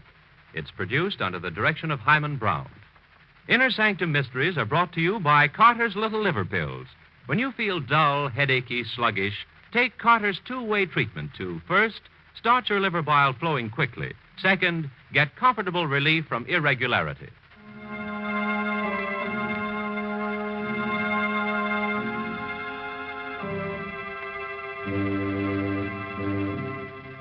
Well, we're about to begin our story. I forgot to warn you about the tremblins. They're those pesky, invisible cousins of the gremlins. They sidle up to you, give you quick little shoves, and create the false impression that you're trembling. If you're being troubled by a tremblin, just grab him by his invisible little horns and stick him into the nearest pincushion. Dusk is settling fast along the Carolina coast. A few miles out at sea, a motorboat rides through the choppy waters. Dr. Griffin and Richard Blake are frantically scanning the horizon, looking for Richard's wife, Barbara, who's lost in the sailboat. It's getting dark, Richard. We've got to find her before nightfall. Perhaps she's gotten back home by now. We've been gone for over an hour. The mast was loose in the sailboat. It would never hold out in that wind. Barbara is in a disabled boat. We haven't much gasoline left. I'm not going back until we find her. The only thing we can do is call the Coast Guard. Did you hear that, Dr. Griffin? Yes. Seagulls. Sounded like a human cry. Oh, no, it's only the gulls, Richard. Listen. It's the same sound. No. This is no bird cry. That was Barbara. That was the cry of a seagull. See? He's right above us. A black seagull. Black gull. Completely black. It's an ominous sign. Something has happened to Barbara. Oh, come now. I hope you don't believe in that superstitious nonsense. Look. Over there. Do you see it? It looks like a boat. It's Barbara. The mast. The mast is down. We'd better get over there fast.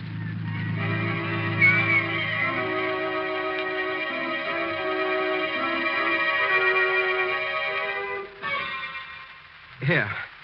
Help me put her on the couch. Dr. Griffin, please, you've got to do something. I'll do everything I can.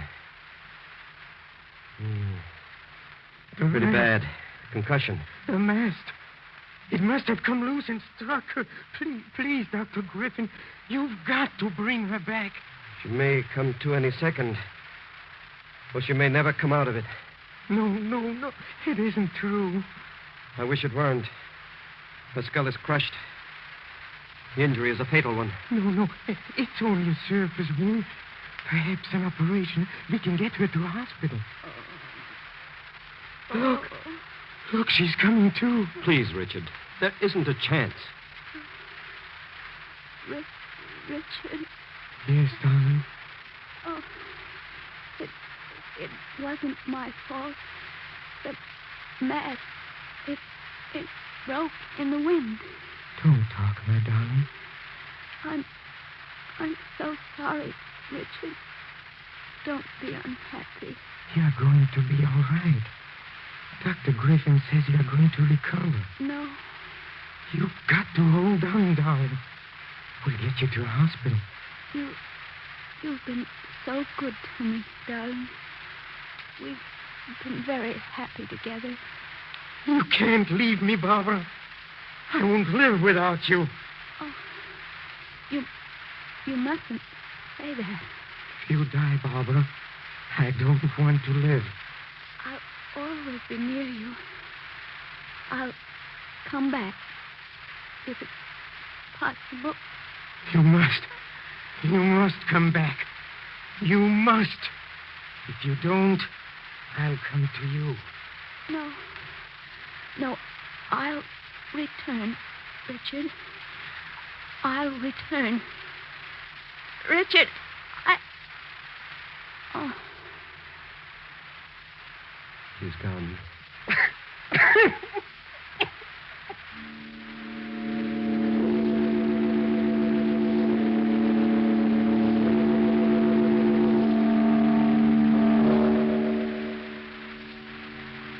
The men are ready to lower the coffin, Richard. You wish to pay your final respects? Final respects? This isn't the end. It's the beginning.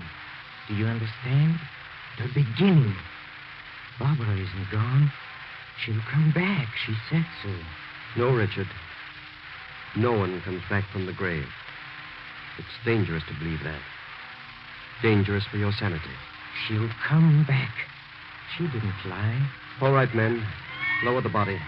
Did you hear that? Yes. The seagulls again. That wasn't a seagull. I told you. That was Barbara's voice. Please, Richard. It's only a gull. No. It's her. She's calling to me. She promised to return. You see, Barbara didn't fail me. You must stop this, Richard. You'll wind up in an asylum. You're a fool, Dr. Griffin. Lower the coffin, That was her voice. No. Don't lower it. That sound came from the coffin. She might even be alive. She's dead, Richard. I want that coffin opened. We can't do that, Richard. There's no way of opening it now. We'll pry it open. Don't try to stop me, Dr. Griffin. All right. We'll open it. Here, one of you men. Break the seals at the top of the coffin. For heaven's sakes, hurry. It will only be worse for you, Richard, if you look at poor Barbara again. Will you tell the man to hurry?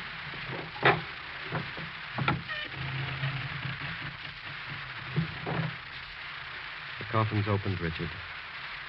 Now you can see for yourself. Look at her face. Her face? You wouldn't believe me.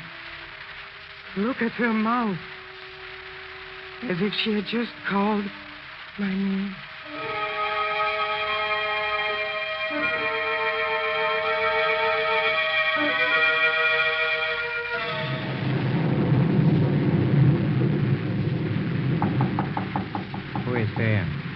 Dr. Griffin. Come in.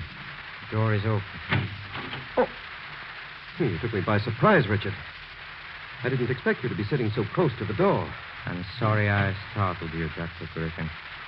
I just thought I'd drop in before I went to bed. Are you waiting for someone? Yes, I am. Oh, what are you sitting in the dark for? Where's the light switch? I don't want any light. I prefer sitting in the dark. Richard, you're becoming very morbid. Don't you think you ought to get to bed? It's nearly midnight. Midnight? Yes. That's the time she'll come back. You really believe Barbara will come back? Yes. I'm sure she will. Well, we'll see. She'll come. If she does, it will only be in your mind. Please be quiet.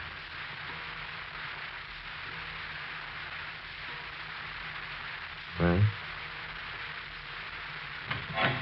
Barbara, you've come. She's here. I know she's here.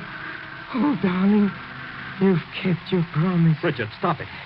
Where's the light switch? Put that light out. It was nothing. The wind opened the door. It was just a coincidence that happened at the stroke of midnight. I didn't close the door properly when I came in. She was here.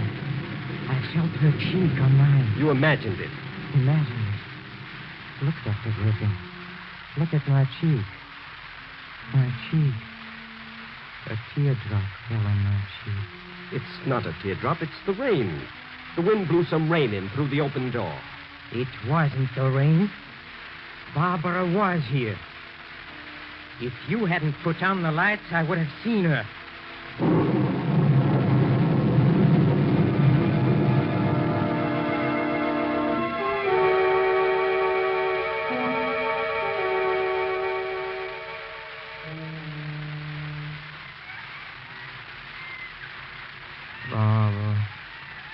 Barbara, some people do come back from the grave. I heard about such cases.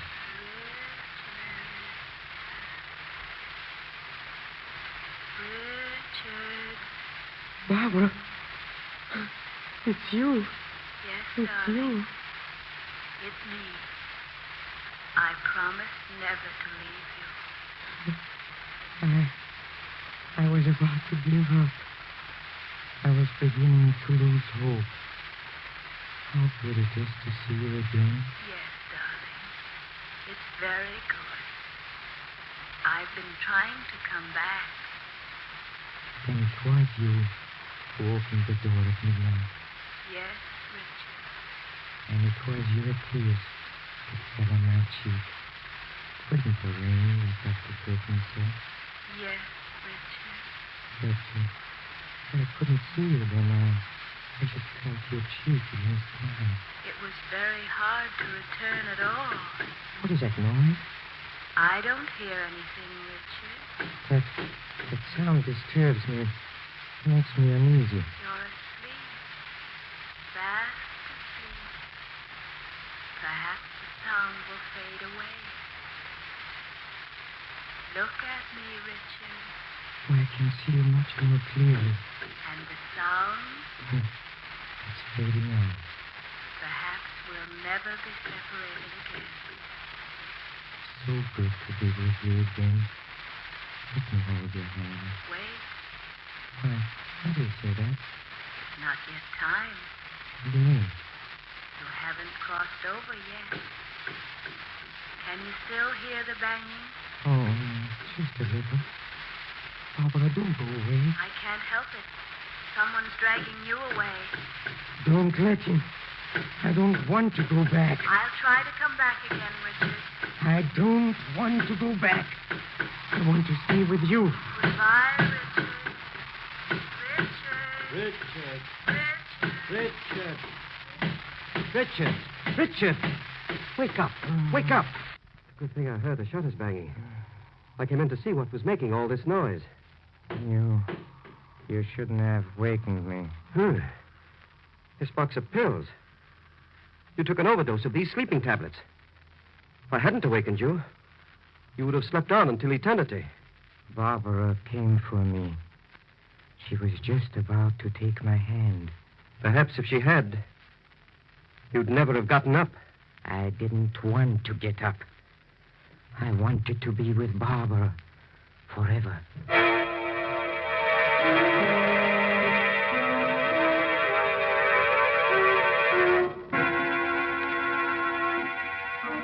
Well, Dr. Griffin should be awarded the Order of the Innersanctum for saving the life of Richard Blake. If it weren't for the good man, our story would have come to an end in the middle of the program. And that would have been very inconvenient for all of us. As a reward, perhaps we'll just wound Dr. Griffin a little bit instead of polishing him off.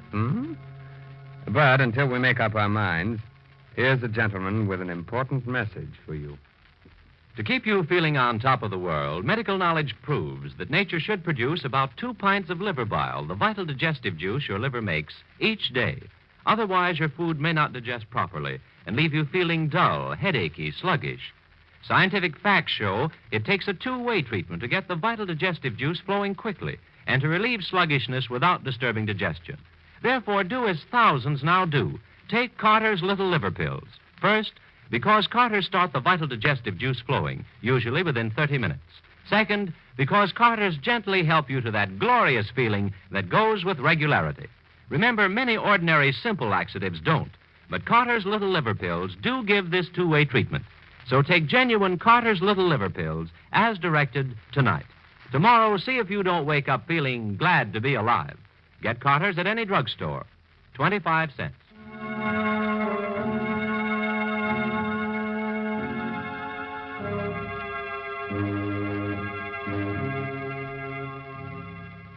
Now we're ready to continue with our strange story.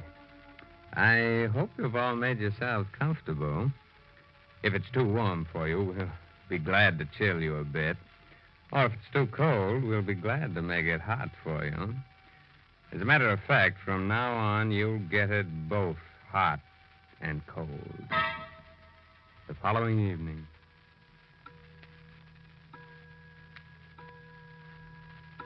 Barbara, you must come back to me.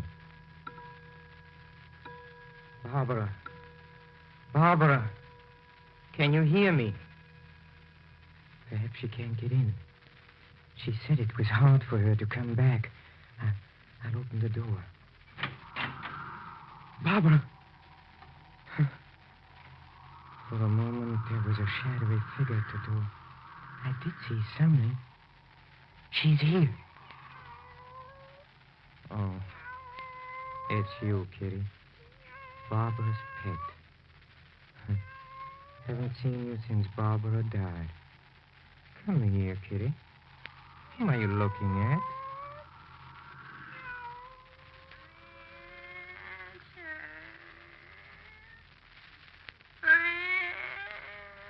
Barbara! Richard. Where are you? Right here.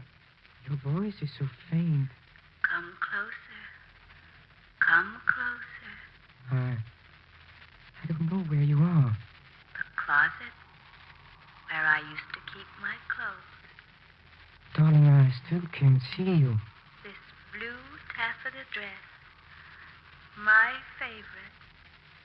I used to love the rustling sound it made when I walked. It still crinkles. Like it always did. Richard. Where are you? Please don't go away. Right here. My vanity table. For heaven's sake, Barbara, let me see you again. My perfumes. They're all here. Nothing has been touched, darling. Here's my favorite. Wild heather. I'll never wear it again. Barbara, please don't go. Where are you? I'm everywhere in this room. Everywhere. Why can't I see you? Perhaps you will. We must both try. We must both try very hard. I'll try, Barbara. Goodbye, my darling. No, not yet. Just another moment. Goodbye, Richard. Barbara. Barbara. She's gone. She's gone. Only you and I know she was here. Who is there? Oh, it's you, Dr. Griffin. I came back to see how you were. I don't need any help. I heard you shouting Barbara's name. You were mistaken, Dr. Griffin. Barbara's dress. It's lying over the chair. Did you take it out of the closet? No, Dr. Griffin. The perfume's in the air. Oh, yes. There's a bottle of perfume overturned on the vanity table. Wild heather. That was Barbara's favorite, wasn't it? Yes, Dr. Griffin. You think Barbara was here? Don't you, Richard? Huh? She was here. I spoke to her. And she'll come again. She said she would. And maybe the next time I'll be able to see Barbara. See her as she was when she was alive.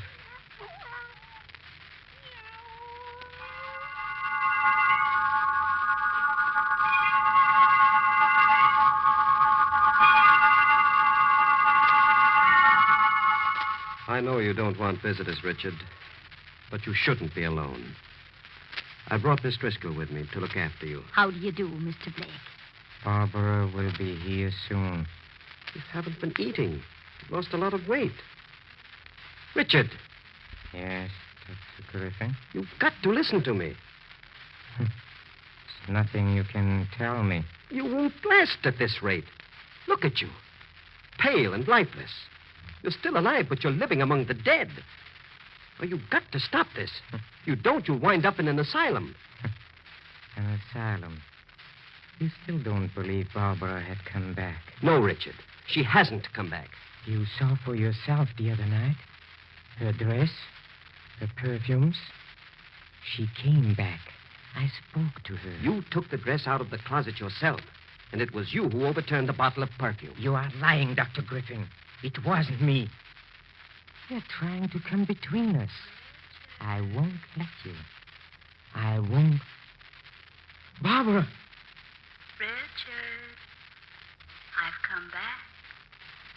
Darling, I can see you. Get me my bag in the hall, Miss Driscoll. Hurry. I can see you very clearly now. Do I look any different? No. You're even lovelier than ever.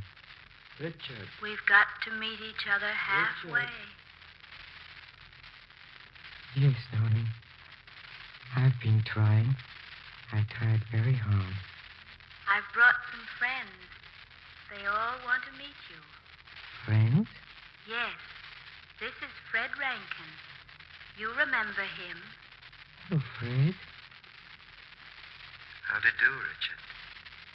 I'm Fred Rankin. But you're dead.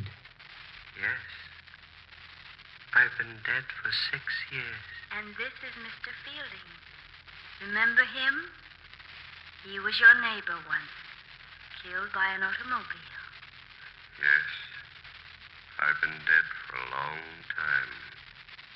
Ever since you were a young boy, Richard. And this is Mary Schofield, the girl you went to school with. Barbara. Barbara, watch out. The mast. It's falling. It's falling. Richard, help me. Help me. Help me. It's Barbara. It's Barbara. She's out there in a boat. The mast is gone. I've got to save her before it's too late. You're not going anywhere. There's no one calling you. Nurse, help me get him back into bed. Let me go! Let me go! You're staying here with Let me. me go! Come back! Come back, Richard!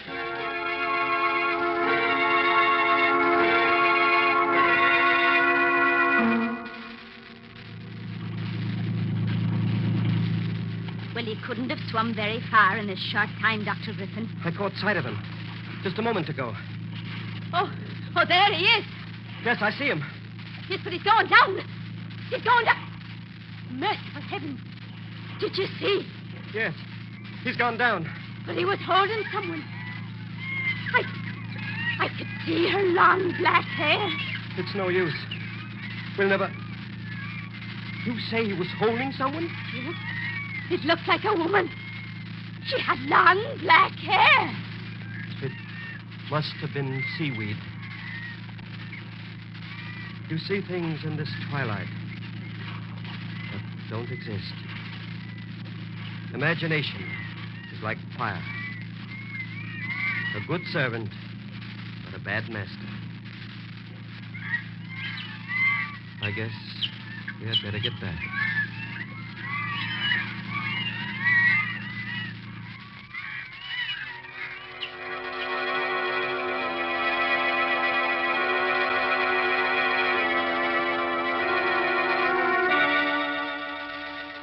Well, Dr. Griffin lost the good fight. Mm-hmm. He was gull crazy. But that was no gull. That was Richard's wife. Anyway, the Innersanctum Ghost Society is mad at Dr. Griffin because he's interfering with the drive for new members. Say, by the way, if you should hear the wild cry of birds in your next dream, don't be alarmed. It's just that spring is on its way. Be sure to read this month's Innersanctum mystery novel, The Smell of Money, by Matthew Head, on sale at all bookshops. It's enough to make you shudder when you see what a boy or a girl can put in his or her stomach. Things you know would lay you low, yet they bounce out of bed in the morning just a raring to go. That's youth for you. Yet thousands of people who should feel terrible tomorrow morning, considering the way they've insulted their digestive systems this weekend, may feel like a million tomorrow morning, because tonight they're going to act on a piece of advice from the Book of Medical Knowledge. For medical knowledge proves that nature should produce about 2 pints of the vital digestive juice your liver makes each day. Otherwise, your food may not digest properly and leave you feeling dull, headachy, sluggish. Scientific facts show it takes a 2-way treatment to get the vital digestive juice flowing quickly and to relieve sluggishness without disturbing digestion. Therefore, do as thousands now do. Take Carter's Little Liver Pills to get this 2-way treatment you may need. First, Carter start the vital digestive juice flowing, usually within 30 minutes. Second, Carter's gently help you to that glorious feeling that goes with regularity. Remember, many ordinary simple laxatives don't, but Carter's Little Liver Pills do give this 2-way treatment.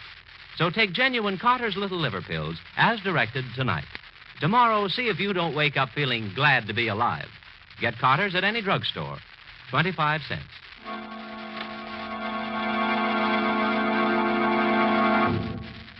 Be sure to listen next week, for lovely Judith Evelyn will be back with us again in a sweet little story, just full of beautiful murder.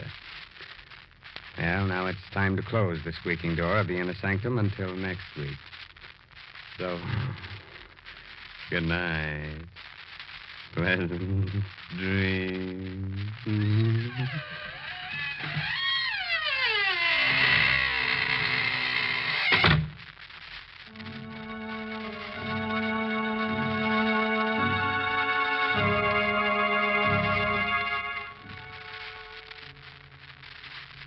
Inner Sanctum comes to you from New York. This is the Blue Network. Ukulele, world-famous concert pianist, lies in his bed, talking.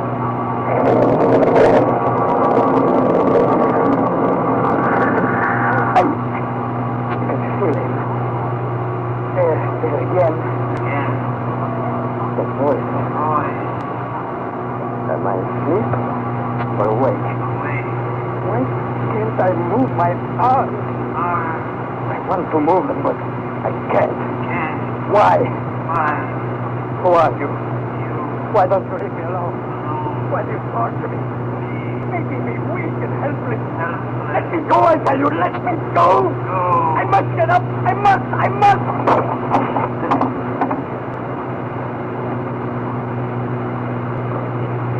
Go now. I must be awake. Martin, open the door. It's Helen. What am I wrong? right, I tell you. Father. You knocked over your mic. Sorry. Cracked heart. That's why I cried out. Marvin, you haven't been the same ever since we came to your calculation. Why don't you tell me what's wrong? Please, madam. Go back to your room, please. Don't worry about it. But, Marvin... Please do as I ask. Helen, try to understand. I don't want to be. That isn't correct. But you don't want to tell me what's troubling you. There's nothing troubling me. My nerves are on edge. Good night, Helen. Good night. I wanted to tell her, but how could I? How could I tell anyone about this thing that haunts me while I sleep? This being that's ruining my talented musician, whose voice I can hear when I sleep. This invisible being that is possessing me, urging me to destroy instead of create, urging me to kill.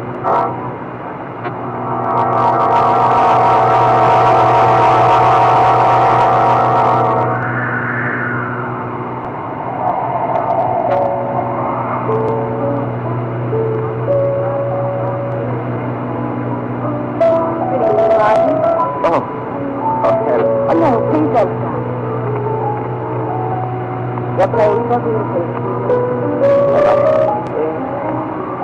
You're playing music. Oh, you know something too. What do you mean? You heard how badly I played.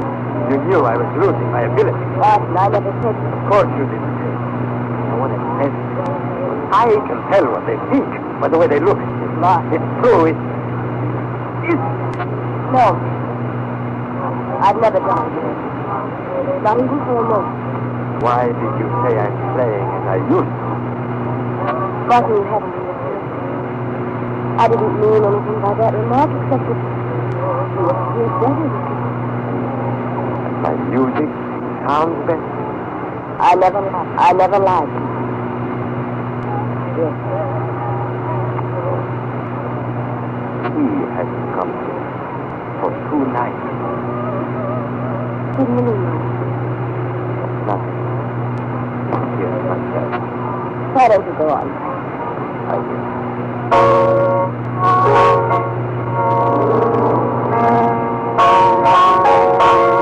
You hear that, Helen? That's the way Greece meant his music to be played. Yes. And listen to this. It speaks of the strange terror and mystery of life. There is trouble with that precious sword.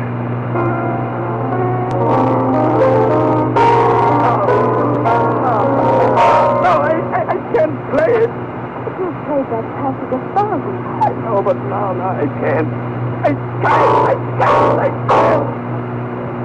Oh. Well, only but I can't play it. You haven't been practicing. Darling, you've hardly touched the piano. That's not why I couldn't play it. He must. That's the second time you've been in this book. Helen, there's something I must tell you. I must tell someone, or I'll go mad. Perhaps I am mad. Sometimes I think I am. No. You remember the cable I sent you from Rio de Janeiro? You said the concert didn't go on. I gave one of the worst performances of my entire career. It was late that same night. The first note. The presence of another being. Close. Another being? Yes, an invisible being. It was he who made me play the bass. He is everything.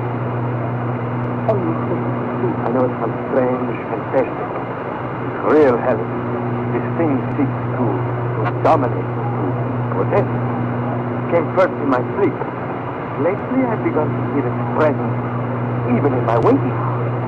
It controls my actions like a hypnotist controls his subject. Go on. It doesn't speak to me directly, merely repeat my words. Make its will felt, and I fight to resist, and I can't. Please control me yet. I'm afraid it will, and I'll... What? Right. You're near a star. Here? Yes. Can't you feel its breath? Look there. Look. It's a curtain spool. He's in here, Helen. In here. Not in the window. No. Invisible being. He came in through the window. Look. That thing is Martin. That's nothing but the wind. No, it's him, Helen. Very much. What's the matter? No. Protection. Mark.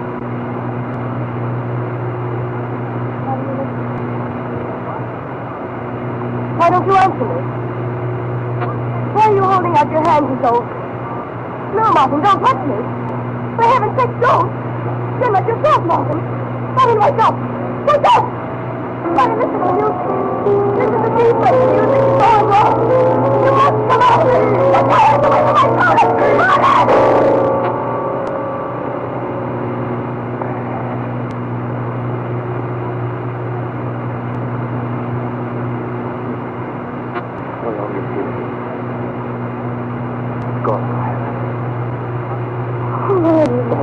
Don't throw away from me, Helen. I won't come. Helen, come back. Come back, Helen.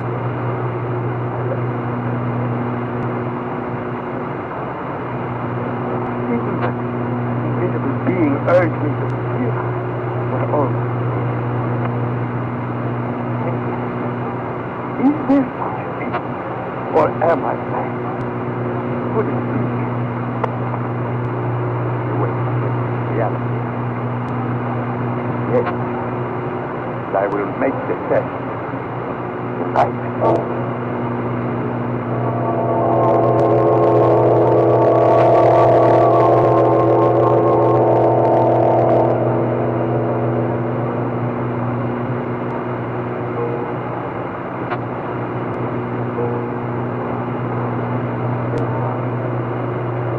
The door is locked, and there's the window open. Wind howls tonight. There's the glass of milk on the table. We shall see. I dread going to sleep. I must. Heaven knows what the pain usually comes to me when I sleep. Very hard. I must close my eyes.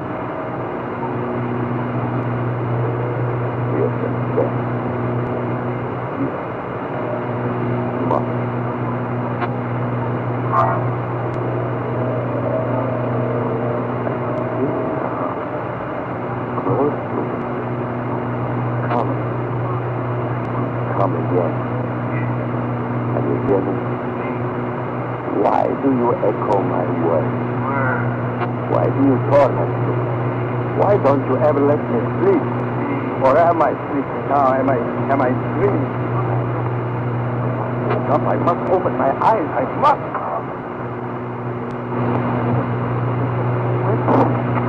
Not a single drop on the table or on the floor. The glass was empty when it vanished.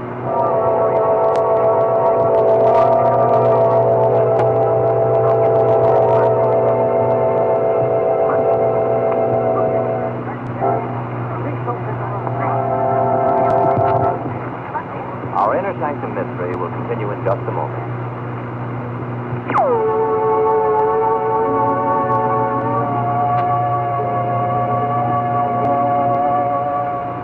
Well, friends, let's return to tonight's Innersanctum mystery. Let's see, where were we? Oh, yes. Martin Corelli obsessed with the thought that an invisible being is torturing him. Makes experiment and discovers evidence to strengthen his strange belief.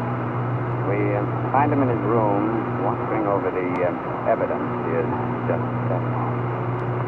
No doubt about it now. I must find a way to destroy this thing. I must kill it before... Here. Oh, you came back again. I never heard your voice before while I was awake. Who are you? Tell me your name. What is your name? Orla. Oh, then you do understand what I speak to. Yes. Why have you never spoken to me before? I did not choose. What do you want with me? I thought you knew. Oh, I imagined all sorts of things, but I never knew. What do you want with me? I will come to you when you sleep. When you are helpless. After each visit, you will be more and more under my power. Until finally you will become my complete slave. Do it as I will. Your slave? Yes. Where are you now? Sitting here. In the chair near your bed. Waiting for you to go to sleep again. I will not go. You must sleep sometime. That is the great weakness of your race of humans. I will sit here and wait.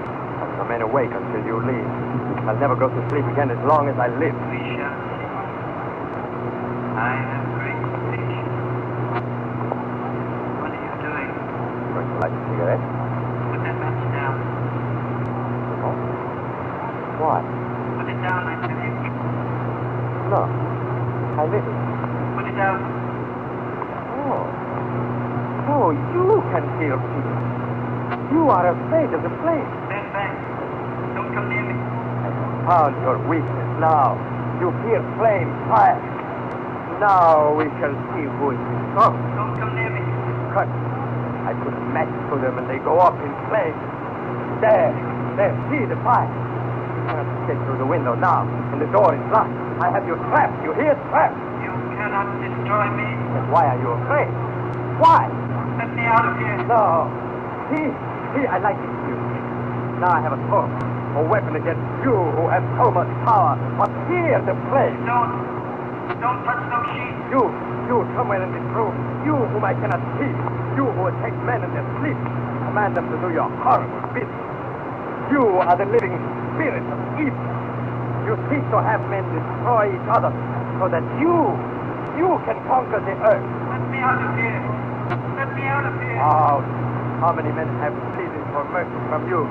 Do you think I will show you this slightest mercy now? You shall be destroyed here. No. You will not escape through this door. I will back out holding my blazing newspaper before you. You're right. Take my old clothes, soak them in kerosene, drop them in front of the door, put a match to it.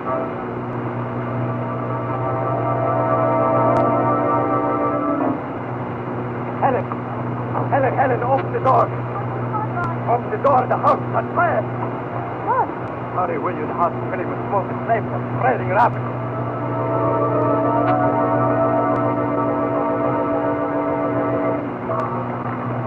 Let's pray to God. Take here. What? Yes.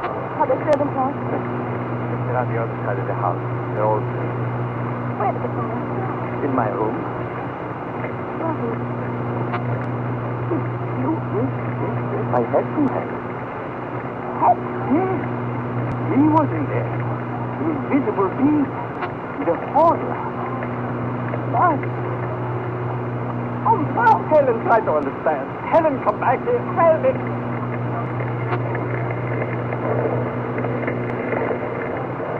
We're by the window. The flame danced madly about the house. By this time, the blazing furnace. Tongues of fire. Red, yellow, orange, blue. Flames leaping high into the air.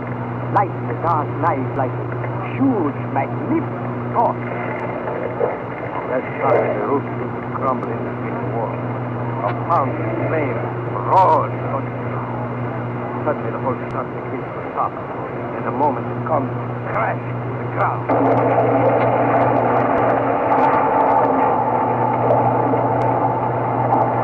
Funeral fire, a monstrous, magnificent funeral fire, and in it, he who hated and feared the flame is burning. He, my prisoner, the invisible being, the horror.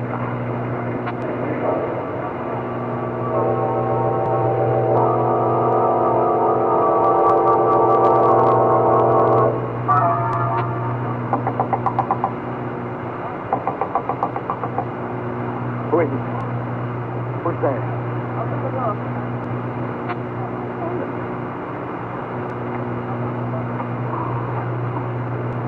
I see you come. Martin, why did you come? No. The police have searched. You don't know what they will do. Hiding in alleyways, chased like a bad dog. And I have to check the register of this hotel. Doesn't leave. Martin,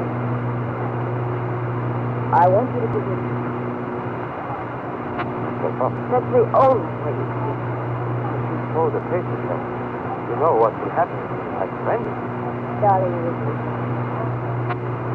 Will it be medical attention? Medical attention? Then you believe me. You think I'm insane, don't you? Don't you? Martin, believe me, I will not. I didn't suspect. Won't you come with me? Hey. Yesterday was a time when I thought I was. But now I'm certain I am not. It's a week, a full 7 days since our house burned down. And I haven't felt the horror nearly once. I tell you, he was real, Helen. This invisible being was as real as you or I. Perhaps. But if that's the case, then you have nothing to fear. The doctors will examine you and find you normal. Oh, Martin, don't you see? You have everything to gain by surrendering. Sure. What difference does it make? The only thing that really matters is that the whole life is dead. Helen? Yes. Do you feel... What is it now? Never mind. I'll do as you ask. I'll give myself up. Will you go down to the lobby and wait for me? I'll only be a moment. All right.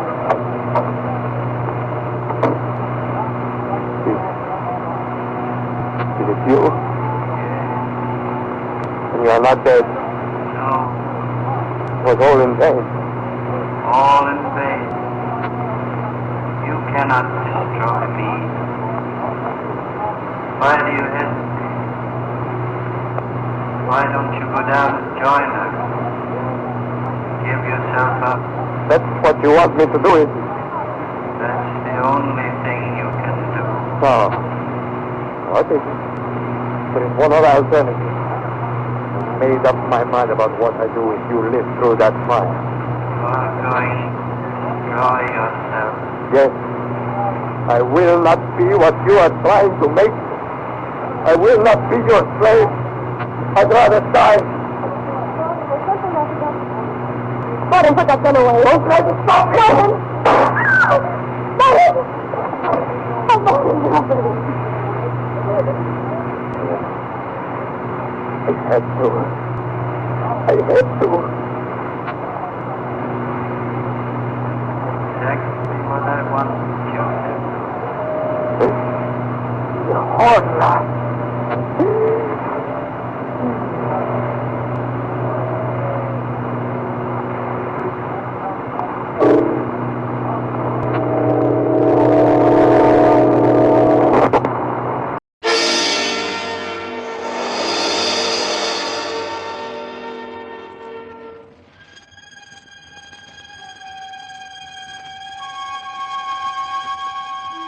Good evening. This is Sergeant X. They say that ghosts and the like just don't exist. That when a person passes on, he just lies quietly, not bothering another soul, so to speak. You believe that, don't you? Mm-hmm. Well, did you ever hear about the skull that walked? No? Then listen, my friends, to the Mystery Playhouse.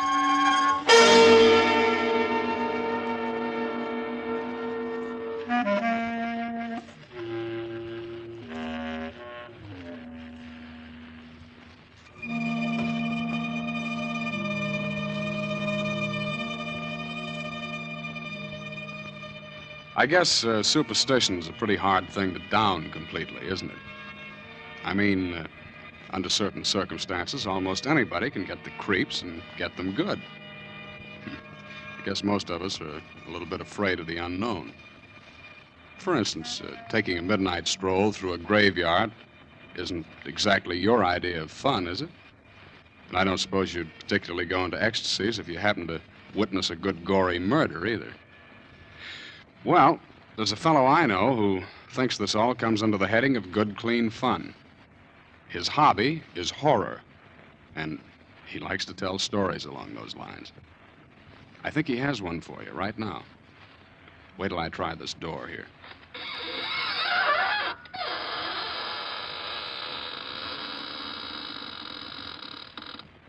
Good evening, friends of the Innersanctum. This is Raymond, your host.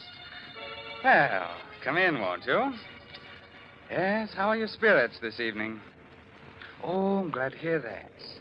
Our spirits are fine, too. Would you like to see them? Oh, it's no trouble at all. Now, which would you care to see first? The spirit or the body? Oh, well, the body is right over there on the floor. And the spirit is right next to it. Oh, you can't see it. I forgot to tell you, you have to be one in order to see one.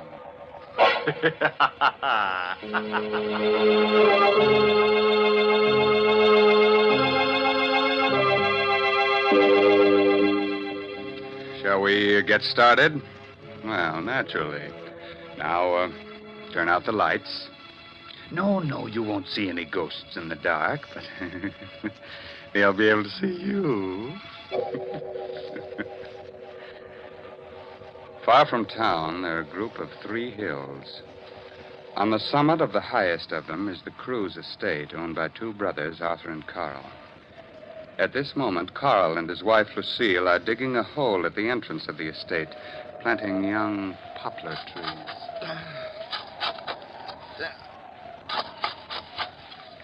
Carl, I think it's deep enough. Oh, I think we ought to go a little deeper down. Oh, here comes Spears. You're digging? Yes, we're going to plant a whole row of Lombardy poplars. You mean right here? Yep. We're going to line both sides of the road. Well, perhaps you'd better let me do it. I'm your caretaker. I should do the gardening. Spears, you look upset. What's the matter? Well, where you're digging is an old Indian burial spot. There's a curse on it. Oh, don't worry about it, Spears. You don't believe it? Of course not. Lucille and I don't go in for superstition. Yes, but it's no superstition, sir. It's... You hit a rock. Oh, that sounds like a rock. It's a little hollow. Dig it up, whatever it is. Yeah. What? It's a skull. Yes. A skull. Spears is right. This place must have been an old Indian burial ground. Please put it back. No, keep it. Carl, perhaps you'd better put it back. No. Please bury it again, Mr. Cruz. It will bring bad luck to all of us. No, Spears, that's just a silly superstition. Well, what about the rest of the skeleton? Well, there doesn't seem to be one. No, just a skull. You bring it into the house, will you, Spears? No, partner, I'd rather not. All right, I'll take it in myself. But don't either of you mention this to my brother Arthur. He's terribly scared of things like this, and he's just gotten over his nervous breakdown. Carl, perhaps you should put the skull back. Well, Lucille, you're not being taken in by this hokum about curses, are you? What was that? That sounded like my wife, Mary. She was cleaning the windows.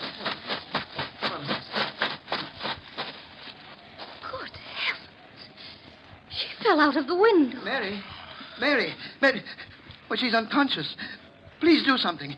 You must do something. I'm afraid there's nothing we can do, Spears. She hit her head against a rock. She's dead.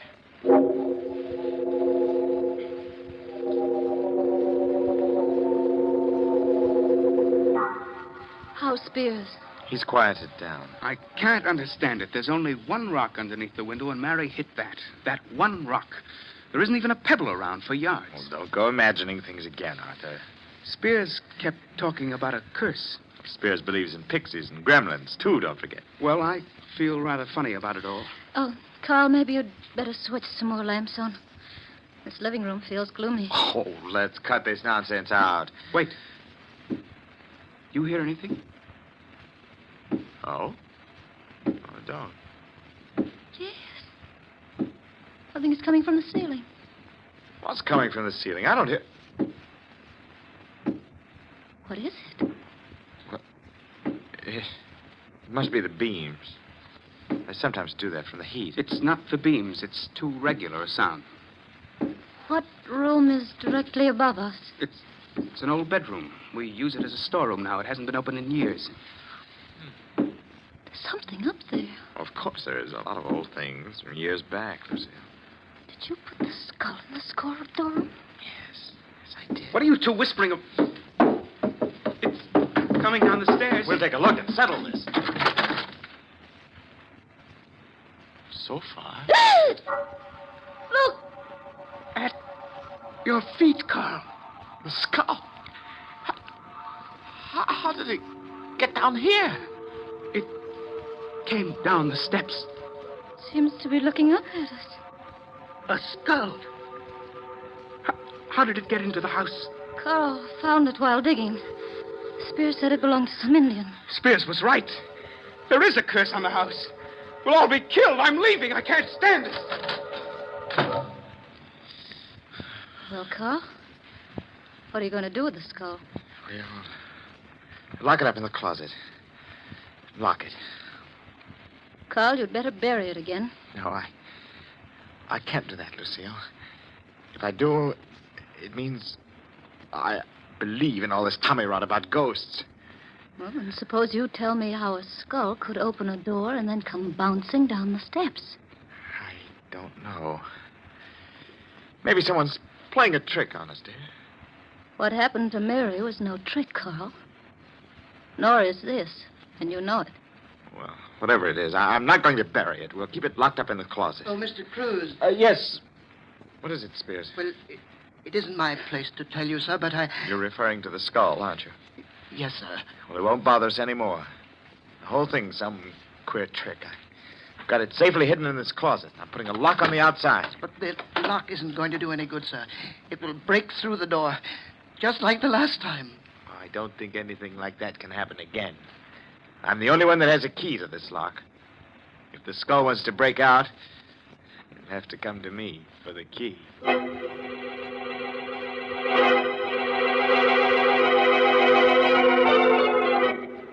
How are you feeling, Arthur? I'll never feel right in this house again. Oh, nonsense. Why don't you put a light on? Arthur, it's morbid sitting here in the dark by yourself. We're all going to die. Don't be ridiculous, Arthur. Where is the skull?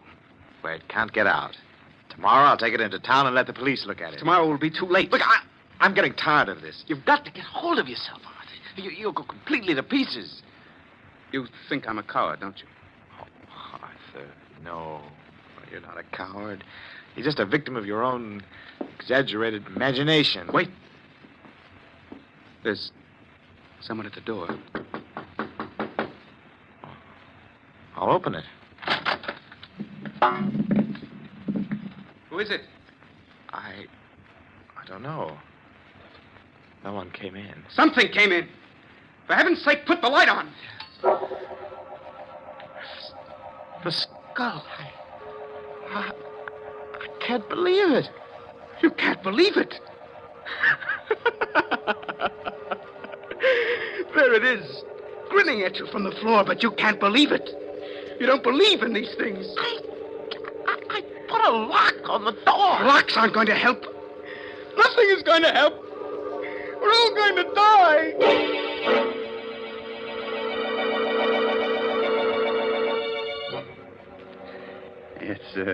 It's an hour later now. Arthur has gotten over his hysteria, but he is still terrified. I'm not going to spend another night in this house, Carl. But, Arthur, there's got to be some logical explanation. I'm not in the least bit curious. I just want to get out of here tonight. I'm going to go with him, Carl. Lucille. Well, perhaps we'll bury it again. We'll put it back in the same place we found it. That won't do any good. It's too late now. Don't be ridiculous. If it wants anything at all, it wants to get buried again. I'm sure all this mysterious business will come to an end as soon as we bury it. The house won't ever be the same. Oh, stop it, both of you. You're acting like a couple of scared children. We'll put the skull back where we found it, and we won't be bothered by it anymore. Spears! Spears! Yes, Mr. Cruz. This skull. Let's take it out, bury it. In the same place where we found it. Oh, I'm glad you reconsidered, sir. It's the only way.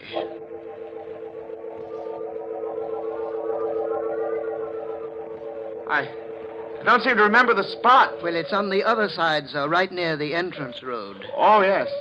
Yes, sir. Here it is. Yeah. But the hole we dug, it's not here. I filled it in, sir. Oh, well, we'd better dig it up. Yes, sir. If you'll hold the skull, I'll dig it open. We might as well do it right. I know exactly how deep it was. If you don't mind, Mr. Cruz, I'd rather not touch the skull. All right. Yeah, that's about right. There. Now we'll put the thing back. Well, it doesn't seem to want to go back. Oh, I just missed dropping it into the hole. Hold the flashlight down here. Yes, sir. Well, that does it. Oh, I hope we'll have no more trouble.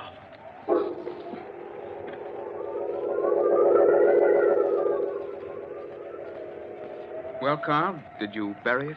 Yes, same place. That's all. Forget about it, shall we?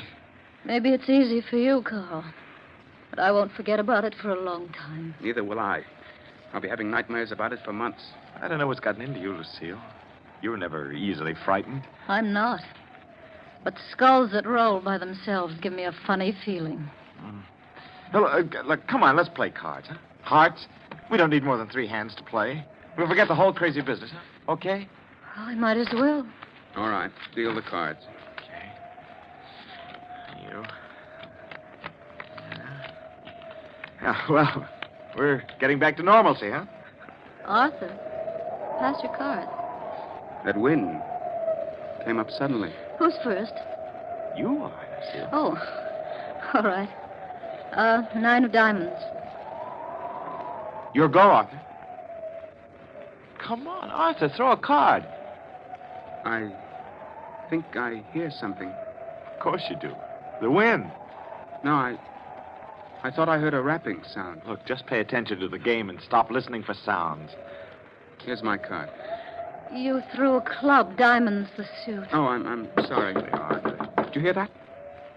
What was that? It's only the wind blowing the shutter. Oh, come on, let's play. Throw a card, Arthur. There's someone at the door. It isn't the wind. Someone's outside. All right, I'll open the door.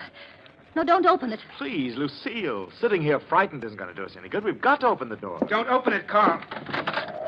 Who is it, Carl? What? It's nothing. It's just the wind. You're lying. Your face is white as a sheet. I know. It's the skull. It's come back. I tell you it's nothing. It just the wind. Nobody was there. I'll see for myself. The skull.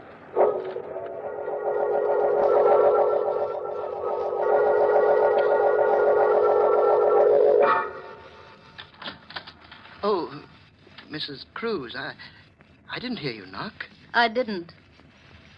I want to talk to you, Spears. Yes, Mrs. Cruz, but it's rather late. You've been up late before. Oh, yes, but it's just that I'm tired tonight. I don't mean to be rude. You've been doing a lot of night work? What are you referring to, Mrs. Cruz? Spears, you don't really believe in skulls that move around by themselves, do you? Well, I warned your husband about it. It's a curse. Is it part of a curse for a skull to use a trowel to unbury itself? Your trowel? My trowel? Why, you're mistaken. No, I'm not. I just came from there. Why would I want to do anything like that? Mm-hmm. Why? That's why I'm here. I'd like to know why. Please, Mrs. Cruz, I'm tired. We'll talk about it in the morning. We'll talk about it now, Spears, right now. Get out of my room. All right. I'm going straight to the police. I've got the trowel. We'll see if the skull left any fingerprints. You won't do that, Mrs. Cruz. Oh, yes, I will. All right, Spears, just sit right where you are. I'll shoot. Oh, please. Put the gun down. Start talking. Why, it's all a mistake. If you don't start talking, I'll shoot. In self-defense. Did you dig up that skull? Why, I... Did you? Yes. Yes, I did. And you rolled the skull down the steps. The first night it was in this house, didn't you? Why, it was only a joke. And you also managed to open the closet. Yes, but I... Whose skull is it? I don't know. You're lying. That skull has something to do with you. I checked up on it. Your first wife disappeared. Perhaps the police can identify the skull. Oh, please, don't go to the police. Well, it was my first wife, Jane. I killed her. I didn't want your husband to bring the skull to the police, so I tried to scare all of you away from here as the safest measure. Go on. Yes. Wait a minute. Who rolled the skull into Arthur's room? It wasn't me. It must have been... That's right. It was me. Perhaps you and I can work things out. I tried to frighten my dear brother-in-law Arthur away so that I can have complete ownership of the entire estate. You see, Arthur is leaving tonight. Yeah. Perhaps we can help each other. No one has to know of our little conversation. No one is going to know. Well, now that we've both accomplished our purpose, maybe it would be the best thing to bury the skull again. Yes. We'll do it now.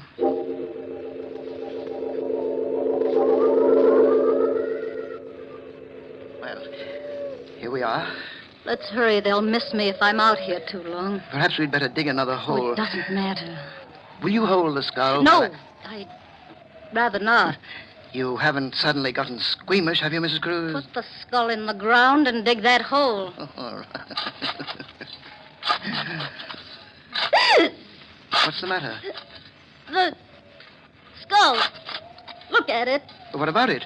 It's moving. Can't you see? Well, it is just the wind pushing it. Hurry up. There. Yes, there. It's deep enough now. Hand me the skull.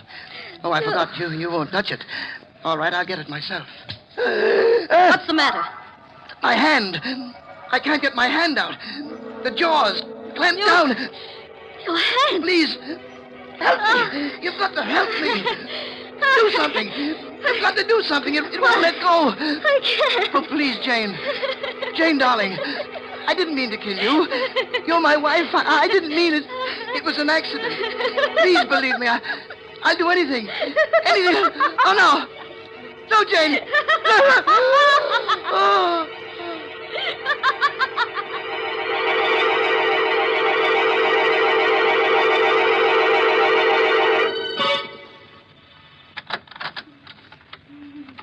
How is she, Carl? Arthur, it's pretty bad. The doctor says it's hopeless. There's nothing more he can do. Her hair, Arthur, it's turned completely white. She's just out of her mind. Horrible. Spears died this morning. He never recovered consciousness. Died of fright. Everything else seems to make sense, but I don't understand how the skull could have clamped its jaws on his hand. When he picked it up, he must have picked it up upside down. The lower jaw, which swings on a hinge, came down. He was so frightened that his hand froze to the skull. Spears was just frightened to death.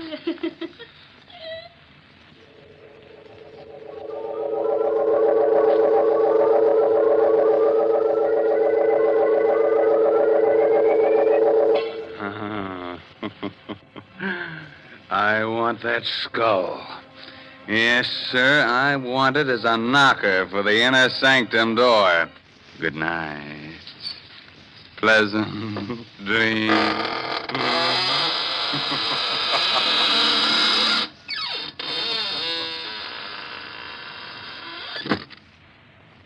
Well, thank you very much, friend Raymond. Your sense of humor is really quite refreshing. That is, in a ghoulish sort of way. We'll be trying your creaking door again soon for some more laughs. Well, right now, let's look in on the green room where the players are rehearsing the next performance in the Mystery Playhouse. Follow me, please. Come.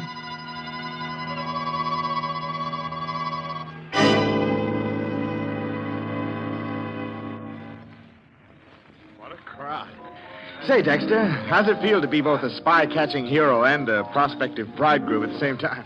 At the moment, it feels like being the 13th sardine in a tin built for 12. The doghouse is always like this. Hey, finish your story, Stanley, about Dexter reporting the German agent, that, what's his name? Quartz. Quartz, yeah. Well, Dexter here figures that Quartz is up to something, so he tips off the FBI. Hey, you guys, take a look at that gal in the black dress. That's fine talk for a guy who's about to get married. Well, go on, Stanley. Dexter's only trying to change the subject. Well, following up Dexter's tip, the federal men trapped Quartz. That was 6 weeks ago. So today, in 3 minutes, in fact, Quartz is going to get quite a shock. Quite a shock. You mean they're going to... That's right. At 6 o'clock, that'll be less than 3 minutes now, Quartz is being electrocuted. You ought to read the newspapers, Lieutenant, and find out about things. Well, when you've just got back from the canal zone, you're likely to neglect the newspapers for the first few days. Hey, the gal behind us. What'd you say, Dexter? The gal behind us. One in the black dress. Oh. Mob's too thick. I can't even turn around to get a look at her. Hey, go on, Stanley. What was this Quartz after? Plans of a new type mortar, wasn't it, Dexter? Mortar? Oh, I can't say. Oh, don't be such a clam. But it's taboo, I tell you. Well, don't get sore about it. Oh, who's sore? Come on. Let's get out of this mob and find some less crowded joint, huh? Oh, take it easy. Let's have at least one drink here now we finally got to the bar. Ouch! Oh, what the heck? What's the matter, Dexter? Somebody step on your corns? Oh, no, it felt like someone stuck a needle in my hand, but the way I'm wedged in here, I can't even lift my hand to see. Probably a pen scratched you, with all these women about. Hey, Dexter, according to the clock on the wall there, Quartz is being executed right this second. Say, it's kind of close in here. Let's get out and get some fresh air, huh? Take a look in the mirror over the bar, Stanley. That woman behind me. That's what Dexter's been muttering about. The brunette in black. Smooth. Hey, do you know her? What makes you think I know her? Well, I thought she nodded at you. Just my natural good looks. I never saw her before in my life. It's kind of close in here.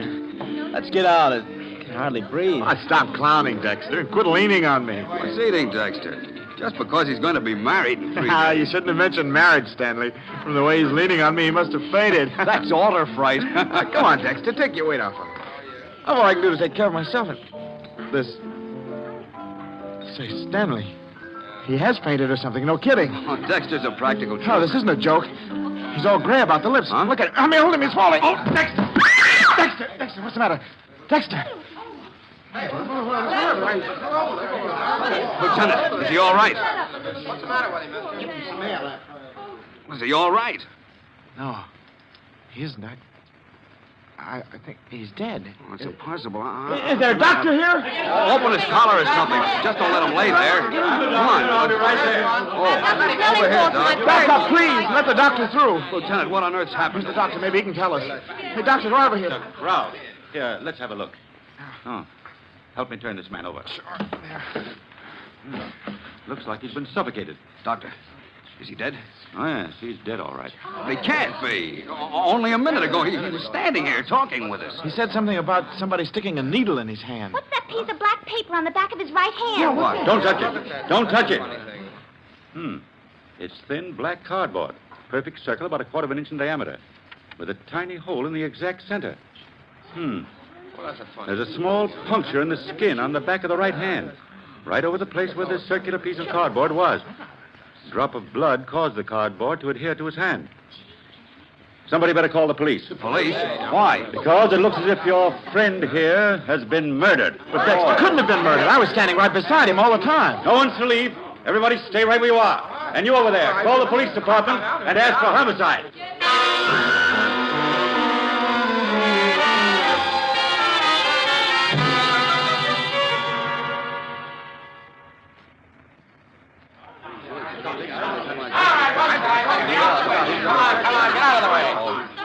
I'm Detective Sergeant Locke. Are you the doctor who called headquarters? Yes, that's right. Who's the guy on the floor? What happened to him? Willard Dexter. As to what happened to him... We don't know. What do you mean you don't know? Who was nearest Dexter at the time? Well, the lieutenant and I were with him. That's And I was behind him, and so was this lady. Oh, you were, huh? How about that, lady? Yes, I guess that's right. Okay, then I want to take you two ladies and you, Lieutenant, and you, mister, aside for questioning. You'll go in this office here. Oh, and Doc, would you come along too, please? Of course, Sergeant. All right, just step in. All right, Blondie, you too. Oh, I can't. I got a date in 10 minutes. Go on, get in there. Am I arrested? Are you up? Look, Blondie, you will be in just about 1 second if you don't get in there. Oh, all right. But don't call me Blondie. Hey, Durkin, don't let anyone in here. Right.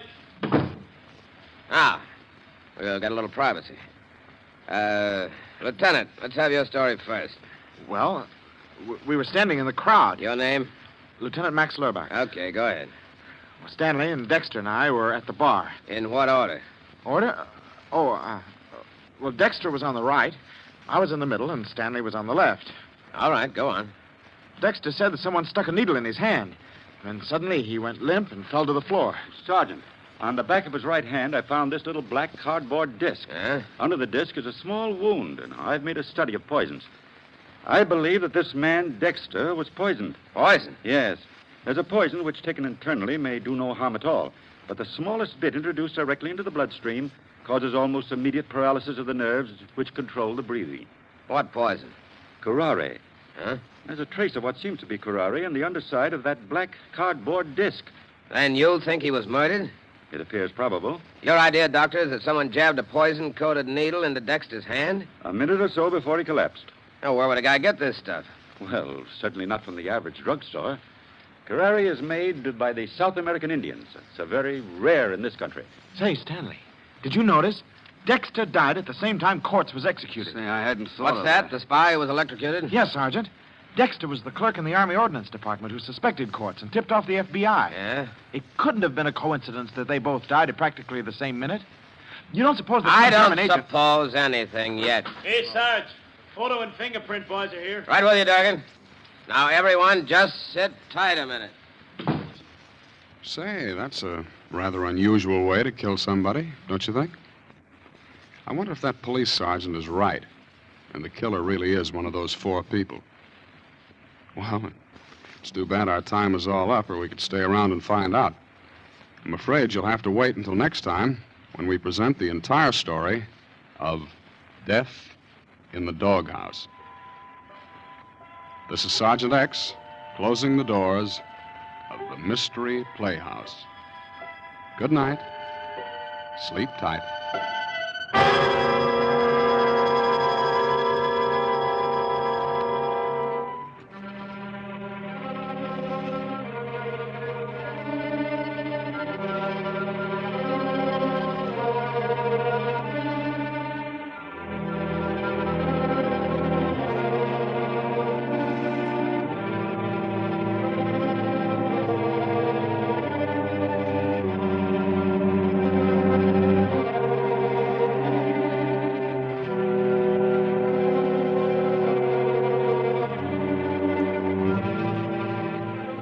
This is the Armed Forces Radio Service.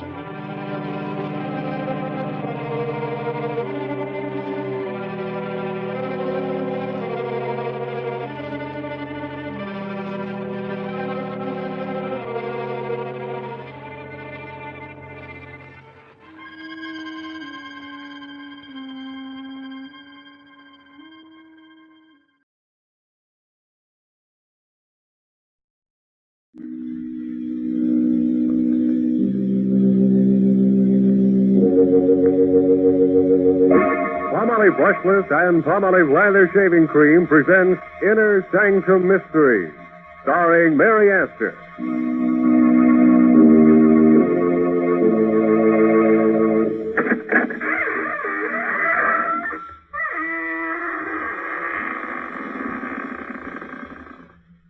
Good evening, friends of the Inner Sanctum.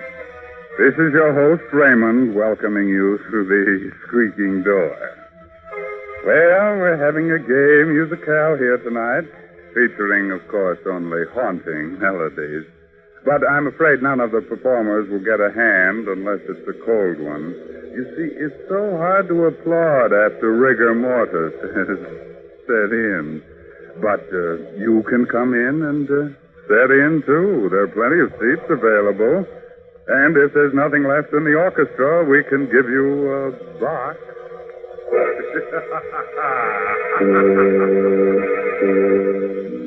Tonight's Innersanctum story, Melody of Death, is an original radio play by Robert Tallman and Robert Sloan and stars the famous movie actress Mary Astor in the role of Anne.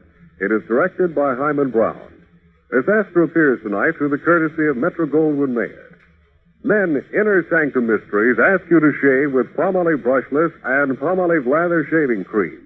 Either Palmolive Brushless or Palmolive Lather Shaving Cream gives you the cleanest, most comfortable shave you ever had, free from razor burn, or mail the carton top to us and we'll refund your money.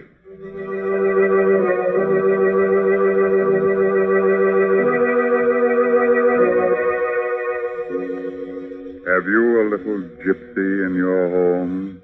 One with a gold ring in his ear and a magic violin in his hand?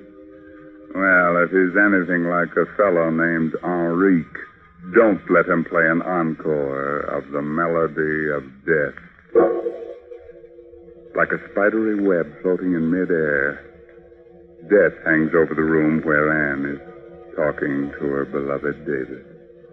Ghastly white, she summons the last ounce of ebbing strength to speak to him of love. Don't leave me alone here, David. I'm afraid. Just hold me in your arms. In a few minutes, it'll all be... David, what's that on your hand? Blood. How did you get... Oh, yes, I remember now. The cat. The cat with the yellow eyes. And the music. It was the music that started the whole thing, wasn't it, baby? I remember now. That evening in Lubo's cafe, Enrique, the gypsy violinist, came over to our table.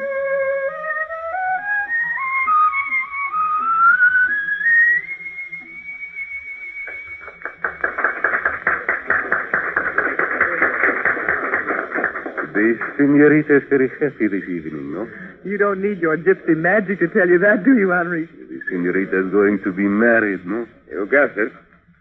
Play for us, Enrique. You know the tune I like so much. Los Infelices? Yes, that's the one. Oh, I'm sorry, senorita, I cannot play that melody for you. Not this evening. Why not? You will say it is foolish gypsy superstition, perhaps, but in my tribe it is believed that for a girl newly betrothed to hear this music is bad luck. Very bad. What kind of bad luck? Because if she hears this music at such a time, she will never stop hearing it. It will haunt her from that time forward. And her heart will follow the music. And she will do what the music bids her to do. Even kill her lover, if the music tells her to. Well, I'll take a chance on that, Henri. Very well, then. I will play, but never say Enrique did not warn you.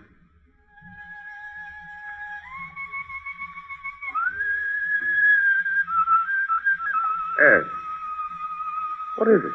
That cat, watching from the doorway. Look at its eyes. Yellow eyes. Darling, you're so strange this evening. Something wrong?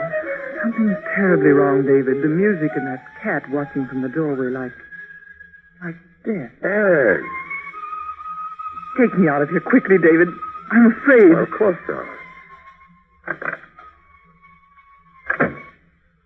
I'm sorry, David. I couldn't help myself. I felt I had to get out of there. You'd what, darling? And what happened to you? Why do you look at me so strangely? I don't know. I keep thinking of what Enrique said about that melody. It was bad luck for me. I would never stop hearing it. It would haunt me and I would do its bidding. Even kill. And stop it. Get hold of yourself. I'm tired, I guess. You'd better take me.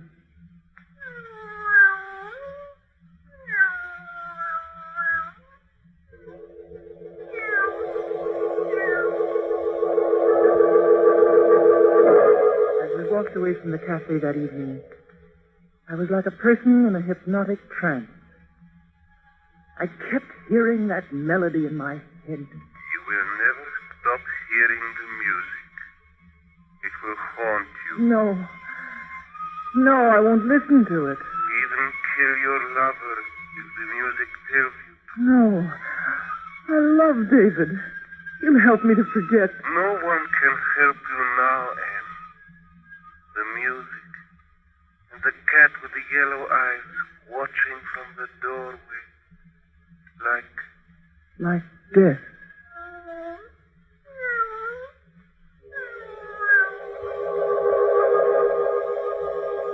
I fought it. Fought it with all my strength, but it was no use.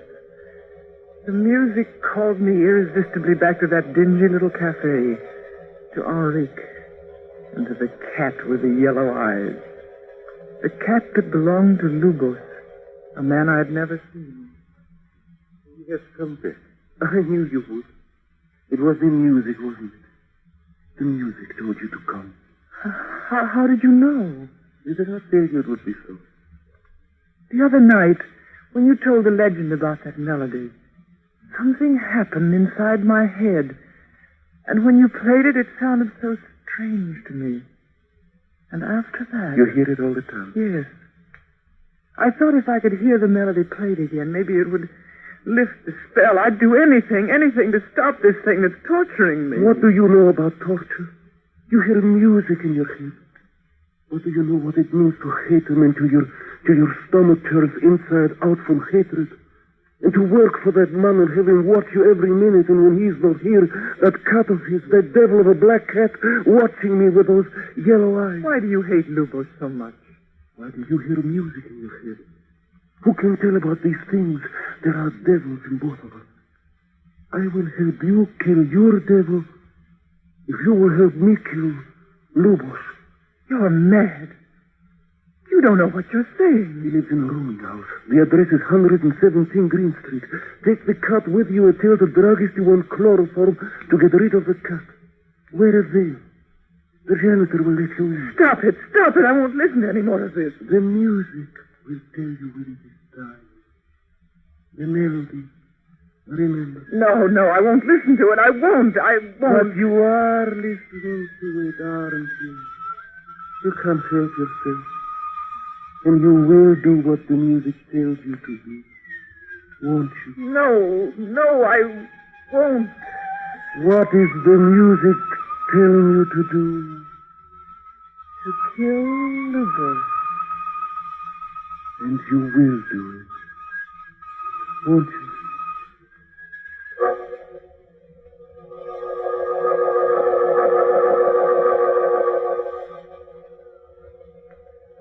No, Kitty. No, Kitty. That's right. Take the cat with you. Hurry up. Got to get there before the drugstore closes. That's right. Open the door. Yes, miss. What can I do for you? A bottle of chloroform, please. Yeah, that's a handsome cat you've got there, miss. It's a shame you're putting him out of the way. It has to be done. He has a stomach infection, quite incurable. Well, those things will happen. Here you are, miss.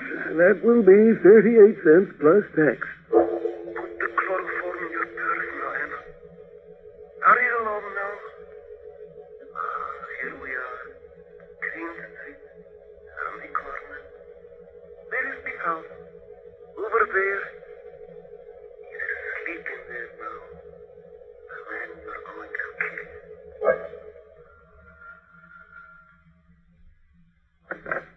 Who's that? I'm looking for Senor Lubos. I've brought his cat home. I live next door to the cafe and... All right. He's the first door at the top of the landing. Don't make no more noise on the stairs than you can help. You see, how simple it is. That's right, up the stairs. Wait now. Before you open the door, the bottle of chloroform. Get it ready. That's it. Now, put the cat down. Gently. any more noise now. He's home with his master. Yes, he's asleep. Fast. Quickly now, the chloroform. Over his face, quickly. Push it down hard. He's waking up. Pour more chloroform on the cotton. He's waking up. Who is that? Who? The knife. There's a knife on the table there. Grab it before you know. The knife, man. The knife. Kill him. No, don't do it. Please. Don't do it, I tell you.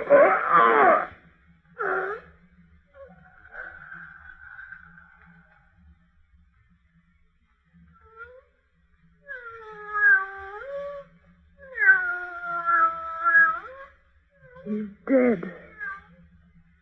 Dead. I've killed a man. I've killed a man.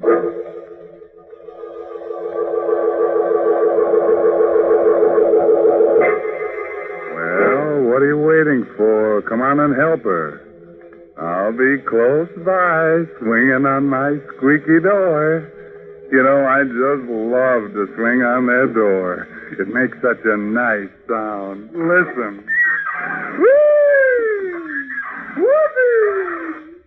Why do I like the sound? Because it reminds me of painful, scratchy razor burn. Men, when you torture your face with razor burn, don't just blame your razor blade. Instead, try Palmolive Brushless.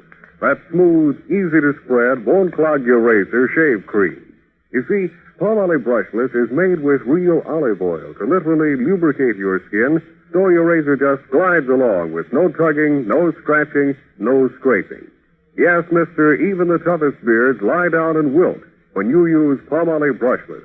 And your face is cool, comfortable, younger looking, not a bit drawn or dry.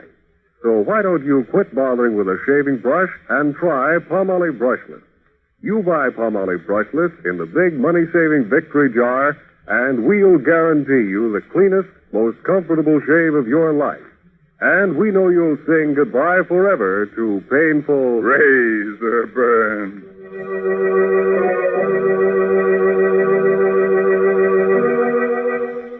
All right, friends, let's get back to that song that murders them.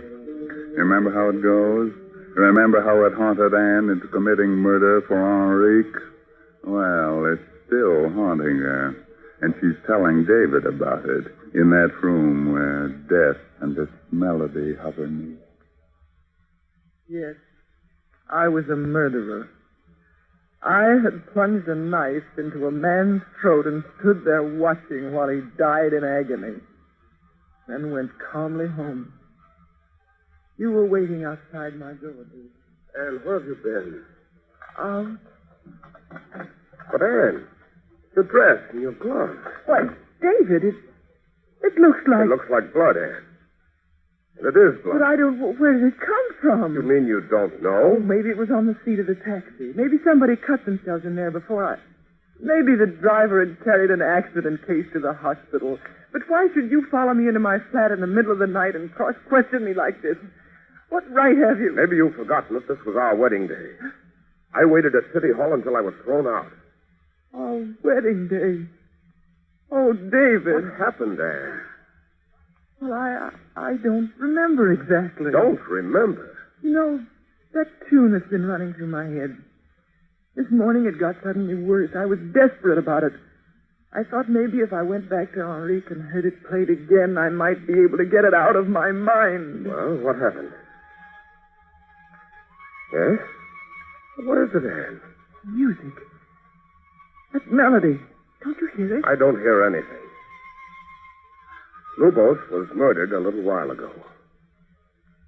A woman wearing a navy blue suit and white gloves went up to his room on the pretext of taking his cat to him.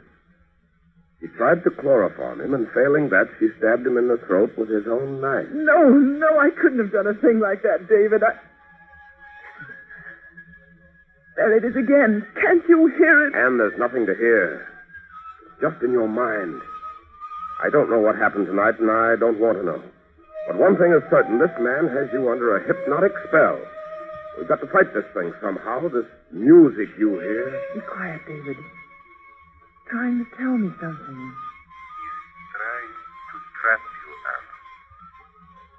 going to make you remember that you killed Lubos. You'd better kill him too, Anne. Before it's too late. Oh, no.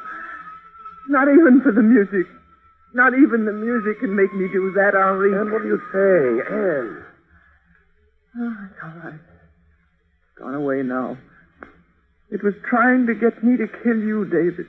Oh, Anne, darling, what has he done to you? David, it's the music.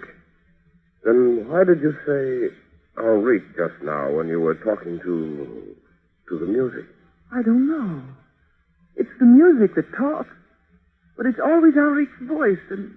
Did Henrique's voice tell you to kill Lubos? Yes. I remember now, David. Yes, even buying the chloroform. But I don't feel guilty. You aren't guilty. Now look, do as I tell you, Anne. Take off these clothes and burn them. I'm going to lock you in here. If you hear the music again, fight it. Fight it with all your strength. I'll be back here in an hour. When you see me come in that door, you'll know that music of yours has been silent forever. Where are you going, David? To kill Henrique.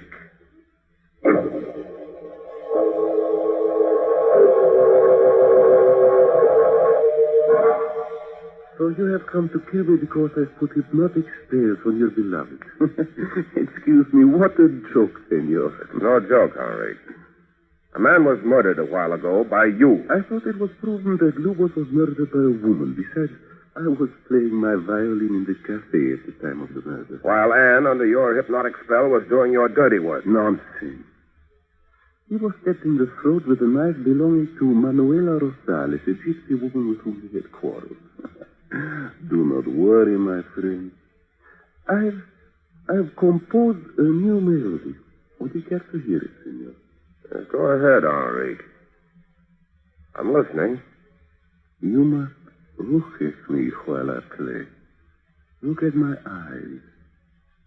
It makes me play better.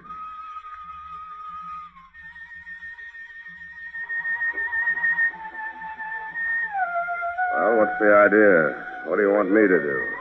Kill her. Kill your fiancée. Stop it! Stop it, Ron! I am under the spell of your music, am I? I'll choke the music out of your soul. Help me, I will. You are making a terrible mistake. A terrible...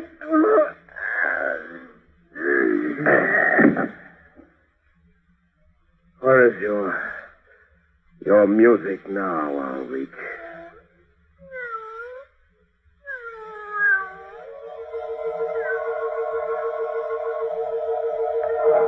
And now that Henrique is dead, we can go back to what we were before. We can be married. That's what you're trying to say to me, isn't it, David? Why not, Anne? Why not? Because when you opened the door and came back into this room a few moments ago, the music was still playing. It's not playing now, is it, Anne? Is it? No, not now. Oh, David, take me in your arms, darling. Tell me it's all right. Tell me again so I'll really believe it. Oh, Anne. It was just a bad dream, wasn't it, David? They never really existed, did they? Henrique and Lubos and the cat with the yellow eyes. Of course not, darling. Of course it was just a dream. David! It's all right, darling. I see it too. It's a black cat. Must have followed me home. You see, it's really quite friendly. Go ahead, darling. Pet him. All right, David. There, that's it. You see, it's just an ordinary cat. Yes. Yes, of course. Take the letter opener, Anne. The letter opener on the desk. Go and get it. Yes, of course. And you're not hearing it again, are you? Anne, is that the music again? Oh, no, David. It's just I've been crying so much, I think I'd better fix my makeup. Be a darling and bring my purse, will you? It's in the bedroom in the top drawer of the bureau. Sure. Back in a sec. Now take the letter opener and follow him. That's it. Quietly now. He must miss hear you coming. His back is turned. He's still rummaging in the bureau drawer. The poor fool. Quietly. Now and now. Anne, put that knife away. No, David, it's no use. I can't fight it any longer. I must kill you. Anne, don't, Anne. Oh. Oh, David. David. Anne, darling, speak to me. I didn't mean to do it. I tried to grab your arm. That's all. The point of the letter opened. It turned and... It's all right. David. I'll get a doctor. Oh, no, David. Please don't leave me. It's better this way. If I lived, I'd have to kill you. The music would make me do it. And there might be others. Yes, David, it's better this way. Oh, Anne. Anne. It was the music, David. The music. A melody more beautiful than life itself. Listen to it, David. Melody of death.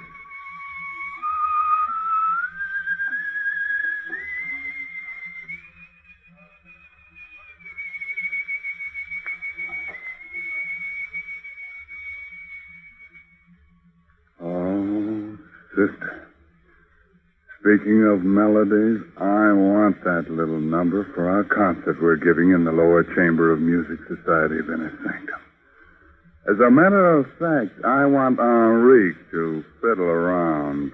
And I want... Oh, si, Senor Shaving Cream. What is it you want? I want lots of lather. I want lots of lather. Okay, you men who use a brush when you shave, you want lots of lather. And you'll get lots of lather simply by using Palmolive Lather Shaving Cream. For an honest whisker wilter, millions of men say there's nothing like it. In fact, more men use Palmolive Lather than any other kind. Here's why. First, Palmolive Lather Shaving Cream gives lots and lots of lather. He-Man lather with millions of moist bubbles to blitz your beard. Second, Palmolive Lather is made with olive oil and oil from the coconut palm to lubricate your razor, speed your shave, smooth your skin. So, if you're a lather and brush user and want to get rid of razor burn, get Palmolive Lather for the smoothest, easiest shave you ever whistled your way through. Get Palmolive Lather Shaving Cream, knowing it's going to leave your face looking younger, your skin smoother, your disposition better, or your money back. Friends, what would you do if you found out that someone you knew was peddling stolen merchandise? You'd be horrified. But tell me something. Have you ever bought extra gasoline coupons or accepted them from friends? Have you ever bought gasoline without giving up coupons? Ah, well, you know what I'm thinking. That makes you a receiver of stolen merchandise, and that is a serious offense. Yes, friends, every precious drop of gasoline we can spare is needed for our armed forces.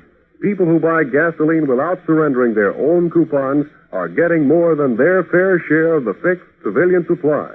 So play square with gasoline rationing. Use only the coupons issued to you legally.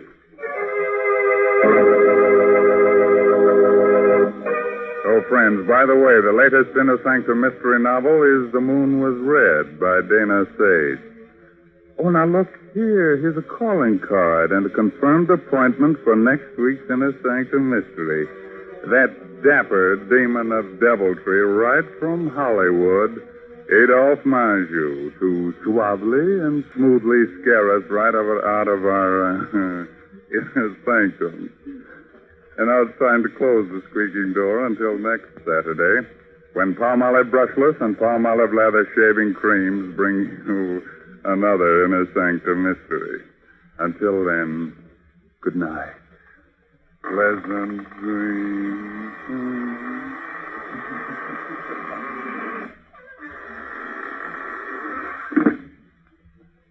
What is the 14-day Palmolive plan? Yes, what is the 14-day Palmolive plan? It's the biggest beauty news in years. Doctors tested this plan, proved it brought lovelier complexions to 2 out of 3 of all the women tested. Here it is. Wash your face with Palmolive soap. Then massage for a full 60 seconds with Palmolive's beautifying lather. Then rinse. Do this 3 times a day. Easy to do, yet 36 doctors prove this palm olive plan brings a lovelier complexion to 2 out of 3 women.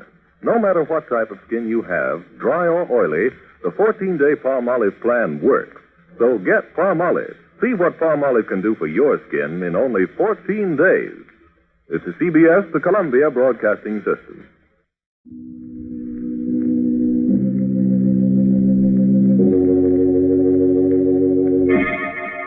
Palmolive Brushless and Palmolive Lather Shaving Cream present Innersanctum Mysteries, starring Mary Astor.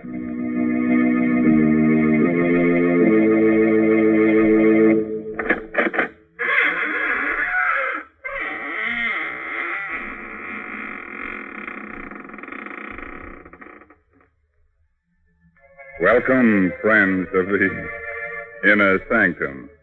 This is your host, Raymond, inviting you to come in through the squeaking door and catch your breath.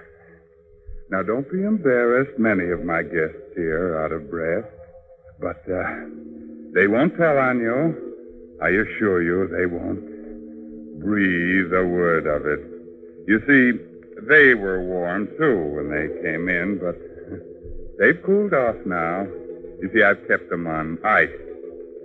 Now, if some of them seem a bit unfriendly to you, don't mind. They can't help being stiff.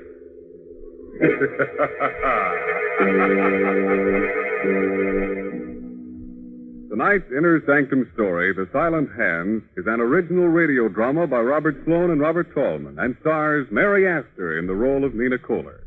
Miss Astor is soon to appear in one of Metro-Goldwyn-Mayer's 20-year anniversary pictures, Meet Me in St. Louis. Tonight's Inner Sanctum drama is directed by Hyman Brown. Men, Inner Sanctum Mysteries ask you to shave with Palmolive Brushless or Palmolive Lather Shaving Cream. Either Palmolive Brushless or Palmolive Lather Shaving Cream gives you a clean, comfortable shave every time, free from razor burn, or mail the carton top to us, and we'll refund your money.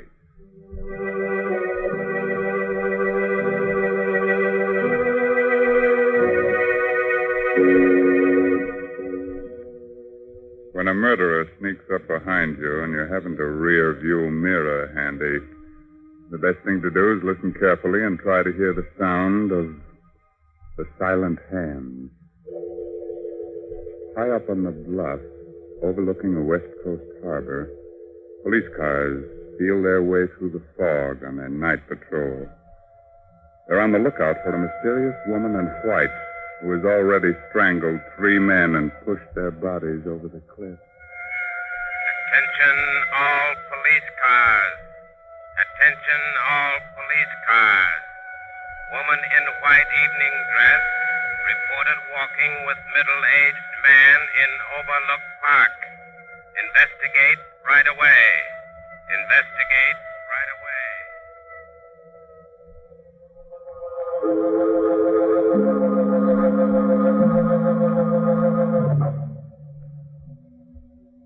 Michael, Yes, Nina. it's getting chilly. Oh? Finish your cigarette, will you?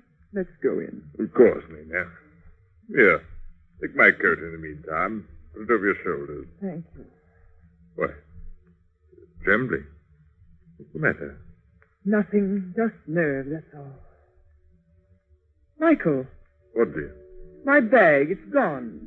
Are you sure you had it with you? Oh, yes, positive. Oh, well, it must be around here somewhere. Go on ahead, Nina. I'll find it for you. No, Oh, all right. But be careful of the cliff. Now, don't you worry, dear. Go on ahead. I'll catch up with you in a moment. Don't be long, Michael. Don't be long. I won't. Always losing a bag. I'm always finding it for her. There it is. This is. Let go of me. Let go of my neck. Don't. No. Please. Don't push me over.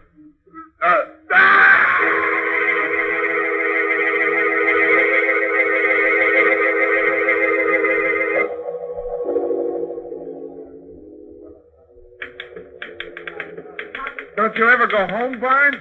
Not when there's a story to get out. Uh-huh. I'll be finished in a minute, McGraw, and then we can leave. Okay. Oh. Hello, Barnes speaking. Mr. Barnes, Yes? you want a good story for your paper. Get into a cab and drive to Overlook Park right away. The fourth victim of the woman in white has been found. What? Tell me that again, please. I didn't catch the address. Quick, McGraw. Get on another phone and trace this call. I'll stall as long as I can. Okay. Did you say that was Overlook Park, madam? Hello? Hello? Never mind, McGraw. She rang off. Well, who was it? Some dame trying to give me a tip on a murder. She said the woman in white had taken care of another victim. The woman in white? Yeah. We'd better get over to Overlook Park right away. There may be a story. Well, wait a minute, Barnes. What's the matter? You scared? Well, sure I am. You don't know who that was. It might be a trap. Come on. Look, don't be a fool, Barnes. You might be the next victim. You gotta call a cop. And tip off every other newspaper in town? Come on, McGraw. Every second counts.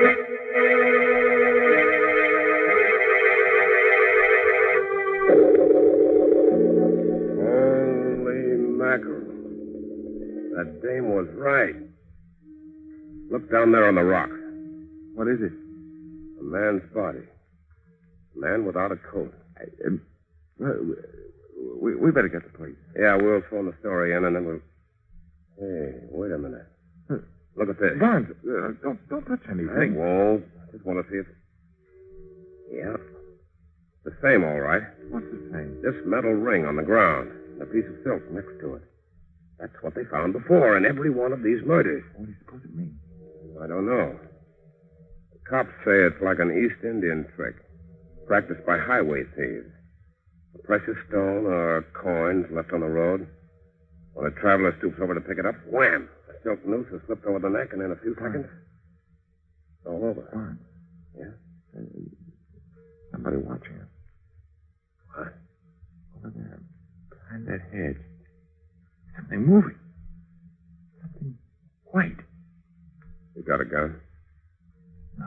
Neither have I. Come on, we better not fool around. Which way do we go? Back to the car? No. There's a house beyond those trees. Maybe we can get to a phone. Okay, let's run for it. Right.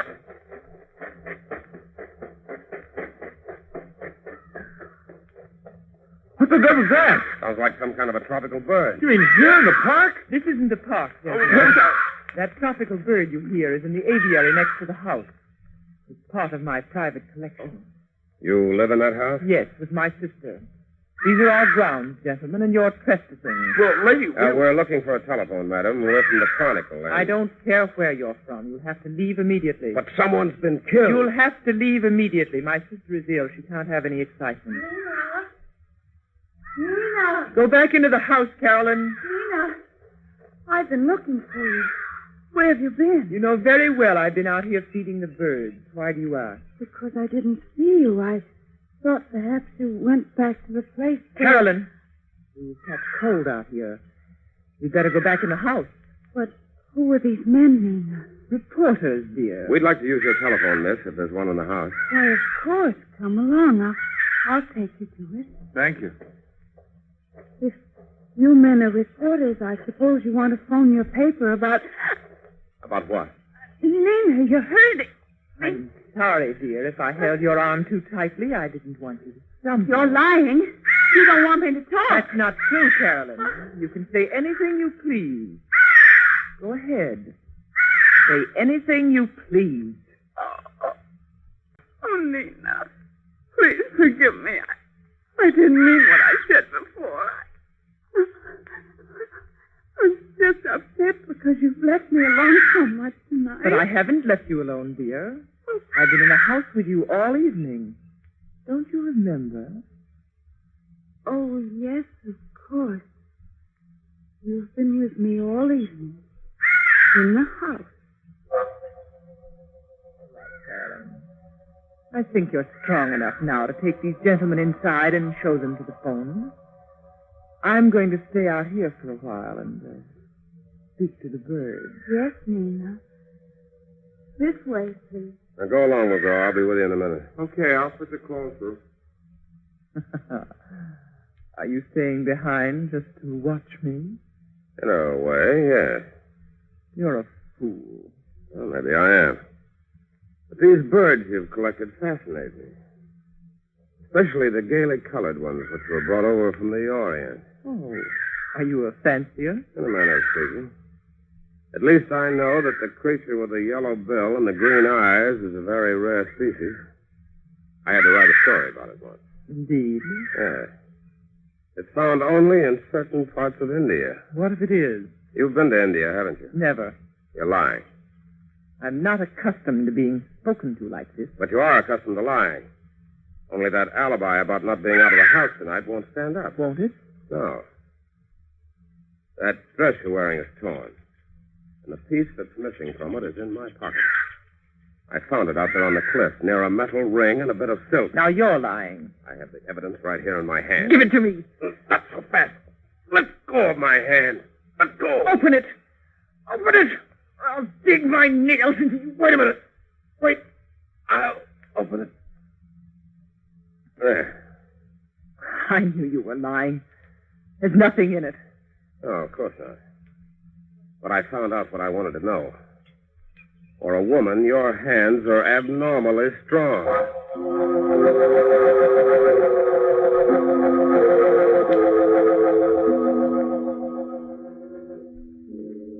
So now it's your turn to watch me and follow me around, huh, Mr. McGraw? Not necessarily. Your friend must think I intend to run off before the police arrive. But he's wrong. I have nothing to fear from the police. Of course not. Don't stand there and grin at me. I'm cold and miserable. If you had any manners, you'd take off your coat and offer it to me before I freeze to death. You can have my coat. Here, thank you. Wait a minute. Where are you going? Back to the house. There's a police car there now. Well, good. I'll go back with you. Just a moment. What's the matter? My watch. I've lost my watch somewhere along the path. Who are you kidding? I just saw you throw it over in the grass. Here it is. Over here. What's the devil? Where'd she go to? Oh! Stop! No! Stop! Hold on! Keep pushing me up!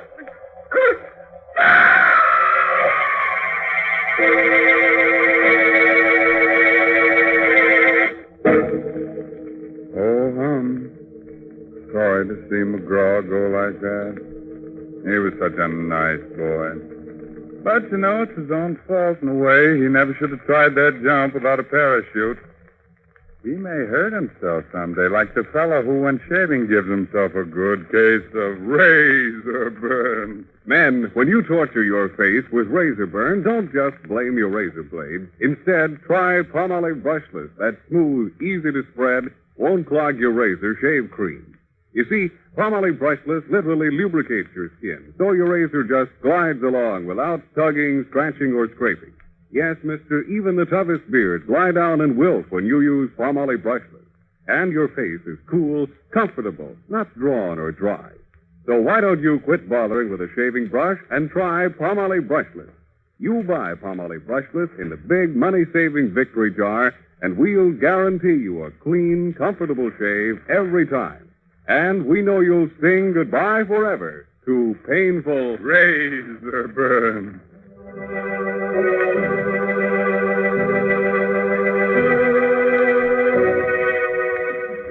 Let's get back to Nina and that beautiful Indian rope trick.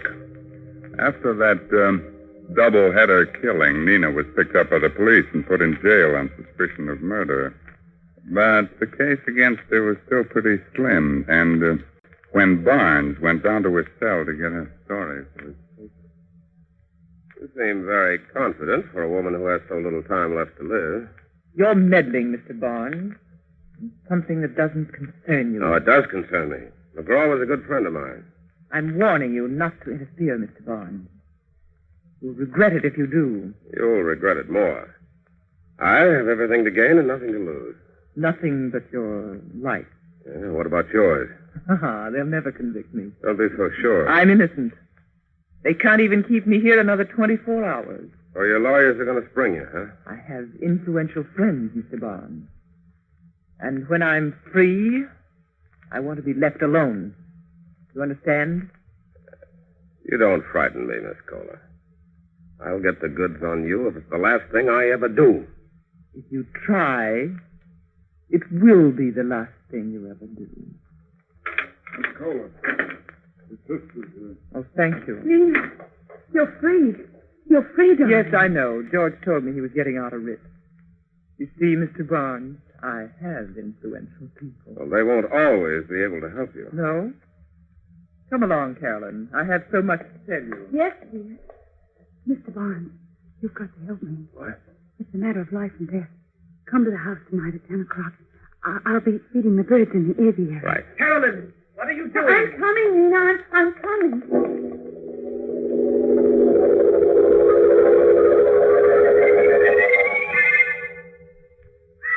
Miss Kohler. Miss Kohler. Oh, Mr. Barnes, thank heaven you're here. I was afraid you wouldn't come. Well, you said it was a matter of life and death. It is. It is. My sister's been lying to the police, and she's made me lie for her, too. What do you mean?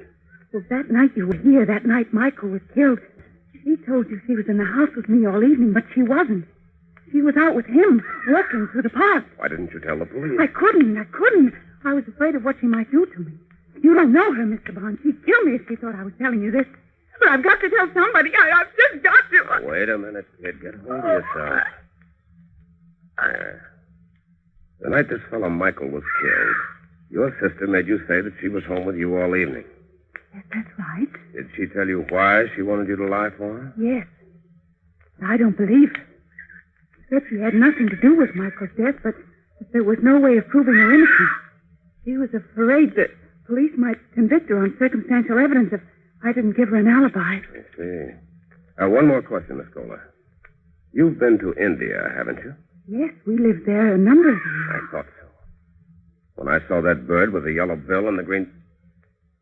Well, by the way, where is that bird? I don't see it. It's gone. The cage is empty. Your sister must have taken it away. I had to, Mr. Barnes. He was dead. Oh, Nina. Why are you so frightened, Carolyn? Have you been talking out of school? Oh, no. What have you told him? Nothing. I haven't said a word. You're lying. Go into the house, Carolyn. Just a moment. Are you meddling again, Mr. Barnes? I'm more than meddling. I'm going to protect the state's key witness in its case against you. So you have told him? Yes, I told him everything. I don't care what you do to me. I don't care. Be quiet. Be quiet, I say. How long do you think you can keep this up, Miss Kohler? Aren't 5 cold-blooded murders enough for you? You're a fool, Barnes. Phone the police, Carolyn. Hurry. I'll keep her here until they arrive. Carolyn, don't you dare. Phone the police, I tell you. She'll kill you if you don't. Yes, I'll call them. Carolyn, come back here. The jig's just about up, Miss Kohler. You think you're clever, don't you? Not especially. But I know who committed those murders. You don't. You're wrong, Mr. Barnes. I can prove that you're wrong. You're wasting your breath. But I'm innocent, I tell you. And I can prove it if you give me half a chance. What chance did you give McGraw? I wasn't anywhere near McGraw when he was killed. And Michael was my best friend. Yeah, tell that to the cops. Give me a break, Mr. Barnes. I'll admit I was with Michael that night he was killed, but I didn't do it. I couldn't have done it. You couldn't have done it? No. I'll show you why if you let me go back to the place where it happened. What do you think I am? I think you're a gentleman, Mr. Barnes. And I know you want to find out who murdered your friend. But you never will find out if they convict me. You'll never find the real murderer. Won't you believe me? Won't you give me this one last chance? I don't know. Please, let me prove that you're wrong. Okay. Where do you want to go? Back to the edge of the cliff.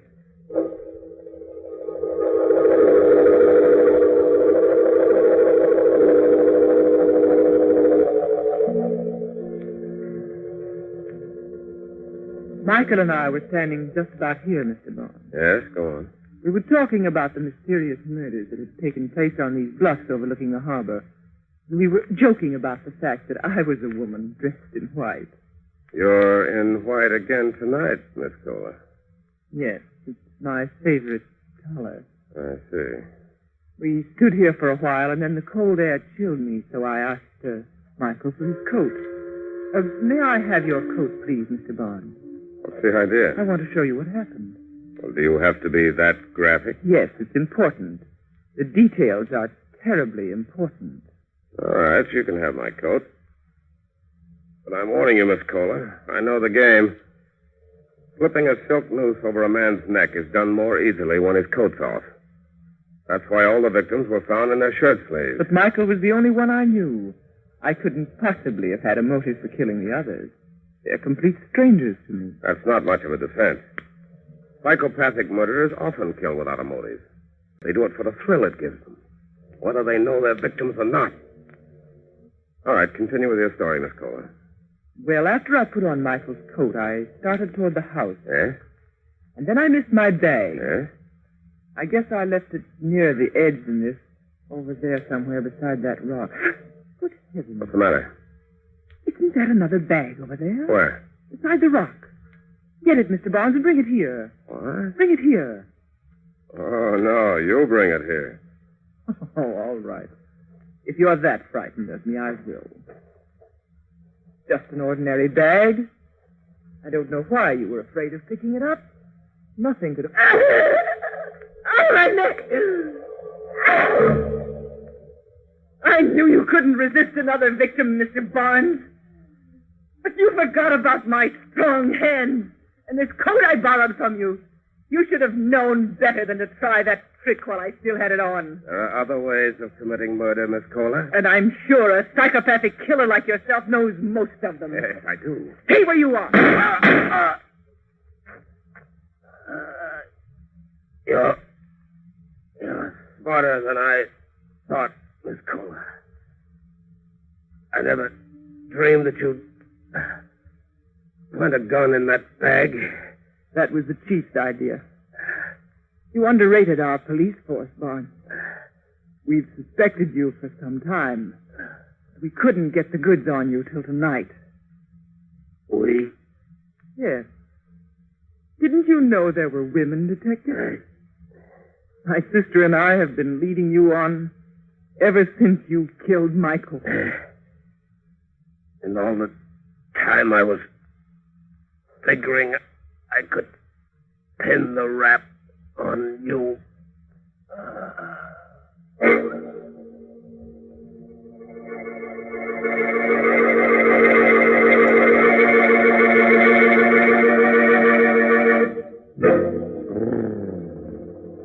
That Barnes boy gave me the willies. And that, of course, leads to the gimmies. Well, look here. Here's Laptop with the wanties. I want lots of lather. I want lots of lather. Okay, you men who use a brush when you shave, you want lots of lather. And you'll get lots of lather simply by using Palmolive Lather Shaving Cream. For an honest whisker wilter, millions of men prefer it. In fact, more men use Palmolive than any other lather shaving cream. Here's why. First, Palmolive Lather Shaving Cream gives lots and lots of lather. He-Man lather with millions of moist bubbles to blitz your beard. Second, Palmolive Lather lubricates your razor, speeds your shave, and leaves your skin smooth, cool, comfortable. So, if you're a lather and brush user and want to avoid razor burn, get Palmolive Lather for a smooth, easy shave that you'll whistle your way through. Get Palmolive Lather Shaving Cream knowing it's going to leave your skin smooth, your face clean and comfortable, or your money back.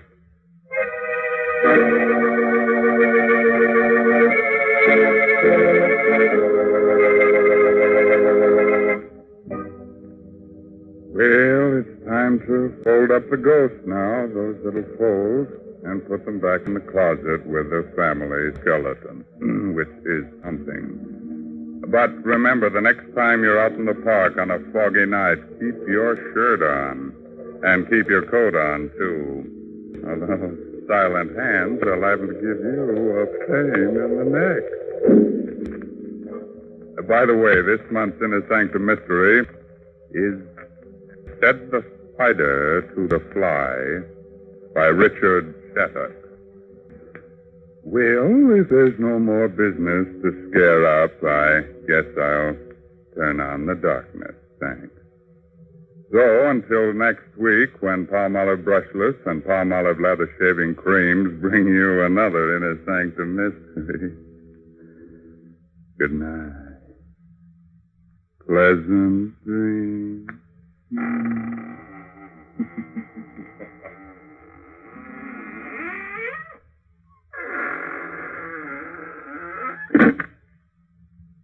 What is the 14-day Palmolive plan? Yes, what is the 14-day Palmolive plan? It's the biggest beauty news in years. Doctors tested this plan, proved it brought lovelier complexions to 2 out of 3 of all the women tested. Here it is. Wash your face with Palmolive soap. Then massage for a full 60 seconds with Palmolive's lovely soft lather. Then rinse. Do this 3 times a day. Easy to do, yet 36 doctors prove this Palmolive plan brings a lovelier complexion to 2 out of 3 women. No matter what type of skin you have, dry or oily, the 14-day Palmolive plan works. So get Palmolive. See what Palmolive can do for your skin in only 14 days. This is CBS, the Columbia Broadcasting System.